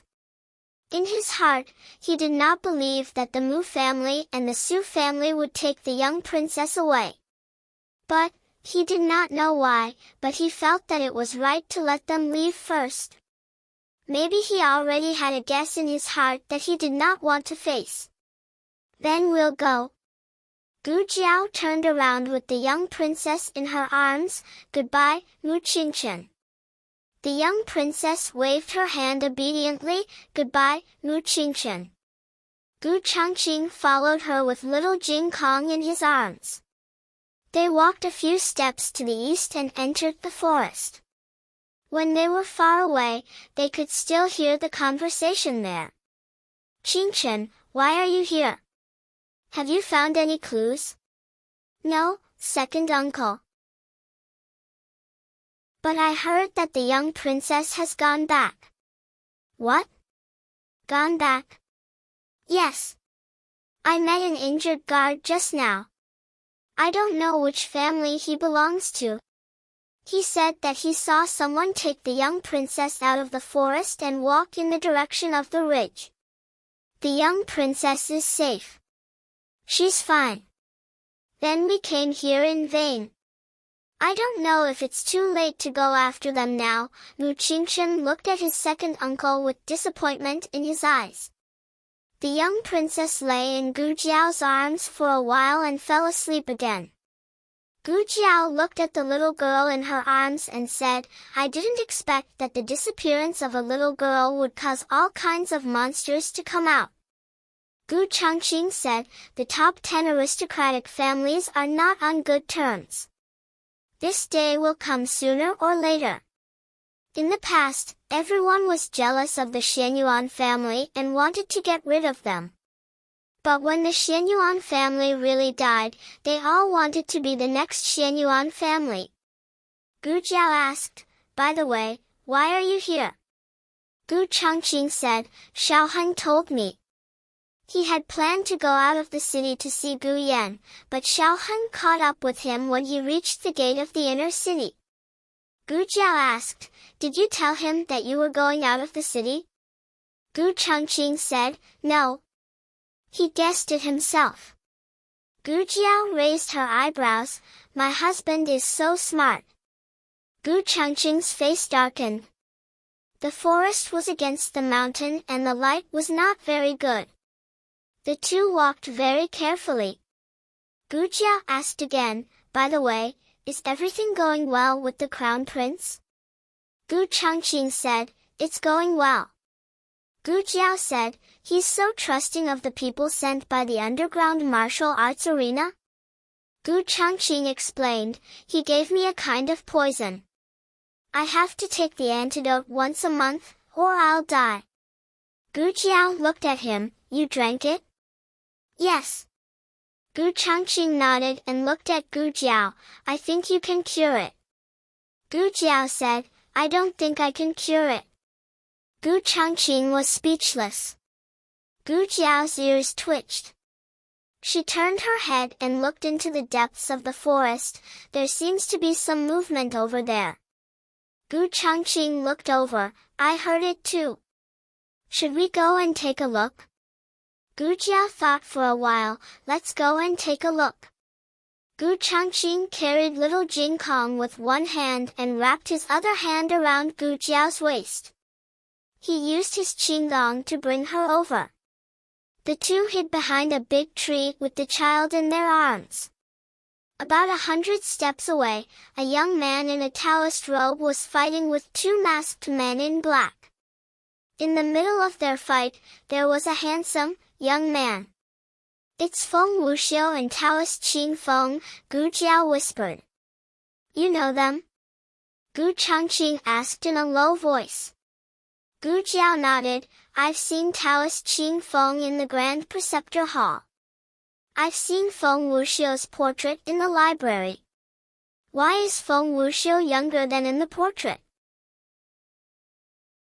Feng Wuxiu was 23 years old, but he looked less than 20 years old in the portrait.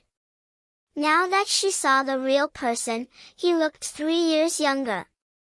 Feng Wuxiu's age was not a lie. He was just naturally young.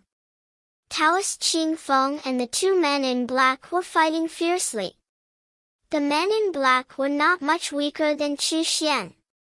The two of them together were equivalent to Qu Xian too. 0. Gu Jiao sighed, the Yan kingdom is really full of masters. Who do you think will win? That Taoist priest, Gu Changqing answered without hesitation. The two men in black used their killer moves. Taoist Qing Feng held back. In order to prevent his inner energy from affecting Feng Wuxiu, he split each move into two. One move was used to defend against the enemy, and the other was used to remove his inner energy from a certain part of his body. It was the first time Gu Changqing saw such a fighting style. It was an eye-opener for him. Gu Jiao watched intently, it seems that Mu Qingchen was right. Luckily, we didn't meet this Taoist priest from the Feng family. The fight is almost over. Let's go. They were only halfway through the fight, but Gu Changqing could already tell how long it would take for Taoist Qing Feng to defeat the two men in black. Gu Jiao and Gu Changqing returned to the State Preceptor Hall at noon. The two children had woken up and had eaten at the relay station. However, their bodies and faces were still dirty and they looked a little miserable. Gu Jiao could not check their injuries at night. When she got on the carriage, she found that they had different degrees of bruises and abrasions. They were all bruises and abrasions from the road. Xiao Heng had been waiting at the entrance of the State Preceptor Hall for a long time. Gu Changqing and Gu Jiao got off the carriage with the children in their arms. Xiao Heng quickly walked over and looked at the two little fellows who were in a terrible state. His eyes turned cold. He looked at Gu Jiao and Gu Changqing, are you okay? We're fine. This time, she and Gu Changqing were really fine. Only the two little ones had suffered a lot. Let me do it. Xiao Heng reached out and took little Jing Kong from Gu Changqing's arms. For the first time, little Jing Kong did not protest. Although his face was ugly, his body was very honest. He lay in Xiao Heng's arms obediently and breathed in Xiao Heng's scent. He came to the family when he was 3.5 years old. 2 years had passed. He not only relied on Gu Jiao deeply, but also relied on Xiaoheng from the bottom of his heart. It was just like a child who loved his mother the most, but he would not abandon his father. Xiaoheng looked down at the little boy lying in his arms. Are you scared? He was too weak to be a demon. No. Little Jing Kong snorted and said, I'm just tired. He could still argue with him, so it should not be a big problem. Xiaoheng laughed. Okay, you're tired. I'll let you rest today. I don't do homework. Okay. And I want to eat candy. Okay. Little Jing Kong rolled his grape-like big eyes. It was rare for his bad brother-in-law to be so reasonable. He decided to ask for a small benefit for himself. Xiaoheng saw through his little brother. He pinched his little face and said, Don't overdo it. Otherwise, you'll confiscate the ones in front of you. Little Jing Kong's face darkened in a second. He was indeed a bad brother-in-law. Xiaoheng suppressed the smile on his face and said to Gu Jiao, I'll take Jing Kong to take a bath first. If someone asks, I'll say that he saved my aunt. I have to let him stay in the State Preceptor Palace for a few days. This was a good reason. I have a question. I've been thinking about it for a long time. Shouldn't he call her aunt? Gu Jiao asked. Xiaoheng smiled gently and said, His Majesty's surname is Shengwan.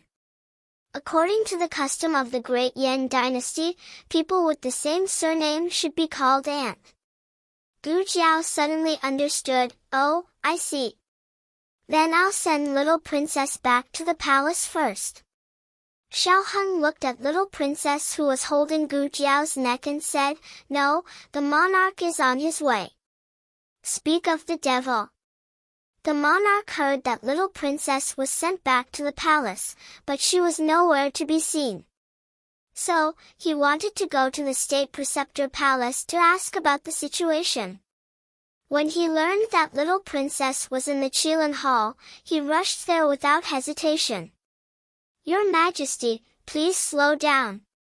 Zhang Dequan almost couldn't catch up with him. Your Majesty, you're so old. Do you think you're still young? Aren't you afraid of falling? Like Shua. Before the monarch arrived, his voice came first. Little princess raised her little head from Gu Jiao's arms and looked at the door. The moment the monarch rushed in, little princess cried, Oh, Uncle Your Majesty, there's a bad guy who wants to catch me. It was inconvenient for Gu Changqing to show up, so he left after sending Gu Jiao. They were in the room next to Shengguan Yan's. Other than little princess, there were only Gu Jiao, Xiaoheng, and little Jing Kong in the room. The monarch looked at the two wretched children and was instantly enraged. Gu Jiao didn't mind adding oil to the fire. This morning, little princess had an asthma attack. Her condition is very critical. The monarch looked at little princess who was crying and gasping for breath. Little princess sobbed and nodded. I can't breathe, it's so uncomfortable. The monarch asked with heartache, Are you still unable to breathe?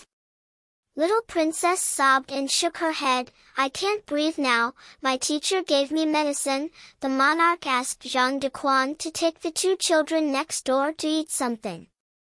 Then, he looked at Gu Jiao with a complicated expression and asked in a deep voice, You were the one who found the young princess? Gu Jiao said bluntly, Yes. The monarch asked suspiciously, How did you find her? Are you suspecting me of embezzlement? Gu Jiao said, I have an eagle. It found her. The monarch was skeptical. Your eagle can find people? It has been trained. Gu Jiao said. That's strange. Gu Jiao said in her heart. I've seen that eagle. Xiao said, the two children have also seen it. That eagle knows them. The monarch trusted Sheng Wanqing very much.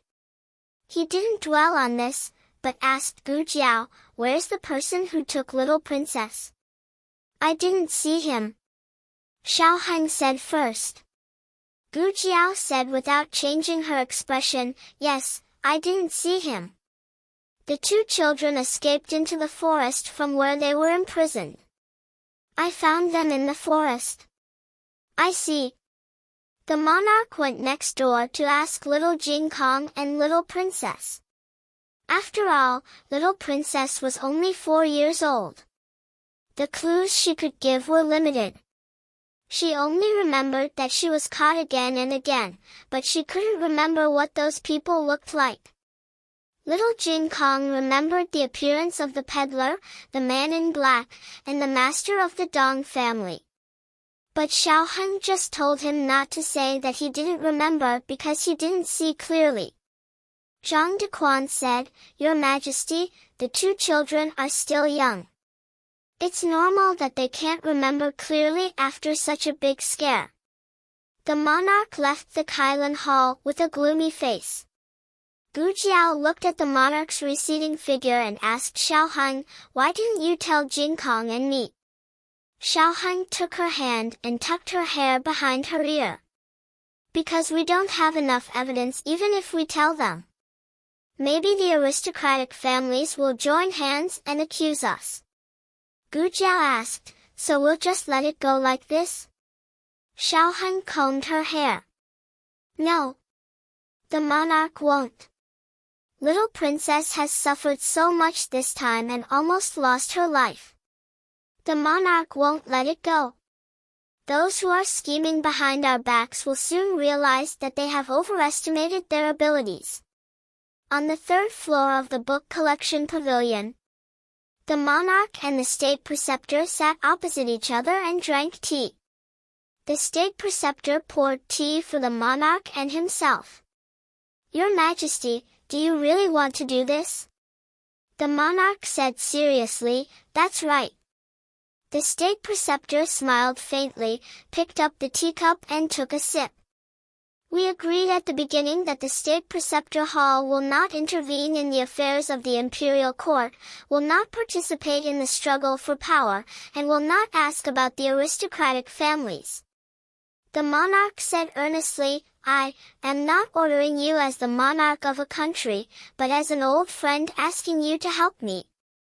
The state preceptor stopped drinking tea. Yi Qing. Yi Qing stepped forward and saluted. Disciple is here. The state preceptor asked, what time is it? Yi Qing replied respectfully, it's just past noon. The state preceptor said faintly, Master wants to see the mastermind behind the kidnapping of the little princess. Yi Qing's expression was solemn. Disciple accepts the order.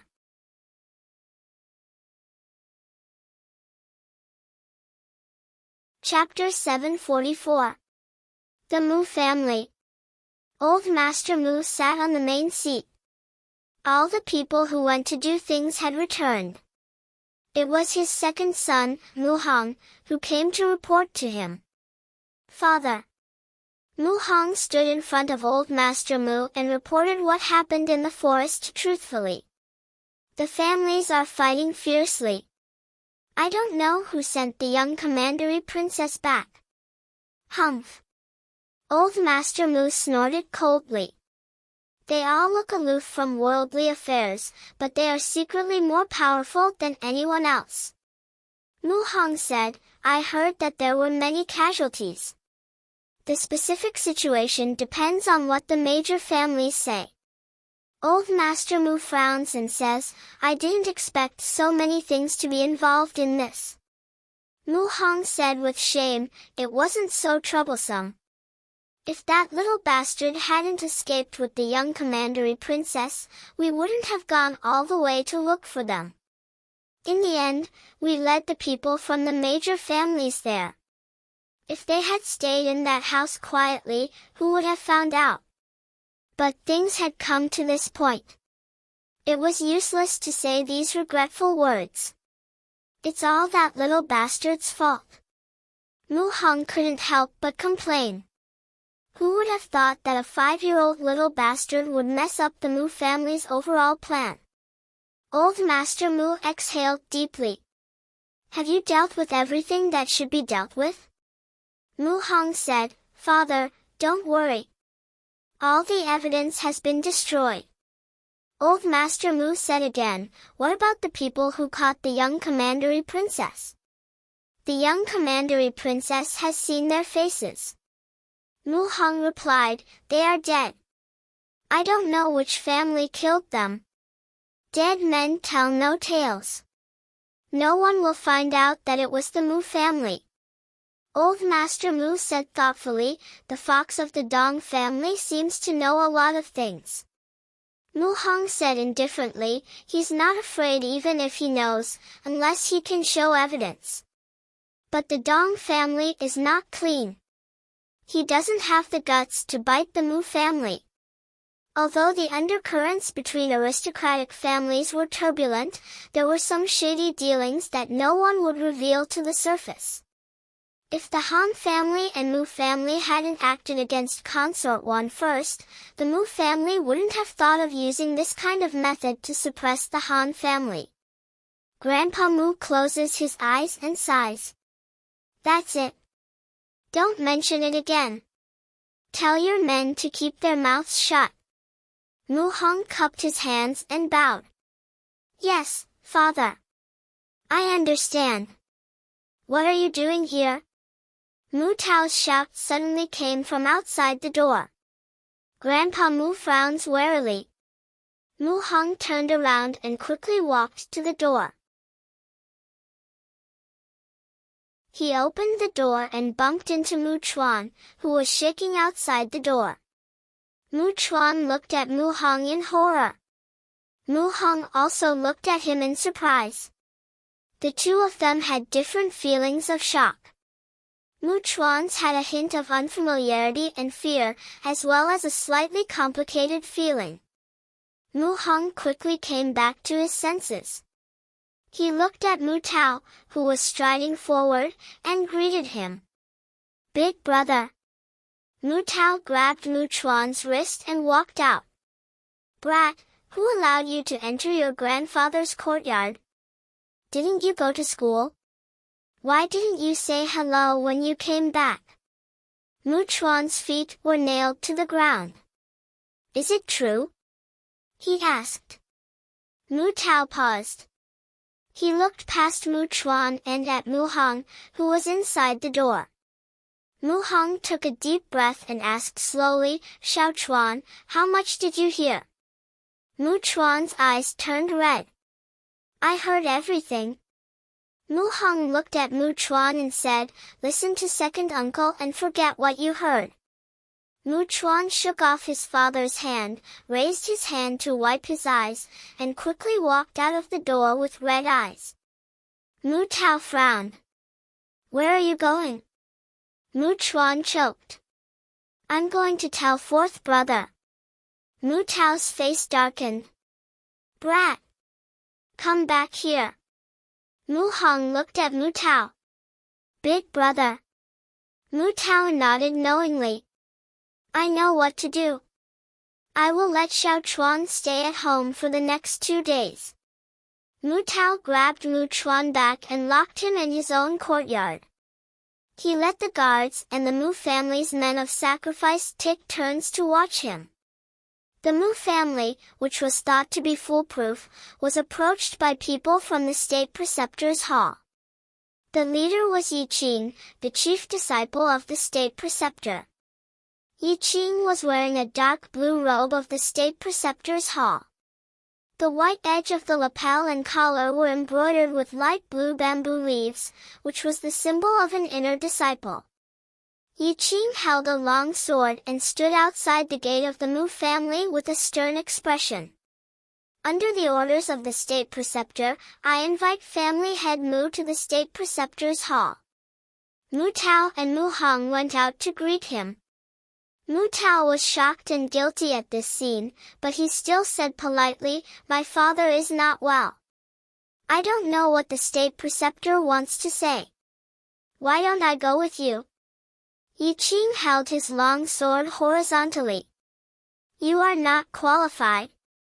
Mu Tao frowned. "Yi Qing, I'll say it again. Under the orders of the state preceptor, I invite family head Mu to the state preceptor's hall." The Mu family's guard said disdainfully, "Are you inviting or arresting people? Don't you know some etiquette? My master is someone you can take away if you want to." Ah! He was stunned by Yi Qing's internal force. Yi Qing didn't even use his sword. At this time, Yi Qing was no longer the modest and gentle senior brother of the state preceptor's hall. He was an unsheathed sword with a sharp edge. Mu Tao suppressed his anger and asked, "When did your state preceptor's hall start to intervene in our family's affairs?" Yi Qing, no comment. Mu Tao took a deep look at Yi Qing and said to Mu Hong, "Go and inform father." "No need." Old Master Mu walked calmly from the Mu family's residence. Mu Tao and Mu Hong turned around and saluted Old Master Mu. "Father." Old Master Mu stood on the high steps and looked down at Yi Qing. "Since the state preceptor has invited you, this old man will go with you. A straight body is not afraid of a crooked shadow. This old man doesn't believe that your state preceptor's hall can wrong this old man's innocence for no reason." Yi Qing said lightly, "I didn't say anything bad or good." "Why do you say that? Family head Mu shouldn't be guilty." Old Master Mu snorted coldly. "Don't argue with this old man. When this old man worked for the imperial court, you were still reincarnated in some place." Yi Qing sneered. "Is that so? Please." Mu Tao and Mu Hong said in unison, "Father." Old Master Mu gave them a reassuring look. What should be cleaned up has been cleaned up. Even the state preceptor's hall can't find any evidence. Qilin Hall. Little Jing Kong took a bath comfortably in the next room. In order to comfort his injured little heart, he didn't have to bathe himself. He lay in the small bathtub all the time. "Ahang," he raised his little arm, revealing his little dimples. "I also need to wash here, Ahang, and here." He raised his little feet again and scratched them with his toes smugly. The feeling of ordering a bad brother-in-law is too good. "I feel that my child has reached the peak." Xiao Heng looked at him with a fake smile. "Fine, you can show off. When Jiao Jiao is gone, see how I deal with you."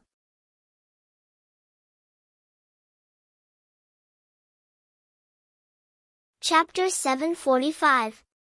The Xiao Heng took very good care of the little, sick, dead ghost. He took a bubble bath the whole time, and after washing, he even gave him a full-body massage and applied the baby's prickly heat powder in the small medicine box. "Here, and here. Wow, I smell so good. I want to let Jiao Jiao smell me. Jiao Jiao likes me the most." "Nonsense, it's clearly me." Gu Jiao was also bathing and could not be seen for the time being. A certain white and tender little wax gourd rolled on the bed and supported his head with one hand. Lying down like a little Buddha, he said with an accent, "Aheng, bring me some tea." "Xiao Heng, I think you're asking for a beating." Little Jing Kong was crazily testing the edge of death. He did not realize that his bad brother-in-law's gaze was becoming dangerous. After taking a bath, he felt refreshed all over. Not long after, he fell asleep on his back. There was wind today, so it was still cool. Xiao Heng called a disciple of the Imperial Preceptor Hall and had him look after little Jing Kong. The corridor on the right side of the Qilin Hall was a rather special place. There were no unrelated people living in it. The room closest to the operating room was Shengguan Yan and Gu Jiao's room. He lived next door. The room opposite was empty. Xiao Heng had the disciple of the Imperial Preceptor Hall clean up a room for Gu Jiao. Xiao Heng arrived in front of the room. Just as he was about to knock on the door was opened from the inside. Gu Jiao had just finished bathing and changed into a clean young man's robe. Her long hair was wet and draped over her shoulders and back. There was also a strand of hair that fell on her forehead. The water droplets trembled at the tip of her hair. They were sparkling and translucent, reflecting thousands of rays of light. Her black hair was black and shiny, which made her skin look like jade. Her long eyelashes also had water droplets hanging on them. Her eyes were moist, and her lips were soft and bright red. Xiao Heng's throat moved. Gu Jiao looked at him with a smile. Xiao Heng realized that he had lost his composure. He cleared his throat and said, "I came to see you. Is it convenient for me to come in?" Gu Jiao stepped aside to let Xiao Heng in. Xiao Heng closed the door and went to the table. He poured himself a large cup of herbal tea and gulped it down. Only then did he feel the fire in his heart subside a little. Then, he looked at Gu Jiao. "It's not like you're drying your hair." "Oh," Gu Jiao said indifferently. "The weather is hot.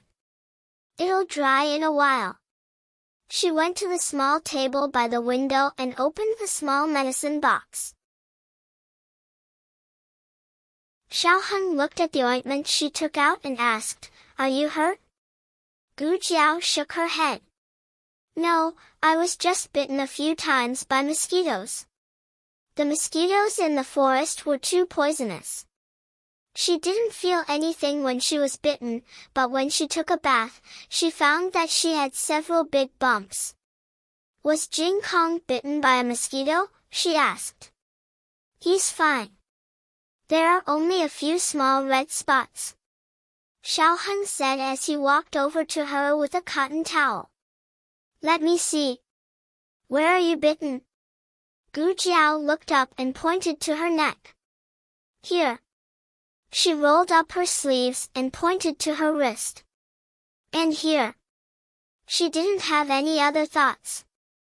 She just wanted to show him the big bumps caused by the mosquito bites. However, an indescribable thought flashed through Xiao Heng's mind. Thinking about it carefully, they hadn't been alone together for a long time. Even if she changed into a young man's robe and spoke in a young voice, as long as she was still her, he couldn't hide the impulse in his heart. "You?" Gu Jiao stared at him blankly. Xiao Heng lowered his eyes. "I'll help you apply the ointment." "Okay." Gu Jiao handed him the cotton swab and ointment. Xiao Heng lowered his head, dipped the cotton swab in the ointment, and applied it little by little on the big bumps caused by the mosquito bites. He tried to get rid of all distracting thoughts, but a certain someone didn't give him a chance to calm down. "Lord Xiao, your heart is beating so fast." Gu Jiao put her hand on his chest. She had bathed in cold water, so her palm was cold. However, when she touched it, his heart became boiling hot. He grabbed her wrist and sighed helplessly. "Gu Jiao, Jiao, I can't concentrate on applying the ointment if you're like this." Gu Jiao, "Oh." Xiao Heng let go of her hand and continued to apply the ointment. Gu Jiao stopped and just stared at him. Then Xiao Heng heard the sound of saliva swallowing. Xiao Heng, applying ointment was a common thing, but in this atmosphere, it became a very private thing. The atmosphere suddenly became ambiguous. Xiao Heng took a deep breath and calmly pulled her hand over. He rolled up her sleeves and applied the ointment evenly on each of her wounds. He finished slowly, and the entire process was done with ease and calmness. But the moment he placed the ointment on the table and threw the cotton swab into the basket, he suddenly clasped Gu Jiao's neck with one hand and lowered his head to kiss her deeply. He had been so calm earlier, like an old monk in meditation. Gu Jiao thought that he wouldn't do anything. This was too exciting. Gu Jiao's little heart contracted, and then she was swallowed by his domineering strength. He had really grown up. Were all men self-taught in this area? He was too good at it. It wasn't too hot today, and a cool breeze blew into the room. It was quite comfortable. Your Highness Changsun, I cut some fruits. Ah. I didn't see anything. He covered his eyes with one hand and quickly turned around while holding the tray with one hand. He planned to leave, but after thinking about it, he still walked in and put the fruits on the table. Then he closed his eyes and walked out. He didn't dare to open his eyes and even bumped into the wall. After he blindly stepped over the threshold. He blindly closed the door for the two of them. You two continue. Gu Jiao couldn't help laughing. Xiao Hang's ears turned slightly red. Gu Jiao looked at him with a faint smile and said, "Will Xiaoqing beat you when he comes back?" She kissed a man in broad daylight and was caught by a disciple of the State Master Hall. Her 19 years of chastity were really ruined. Xiao Heng thought for a while. It was Sheng Wanqing who was caught, not him. It was no longer awkward.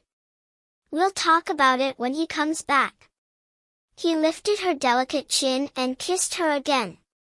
Little Jing Kong was so tired that he still hadn't woken up at 5 o'clock. Yi Qing, the eldest disciple, took old Master Mu to the third floor of the book pavilion. Gu Jiao and Xiao Heng went to the second floor of the book pavilion to eavesdrop. They leaned against the window and pressed their ears against the wall. Gu Jiao asked, "Did you hear anything?" Xiao Heng shook his head. "No, what about you?" Gu Jiao said, "Neither did I, it shouldn't be." She saw that they were upstairs, right above her head. Why couldn't they hear anything? Was the book pavilion so soundproof? "Keep a lookout for me," Gu Jiao said to Xiao Heng. She was referring to the two disciples of the State Master Hall who were guarding the entrance of the second floor. "Okay," Xiao Heng said. Gu Jiao climbed out of the window on the second floor, grabbed the reliefs on the wall, and climbed to the third floor little by little. When she finally climbed to the window on the third floor, she saw a man of sacrifice of the State Master Hall with a very high realm standing in the window and looking at her expressionlessly. Gu Jiao, "Hello, Master." "Goodbye." Gu Jiao climbed down quickly. Xiao Heng carried Gu Jiao in. "Why are you so fast? Did you see them?" After Gu Jiao landed, she clapped her hands, took a long breath, and said, "Yes, I saw them. They were quarreling." On the third floor. Old Master Mu said confidently, "What evidence does the State Master Hall have to prove that the Mu family did it? We have never offended the State Master Hall. Why should we be slandered like this?" The State Master Hall said, "The divination has made it very clear that it was your family who did it." Old Master Mu looked up to the sky and laughed. "Divination? Ha, what a joke! Does the State Master Hall arrest people based on divination? You don't need evidence." The State Master Hall said calmly, "It is the method of the rearguard commandery and the yamen of 3 departments to arrest people based on evidence. The State Master Hall relies on divination." "What divination?" The old faker must have heard something from somewhere, but he couldn't show any conclusive evidence, so he used divination to cover it up. He thought that the State Master Hall had the courage to arrest him because they had something on the Mu family. In this way, he was not afraid. Old Master Mu sneered, "State Master, I don't doubt your ability. It's just that if you put the blame on the Mu family based on divination, I'm afraid that the people in the world will not believe it." The State Master Hall fell into deep thought. The State Master Hall really had no evidence. Grandpa Mu said fearlessly, "If you can show me the evidence, I'll give you my life." The State Master Hall said, "Yi Qing."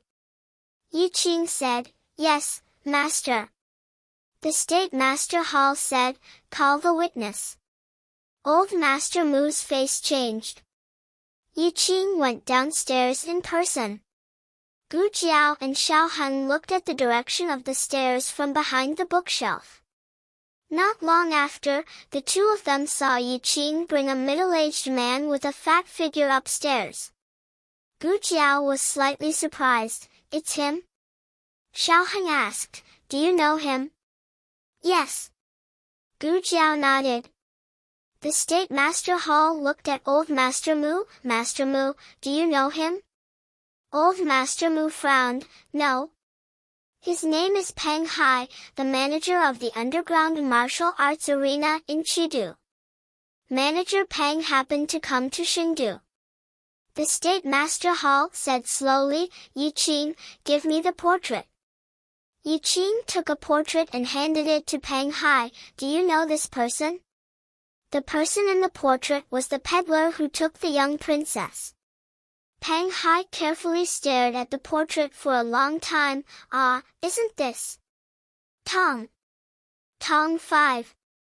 I almost didn't recognize him after changing his clothes. He is a master of our underground martial arts arena, but he has been away from the arena for several years." Yi Qing asked again, "Do you remember which family invited him away?" "Well..." Peng Hai hesitated. Yi Qing said seriously, "In front of His Majesty, I advise you not to hide anything." Peng Hai braced himself and said, "The Mu family." Like a bolt from the blue, Old Master Mu's whole body froze.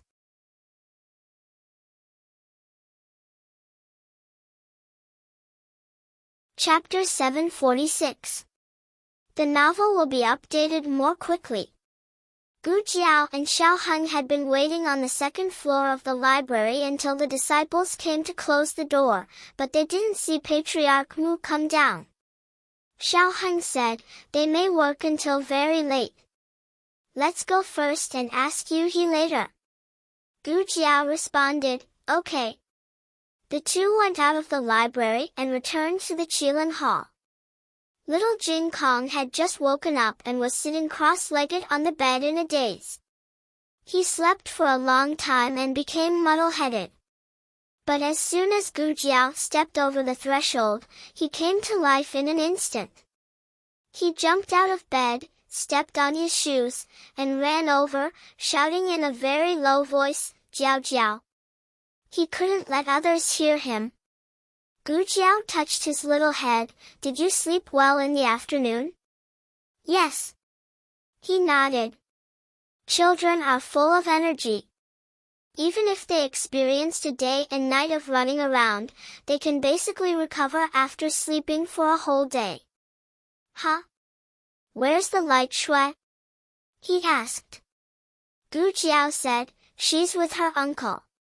When she was in the library, she saw Zhang Dequan carrying the sleeping little commandery princess to the third floor. She should be sleeping next to the king now.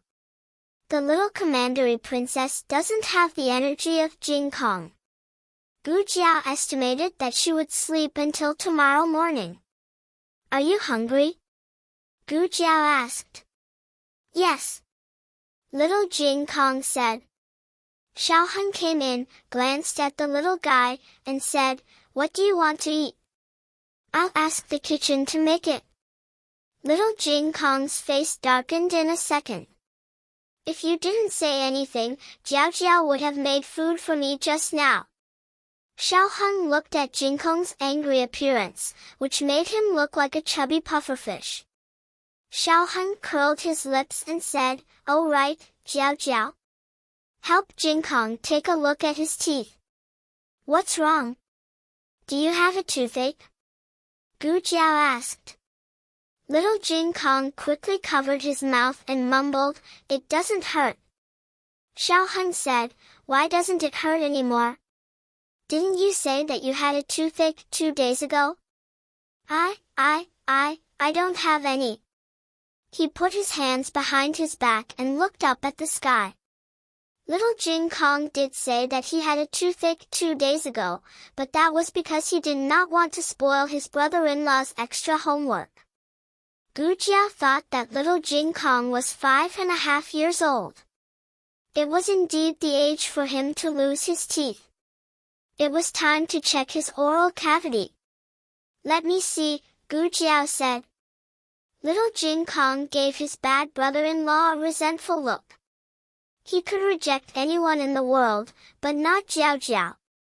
Little Jing Kong opened his mouth helplessly. Gu Jiao gently turned his little body to face the light outside the window.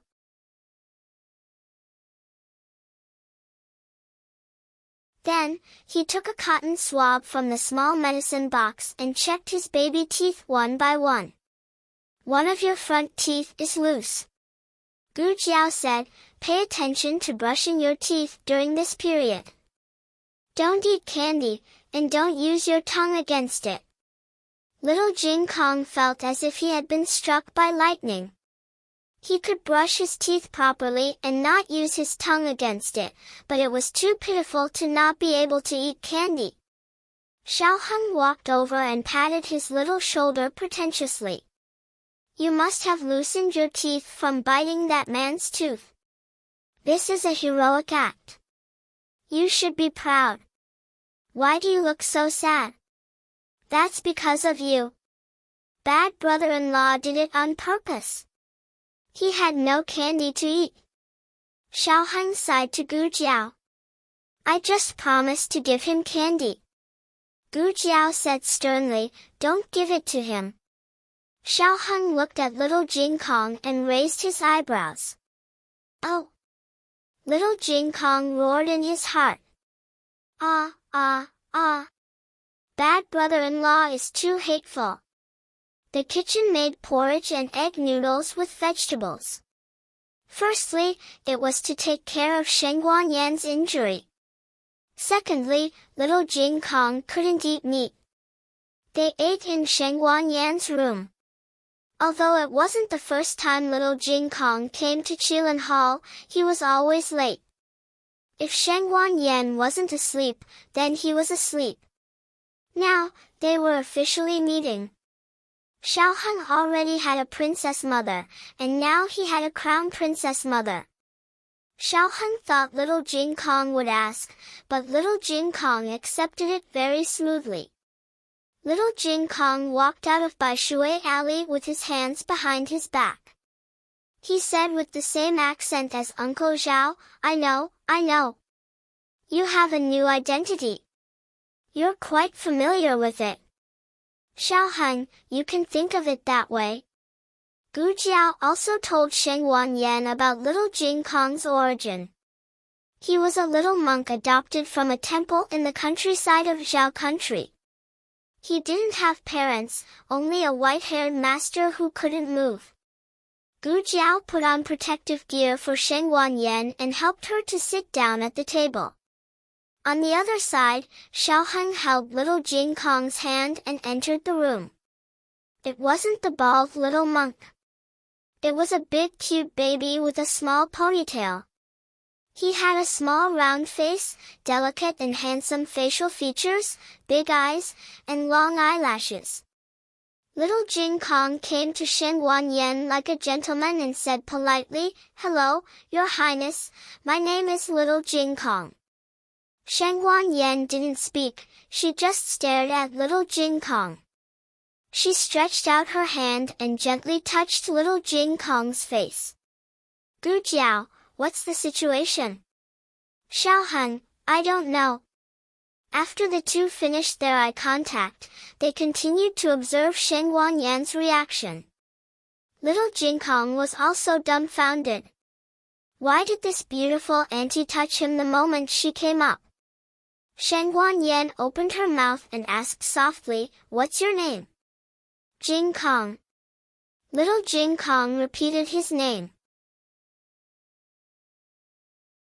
Sheng Wanyan asked again, "How old are you?" Little Jing Kong stuck out his small chest and said, 8 years old. Xiaoheng's mouth twitched. You're 3 years younger. Don't you know you only look 4 years old?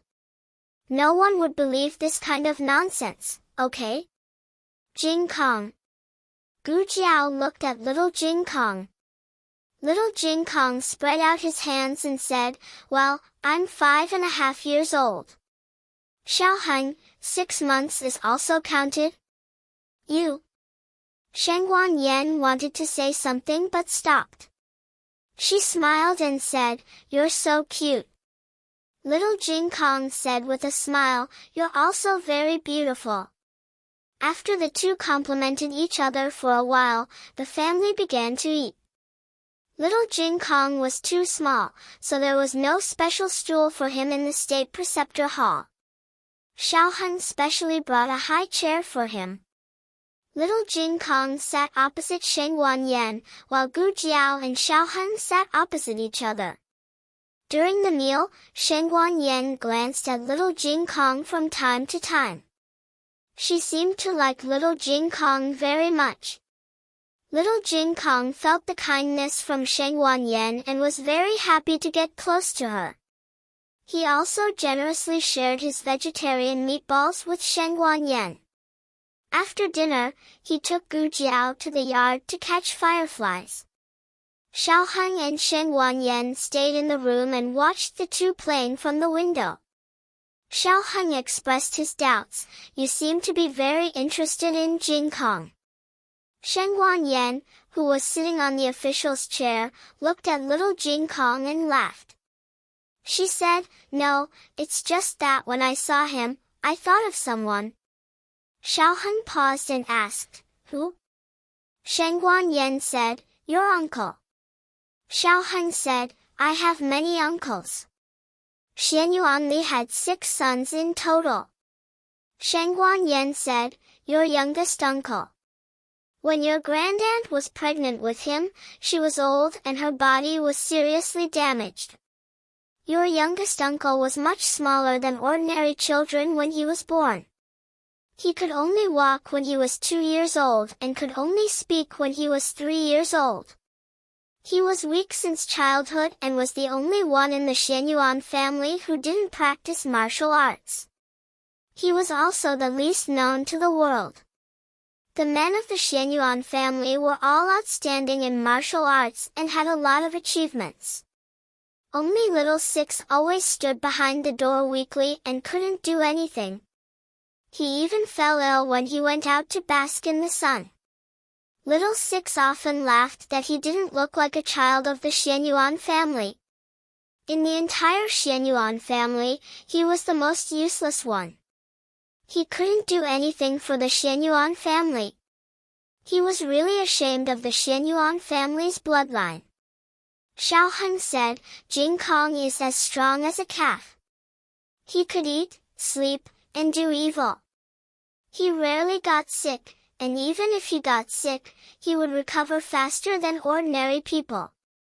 I caught it! I caught it!" Little Jing Kong caught a firefly and ran around the yard excitedly. However, he didn't look at his feet. Extreme joy turned to sorrow and he fell down with a bang. The sound of him falling to the ground made Sheng Wanyan feel pain for him. Who knew that in the next second, little Jing Kong got up and continued to run forward. Oh! It flew away again. No! I must catch it. Sheng Wanyan, Sheng Wanyan sighed, it really doesn't look like it. If little Six fell like just now, he would die on the spot. Little Jing Kong was sweating profusely. Xiao Hun said to Sheng Wanyan, I'm going to change to a Jiao Jiao. This child was too energetic. If he really played, he could make the whole family collapse. Besides, Gu Jiao didn't rest well last night. Xiao Hun wanted to let Gu Jiao go to bed early. Jing Kong. As soon as Xiao Hun came to the yard, the young princess ran over with her little dress. Little Jing Kong's eyes lit up, like Shua. The two little kids met in the yard. Little Jing Kong tilted his head and said, Why are you here? The young princess sighed, They were quarreling and woke me up, so I came to find you. Zhang Dequan came over with a smile and saluted Xiao Hun, His Highness Zhang-sun. Then he turned around and politely bowed to Sheng Wanyan behind the window-sill. Teacher. The young princess greeted Gu Jiao.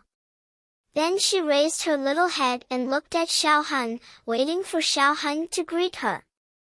Xiao Hun didn't know whether to laugh or cry, little auntie. The young princess nodded with satisfaction, and good nephew. Little Jing Kong suddenly whispered to her, Wow! You're so awesome. You're my bad, his auntie. Then can you order him around? The young princess was puzzled, My nephew is so good. Why should I order him around? Because I want to order him around. I also want to turn my bad brother-in-law into Little 8 and play with him every day. Forget it, this plan doesn't seem to work at the moment. Little Jing Kong asked the young princess, I'm catching fireflies. Do you want to join me? The young princess played with her fingers, and I can't catch them.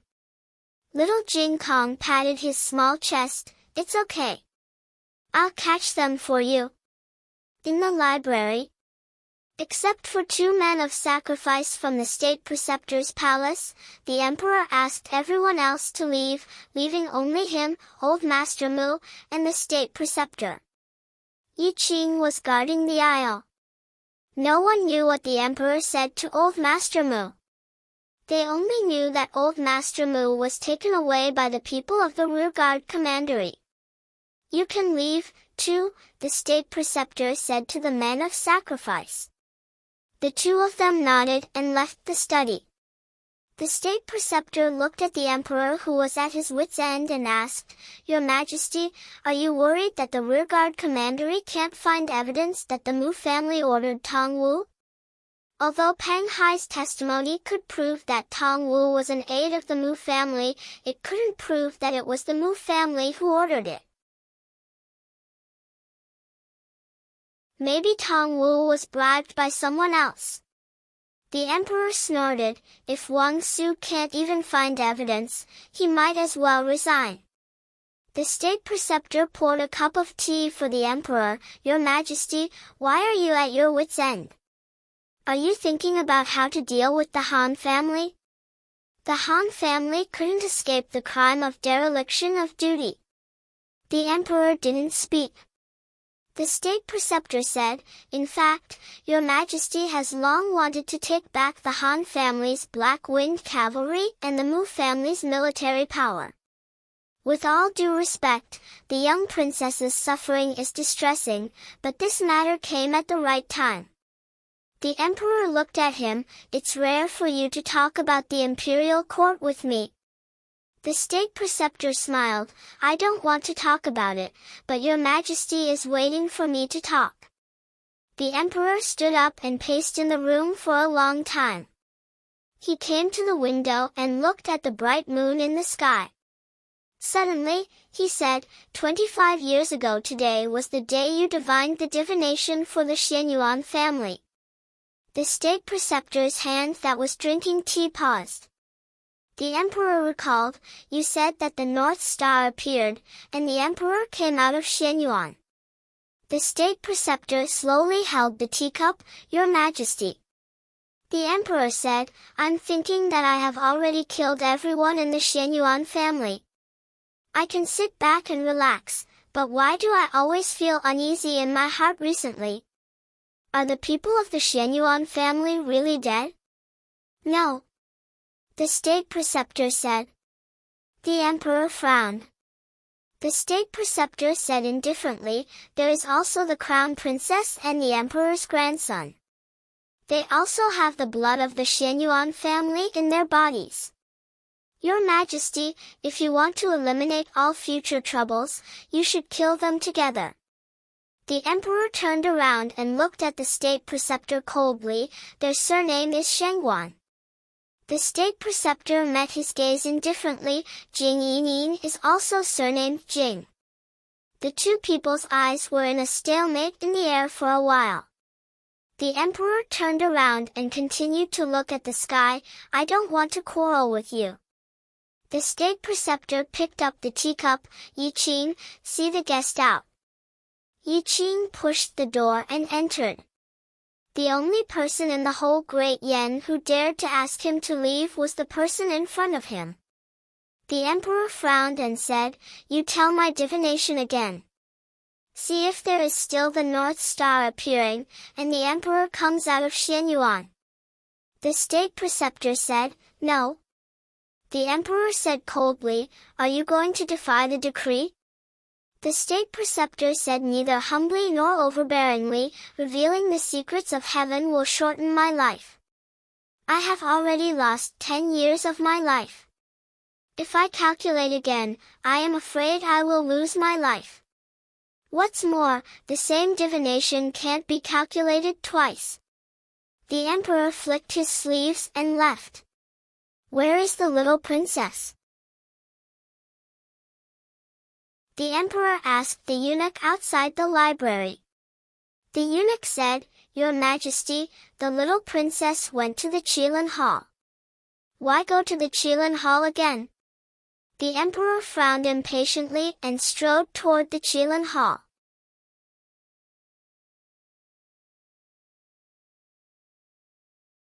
Chapter 747. All the little Jing Kong was playing happily with the little princess when he heard the laughter of the two little kids from afar. The little princess wasn't so childish in the palace. She always put on the airs of an elder and acted like an elder. The two little kids were chasing the fireflies in the courtyard and didn't notice that someone was coming towards them. Zhang Dequan was the first to notice the monarch. He quickly bowed to him. The monarch raised his hand and signaled him to step aside. Zhang Dequan stepped to the side. The two little kids were chasing the fireflies. The little princess was running in front and accidentally bumped into the monarch's thigh. Little Jing Kong didn't stop in time. In order to avoid bumping into the little princess, his little body swayed to the side and bumped into the monarch's other thigh. The monarch had met little Jing Kong twice before. The first time was when little Jing Kong and little princess stood outside the Qilin Hall and sang something like "You love me, I love you," and so on and so forth.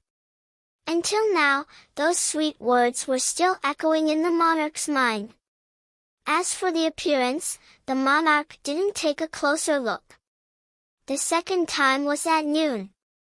The two little kids were sitting in the Qilin Hall.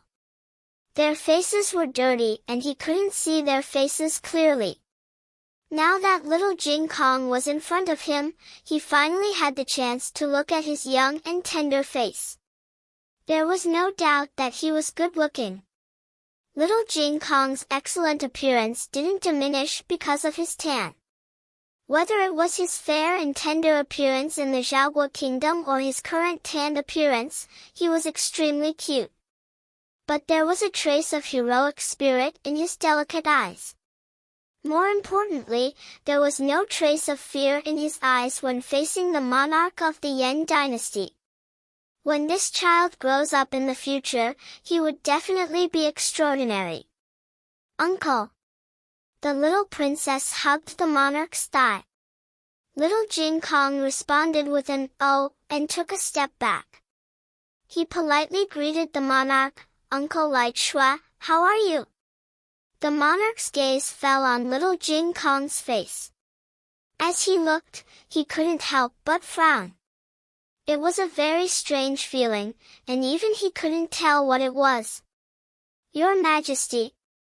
Xiao Hung walked over from the other side of the old locust tree. "Ching, His Majesty shifted his gaze away from little Jing Kong's face and looked at Xiao Hung. "Did they disturb your rest?"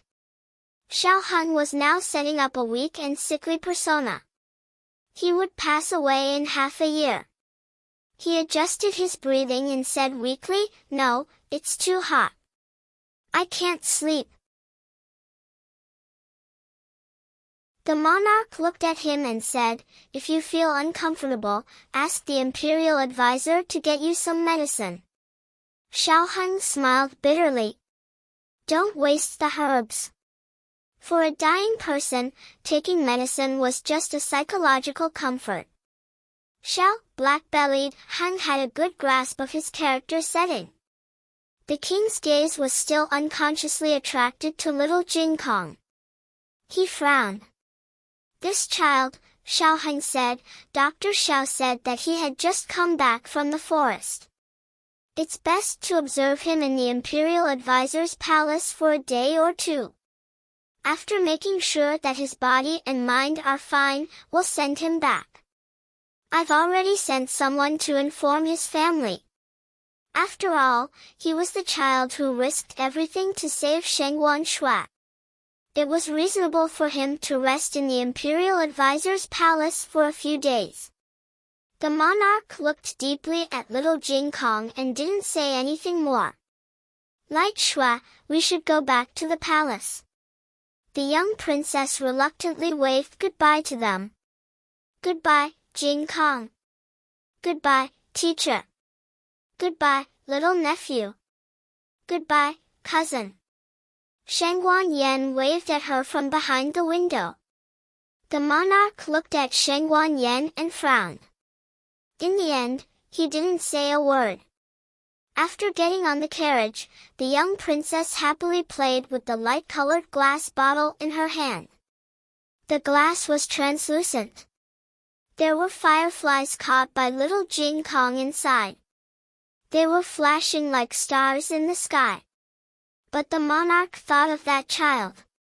A 5-year-old child actually dared to bite a human trafficker in the middle of the street, and calmly brought little Snow out of the place where they were locked up.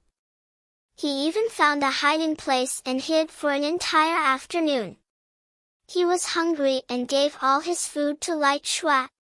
Brave, witty, calm, kind, all the good qualities in the world seemed to be applied to that child. "Uncle, can I come to Jing Kong again tomorrow?" The young princess interrupted the monarch's thoughts. "You're not afraid?" the monarch asked her. "Afraid of what?"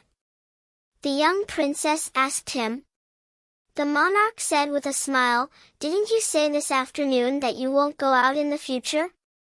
You're afraid that you'll meet bad people when you go out." "Oh, I just told Jing Kong." The young princess said, "But Jing Kong said that we can't. Grandpa Grey Stone." The monarch was confused. "What Grandpa Grey Stone?" The young princess tried to explain, It's, you choked on your food. You can't stop eating because you're afraid of choking in the future. So, I can't stop going out because I'm afraid of meeting bad people. The world is so big, I want to see it. I think you just want to go to the State Preceptor Palace. Also, it's called stopping eating because of choking." The monarch asked, "Did he really say that?" The young princess nodded and said, "Yes." The monarch sneered, "You know a lot." He coaxed her in the afternoon until his throat was dry, but the little girl didn't listen to a word he said. "Why? Her little friend said something, and she immediately took it as the truth. Zhang Dequan smiled and said, "He must have a good family education. It's a good thing that the young princess can make such a friend." The monarch said, "Humph, little Jing Kong slept too much during the day and didn't feel sleepy at night. He sat on the chair and swung his legs in boredom. Jiao Jiao, I want to eat 1,000-layer pastry, the kind without sugar." 1,000-layer pastry was sweet and salty, but usually, a little lard would be added to enhance the taste. Only an old shop in Daxing Alley had 1,000-layer pastry made with lard. Gu Jiao said, "Okay, I'll buy it for you." Xiao Heng said, "I'll buy it." Little Jing Kong jumped on the ground. "I want to go too." Xiao Heng said, "No, you don't." Little Jing Kong insisted on going with them. Considering that he had just been frightened, it was normal for him to be clingy. Gu Jiao took him with them. Daxing Alley was not far from the State Preceptor Palace. It was windy tonight and the temperature was cool, so the family decided to walk. Gu Jiao held little Jing Kong in the middle. Little Jing Kong jumped up and down excitedly. The inner city of Chengdu was very busy when there was no curfew. It was late now, but the streets were still crowded with pedestrians. Wow! It's so beautiful. Their lanterns are made of gold. Can I go and have a look? No. That's a brothel. Wow! It's so lively. So many people. Can I go in and have a look? That's a gambling den. Then what about this? That's a funeral clothes shop. There are so many children there. I want to go too. That's a place where the poor send their children to the palace to be eunuchs. What's wrong with you, kid? Xiao Heng decisively carried the little guy on his shoulder. Little Jing Kong struggled. "Put me down. Put me down." Xiao Heng said, "No." Little Jing Kong's face turned red. "I want to pee. I can't hold it in anymore." Xiao Heng was speechless. Children's pee really came at a whim. Xiao Heng's body shook. "Don't pee on me." Then, he said to Gu Jiao, "I'll take him to the toilet. Then I'll line up. The shop is in the alley ahead." Gu Jiao pointed to the direction for Xiao Heng. Xiao Heng said, "Okay, I'll find you later." Gu Jiao went to line up in the alley ahead. The business of this dessert shop was very good, and the line was very long. Gu Jiao stood at the end, and the line almost extended to the alley across the street. While she was waiting, she suddenly felt a strong aura flashing over her head. It was so fast that the people around her didn't notice it at all. Gu Jiao didn't take it seriously at first, but the next second, another strong aura flashed over her head. These two people's auras were comparable to Qi Xian's, and seemed to be even stronger. The two people fought in another alley nearby. Gu Jiao could clearly feel the collision of their internal forces. She decided to take a look. It was an alley that sold coffin shops and shrouds. The shops had long been closed, and only the signboards of the shroud shop and the coffin shop fluttered silently in the night wind. Under the moonlight, there was a gloomy and eerie atmosphere. Gu Jiao stood outside the alley and blocked the view with her body. She only stuck her head out to take a peek. It was a Buddhist disciple and a Taoist disciple who were fighting. The Buddhist disciple tapped his toes and somersaulted in the air, landing on the roof at the side, facing Gu Jiao's direction. Gu Jiao took a closer look. Huh? A handsome monk? At this moment, the Taoist disciple jumped and hit him with his palm. He turned around and calmly retreated half a foot in Gu Jiao's direction. This time, the Taoist disciple's face was also revealed. Gu Jiao was even more surprised. Taoist Qing Feng? Why were these two people fighting? Was Taoist Qing Feng the Taoist disciple who chased after the handsome monk last time? A handsome monk and a Taoist priest. This was what it meant to be a fight between immortals. It's so eye-catching. Gu Jiao's eyes were wide open. Taoist priest, be reasonable. If I hadn't brought you out of the forest, you might have been trapped there for a year or so. Why don't we write off the grudge between us? In your dreams. Taoist Qing Feng hit the monk's chest with his palm in the air. His robe fluttered in the night wind. His eyes were like jade, but his eyes were full of murderous intent. The monk's figure flashed and dodged his attack. There weren't many people in the world who could avoid Taoist Qing Feng's palm. Under the moonlight, the monk was as beautiful as a demon god. He smiled and caught a falling leaf with his fingertips. He sighed and said, "Alas, I just peeked at you taking a bath once. Why did you hold a grudge for so many years?" Taoist Qing Feng's handsome face flashed with anger, and he unleashed a killing move. "Die!" The monk sneered and waved his arm. The leaf on his fingertips turned into a knife and shot toward Taoist Qing Feng's eyebrows. This was also a killing move. "Are you done peeing?" Xiao Heng looked at little Jin Kong who came out of the toilet. "Go wash your hands." Little Jin Kong came to the well to wash his hands with a sulky face. Xiao Heng looked at him with amusement. "Who are you trying to show your sulky face to?" Little Jin Kong snorted. "The bad brother-in-law who won't let me eat candy." Xiao Heng raised his eyebrows. "Jiao Jiao won't let you eat candy." Little Jin Kong put his hands on his hips and stomped his feet. "That's because you told Jiao Jiao that my teeth are broken." Xiao Heng said innocently, "Your teeth are broken." Little Jin Kong crossed his arms and turned his face away. Humph! This was a shop that sold dried meat.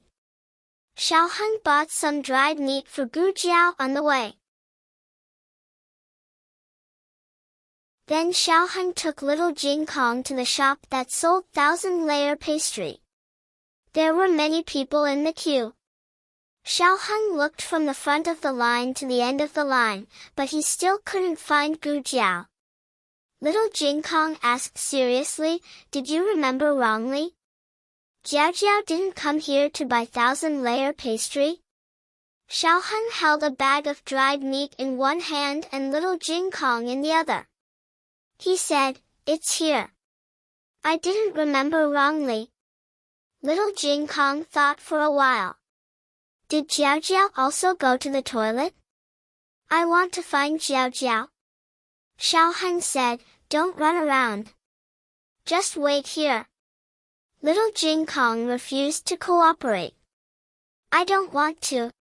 I want to find Jiao Jiao. If you don't let me find Jiao Jiao, I'll cry. I'll say that you're a human trafficker." He was not afraid of children arguing with him, but he was afraid of children having IQ. This was the little guy's last stubbornness. Who asked him to lose his candy? Xiao Heng was angry and amused. "Okay, I'll take you to find Jiao Jiao." They went around and came back. Xiao Heng held little Jin Kong's hand and walked in a random direction. Gu Jiao went out from the end of the alley, while they went out from the front. In the creepy alley, Taoist Qing Feng and the monk had fought for more than 10 rounds. Gu Jiao hated that she did not have a bag of dried meat with her. She felt sorry for the fierce fighting scene. Although the two were fighting fiercely, their moves were only aimed at each other. They did not destroy a house, a door, a brick, or a tile. This was the cultivation and realm of a master. Those who blasted holes in other people's houses often did not consider the cost of repairing the houses. I still have something to do. I don't want to fight with you anymore. Let's end it. The monk stood on the roof. His inner strength suddenly surged. His gray monk robe fluttered without wind, as if his sea of qi was rolling. Taoist Xing Feng frowned. What a strong murderous aura! The monk flew up with a strong murderous aura. Like a Buddha who had fallen into the devil's path, he suddenly attacked Taoist Xing Feng's vital point. Master! A crisp voice tore through the murderous aura in the alley. The monk's body suddenly stiffened.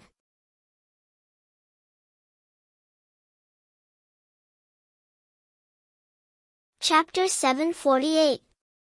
Novels with content that can't be found on the internet are available here. The monk had seized the right opportunity to make this move. He had sealed off all of Taoist Xing Feng's escape routes before making this move. It was supposed to be foolproof. But when he heard the word master, all of his true qi was reversed. His body stopped in the air, and he suddenly lost control of his body. He fell from the air and hit the ground with a thud. He fell face first onto the ground. Brat, do you have to trick me like this? His posture was unsightly, so he quickly got up. But just as he propped himself up with his arms, Taoist Xing Feng punched him hard in the face. He was sent flying on the spot. Brat, you really tricked me. But it was good that he was sent flying. He could take the opportunity to slip away. The monk didn't come back to fight with Taoist Xing Feng. Instead, he leaped onto a nearby roof and disappeared into the boundless night. The monk used his qigong to the extreme as if he was in a rush to reincarnate, leaving the eerie and strange alley far behind him.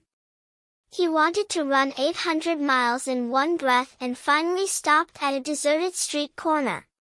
He had never been so tired even when fighting a war. Huff! Huff! Huff! He leaned against the wall with one arm, supporting his body slightly, and grabbed his clothes with the other hand, fanning himself. I finally got rid of him. This little demon is too scary. He leaned against the wall, closed his eyes and breathed heavily. Suddenly, a long shadow pulled by the moonlight quietly approached, eerily projecting at his feet. The owner of the shadow raised the devil's hand. A sense of vigilance rose from the bottom of his heart, and he quickly turned around. Huh? No one? Master! The little demon jumped out from behind him. His body stiffened again. The little demon walked in front of him, raised his little head, and said cutely, Master, it's really you. The monk wanted to cry but had no tears. Why can't I get rid of you after running so far? How did you catch up? There was a shortcut in this world. The monk looked at the innocent little Jing Kong and then looked at Gu Jiao, who was rubbing her chin and looking at him in deep thought. Suddenly, he felt as if he had been struck by lightning. Little Jing Kong said excitedly, Master, Master, Master. Why did you come to Shindu? Are you here for me? Have you read the letter I wrote to you? Why don't you reply to my letters? Has the abbot returned to the temple? How are Jingfan, Jingshan, and Jingxin? Senior brothers, did you miss me? Little Jing Kong blasted, turning into a little loudspeaker spirit in a second. To tell a joke, all the monks in the temple would not be able to recite scriptures better than him. The monk had a look of despair on his face. If you want me to answer, at least let me interrupt first.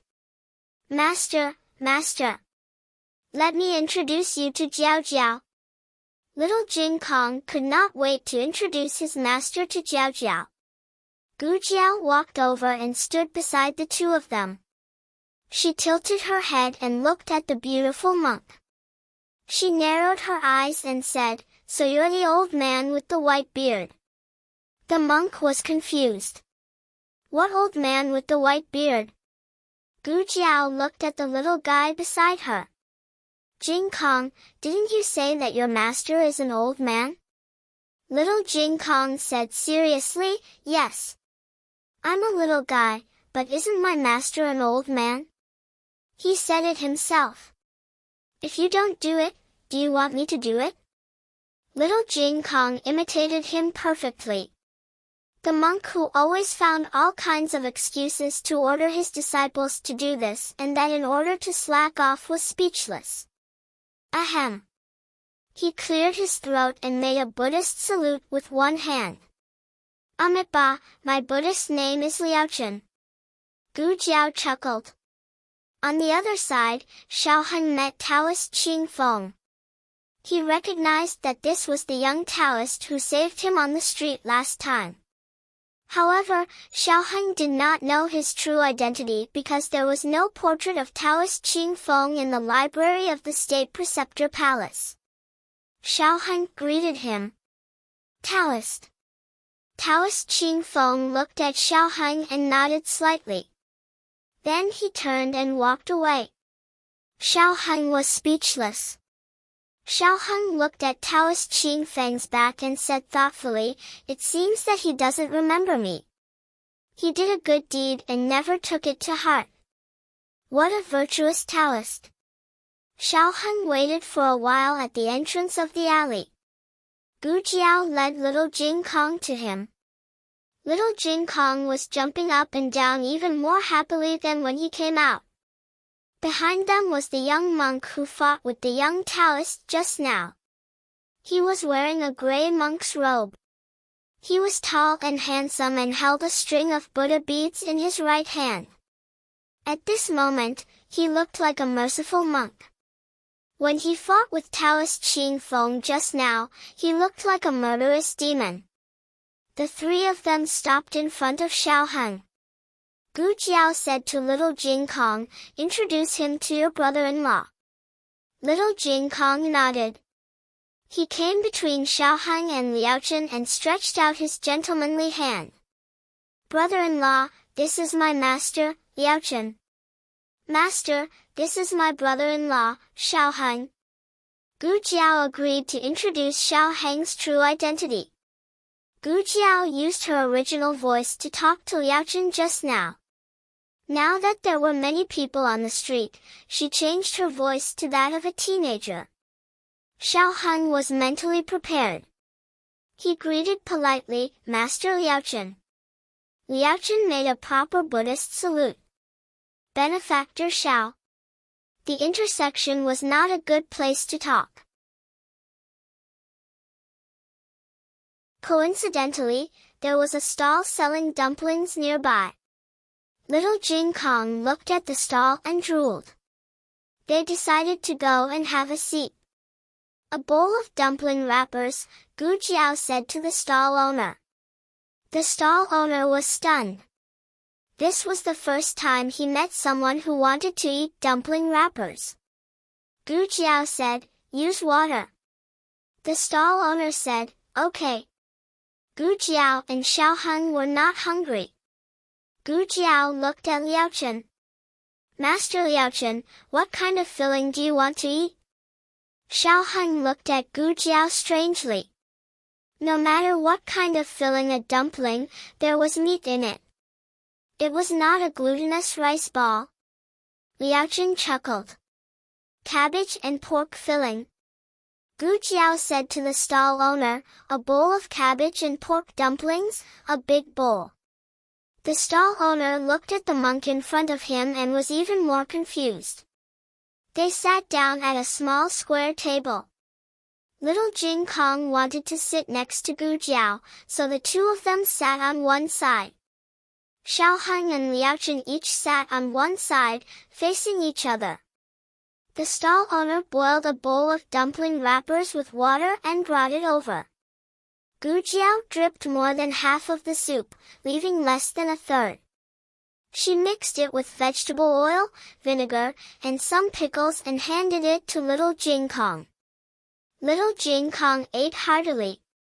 Liaochen smiled and said, "Benefactor Gu, you take good care of Jing Kong." It was the kind of kindness that came from the heart. No wonder he did not return the little guy.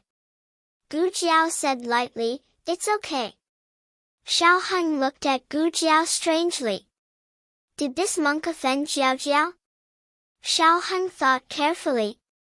Jiao Jiao was willing to let Jing Kong introduce their real identities, which meant that they were on the same side.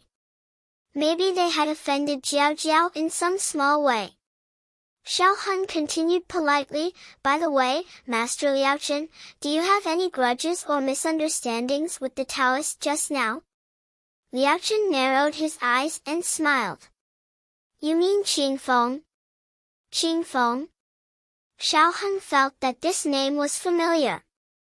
Gu Jiao said, "He is Taoist Qing Feng of the Feng family, Feng Wuxiu's brother."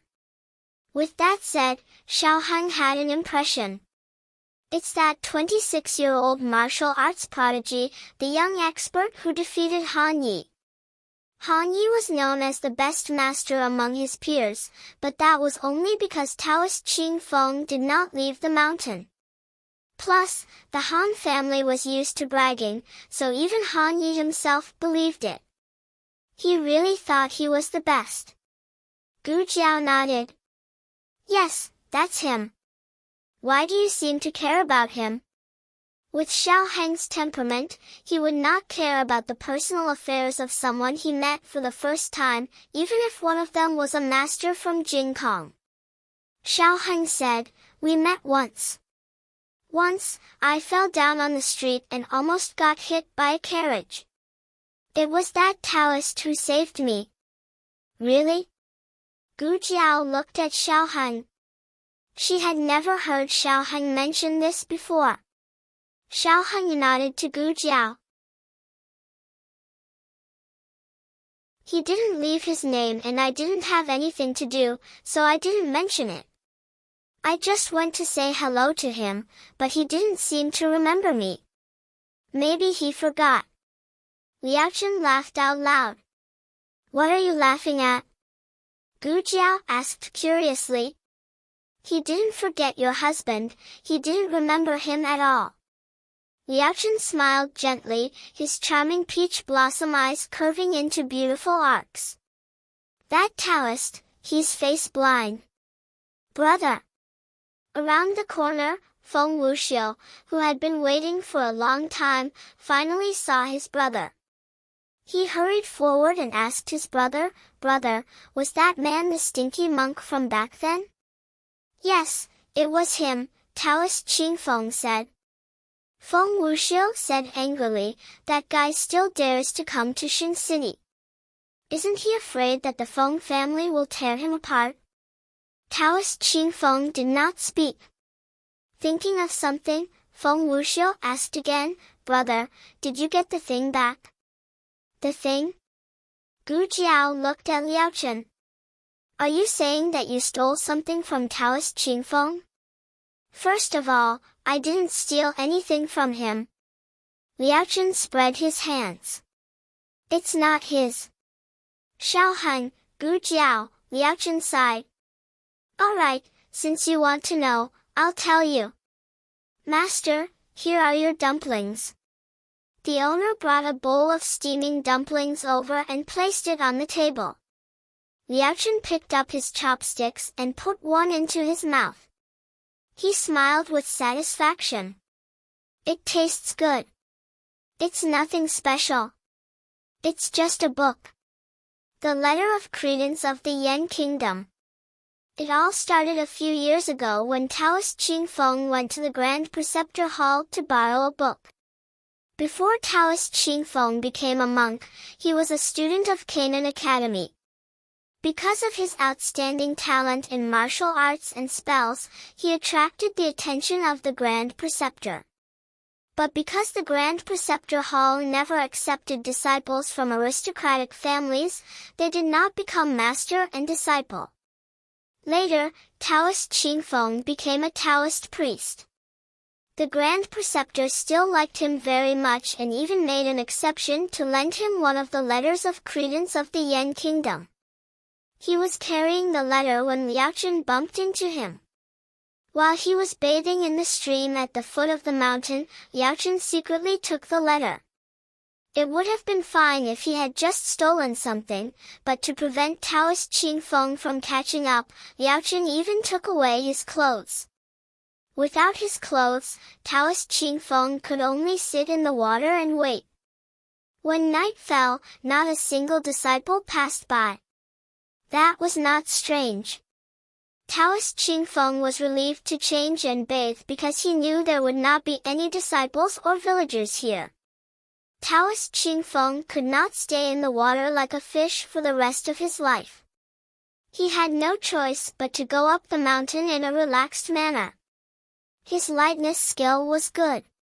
As long as he flew fast enough, no one could see him. The Taoist temple had strict rules. They rose at 5 o'clock and rested at 7 o'clock. To be safe, he entered the Taoist temple after 7 o'clock. Everything went smoothly. There was no one in the courtyard or on the path. However, Taoist Qingfeng forgot that it was his birthday that day. In fact, no one in the Taoist temple slept. They knew that senior brother Qingfeng was coming back today, so they all went to Qingfeng's yard and decided to give him a surprise when he came back. They wanted him to feel the warmth and care of his fellow disciples. So, when Taoist Qingfeng passed all the checkpoints and finally flew back to his courtyard, the disciples who had been waiting for a long time lit up the fireworks in the open space. With a loud bang, the fiery trees and silver flowers danced in the nightless sky in the cool breeze. The disciples in the Taoist temple all witnessed the celestial light reward. Taoist Qingfeng turned around and left. No one saw his handsome face covered by his long hair. But everyone knew that it was embarrassing. However, although the height resembled, the figure resembled, the length of the hair, the aura, the lightness skill that flew over their heads, resembled. Everything resembled. But even if his toes were exactly the same, he could not be the purest and most flawless Taoist Qingfeng of the Baiyin Temple. It must be some shameless pervert who deliberately blasphemed their Taoist Qingfeng. They were very angry. The consequences were very serious.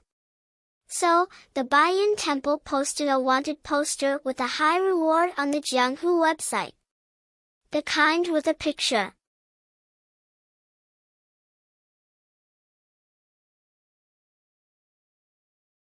Chapter 749. Novels with content that can't be found on the internet are available here.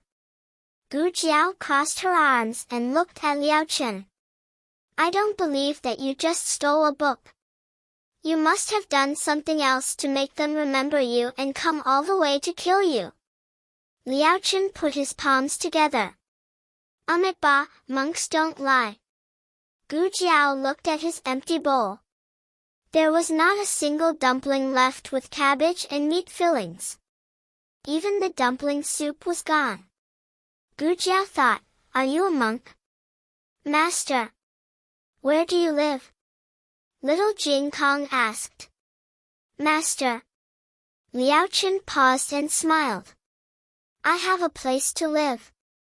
You don't have to worry about me. Oh. Little Jing Kong said, no, I just want to ask where you live. If I want to see you, I'll go to you. Liaochen smiled. No, I'll come to you. Little Jing Kong tilted his head and looked at him. So, will you stay in Chengdu for a long time this time? I'm going to school in Chengdu, and I don't know how long it will take. At the mention of this, Xiaoheng remembered that Liao Chen asked the abbot to bring their admission documents. Who was he? How did he get so many admission documents from the Yan Kingdom? Was he from the Yan Kingdom? If so, why did he become a monk in the Zhao Kingdom? Little Jin Kong was present, and the adults were very restrained. They didn't ask anything that they shouldn't ask, and they just silently complained in their hearts. Little Jin Kong finished his food. He picked up the small bowl and drank the soup. Not a drop was left. No way, you ate it so cleanly? Liao Chen was shocked. He looked rounder than when he was in the temple. It didn't look like he wasn't fed well. Little Jin Kong put down the bowl and said to Liao Chen seriously, every grain is hard work. Jiao Jiao said that we can't waste food. Liao Chen curled his lips. After all, she was 2 years older and didn't want to be a colander anymore. In the past, when he was in the temple, he would eat all the way and spill all over the table. Little Jin Kong was sweating profusely. Gu Jiao took out a handkerchief to wipe his sweat and asked, "Are you full?" Little Jin Kong rolled his eyes and pointed at his little fingers. "Jiao Jiao, can I have another box of 1,000-layer pastry?" "No." Gu Jiao refused immediately. "You'll get indigestion if you eat too much at night." This bowl of dumpling wrappers was given to him because he had exhausted his energy from playing with the young princess. Liao Chen looked at his little disciple with interest. "Little disciple, quickly recite the scriptures, quickly reason with them, quickly use your 3-inch tongue to make your opponent dizzy. Can't you talk from dawn to dusk?" Little Jin Kong nodded cutely. "Okay, Jiao Jiao. Then I'll eat it tomorrow." Liao Chen.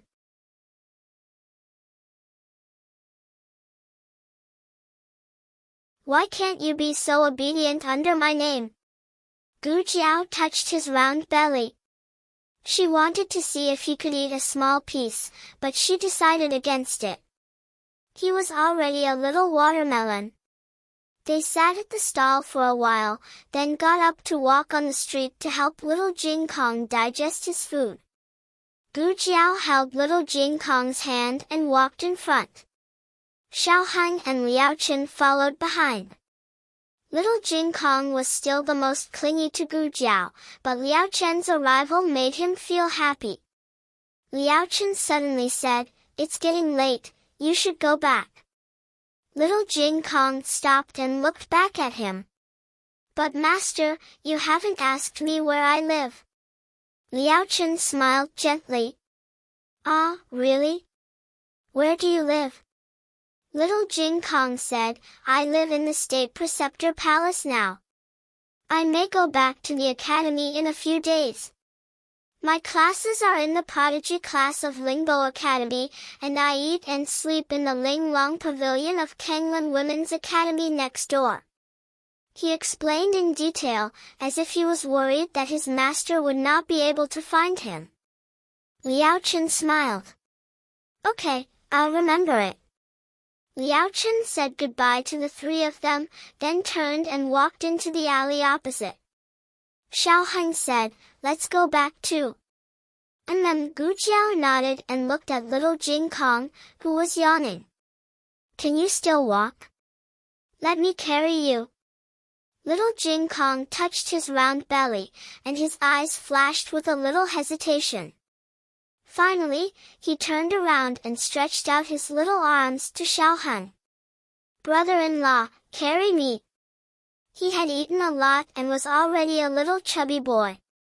He must not tire himself out and Jiao Jiao. Xiaoheng was annoyed and amused at the same time. He carried him with one hand and held Gu Jiao's hand with the other as they walked back to the State Preceptor Palace. "You're so heavy. You should change your name to Little Steel Weight." "No way. You're the one who's weak. You're blaming me for not being able to carry you. Are you an adult or not?" If I'm an adult, then do you admit that you're a child? No, I'm an adult. You're an old man. Then you should carry me. In the alley, Liaochin did not go far. He stood quietly in the dark, looking at the backs of the three people and listening to the bickering of the father and son. Did you see that? Jing Kong was very happy. He had a complete family. The moon was beautiful tonight. The half-moon hung high above the Milky Way. Liaochin left the noisy market and came to a quiet long street. In sharp contrast to the bustling streets of Xing City, this place was particularly desolate. This was a place that even the night watchmen did not want to come to. It was like a path in the underworld, full of ghosts and vengeful spirits. Liaochin came to a sealed mansion. He stared at it for a long time, then walked up the stairs to the door. The seal had long been broken, and the iron lock was rusty. There were also bloodstains on the door. Liaochin frowned. He looked up at the cracked plaque covered in cobwebs. His fingertips moved as if he wanted to take it down and wipe it clean, but he resisted. He went around to the side of the mansion and used his lightness skill to easily cross the weeds growing in the cracks of the courtyard wall. He landed on a piece of slippery moss. But he did not fall. He walked unhurriedly over the moss. The yard was full of weeds as tall as a person. Even the cracks in the tiles were cracked by the weeds. The corridors on three sides were all blocked by the weeds. The only thing that was not attacked by the weeds was a large round white marble table under Liaochen's feet. But it was also covered with a thick layer of dust. Every step Liaochin took left his footprints in the dust. It was too quiet. It was so quiet that it made people sad. Liaochin took a few steps and stopped in the middle of the round table. He looked straight ahead, empty and unfocused. "Come out," he said. A small figure jumped down from the east wall. "When did you find out?" Gu Jiao came up behind him. "I was very careful." "Ha!" Liaochin did not turn his head. He looked at the vast galaxy and said indifferently, "Do you have something to ask me?" Gu Jiao patted the dust off his body and spat out the weeds in his mouth.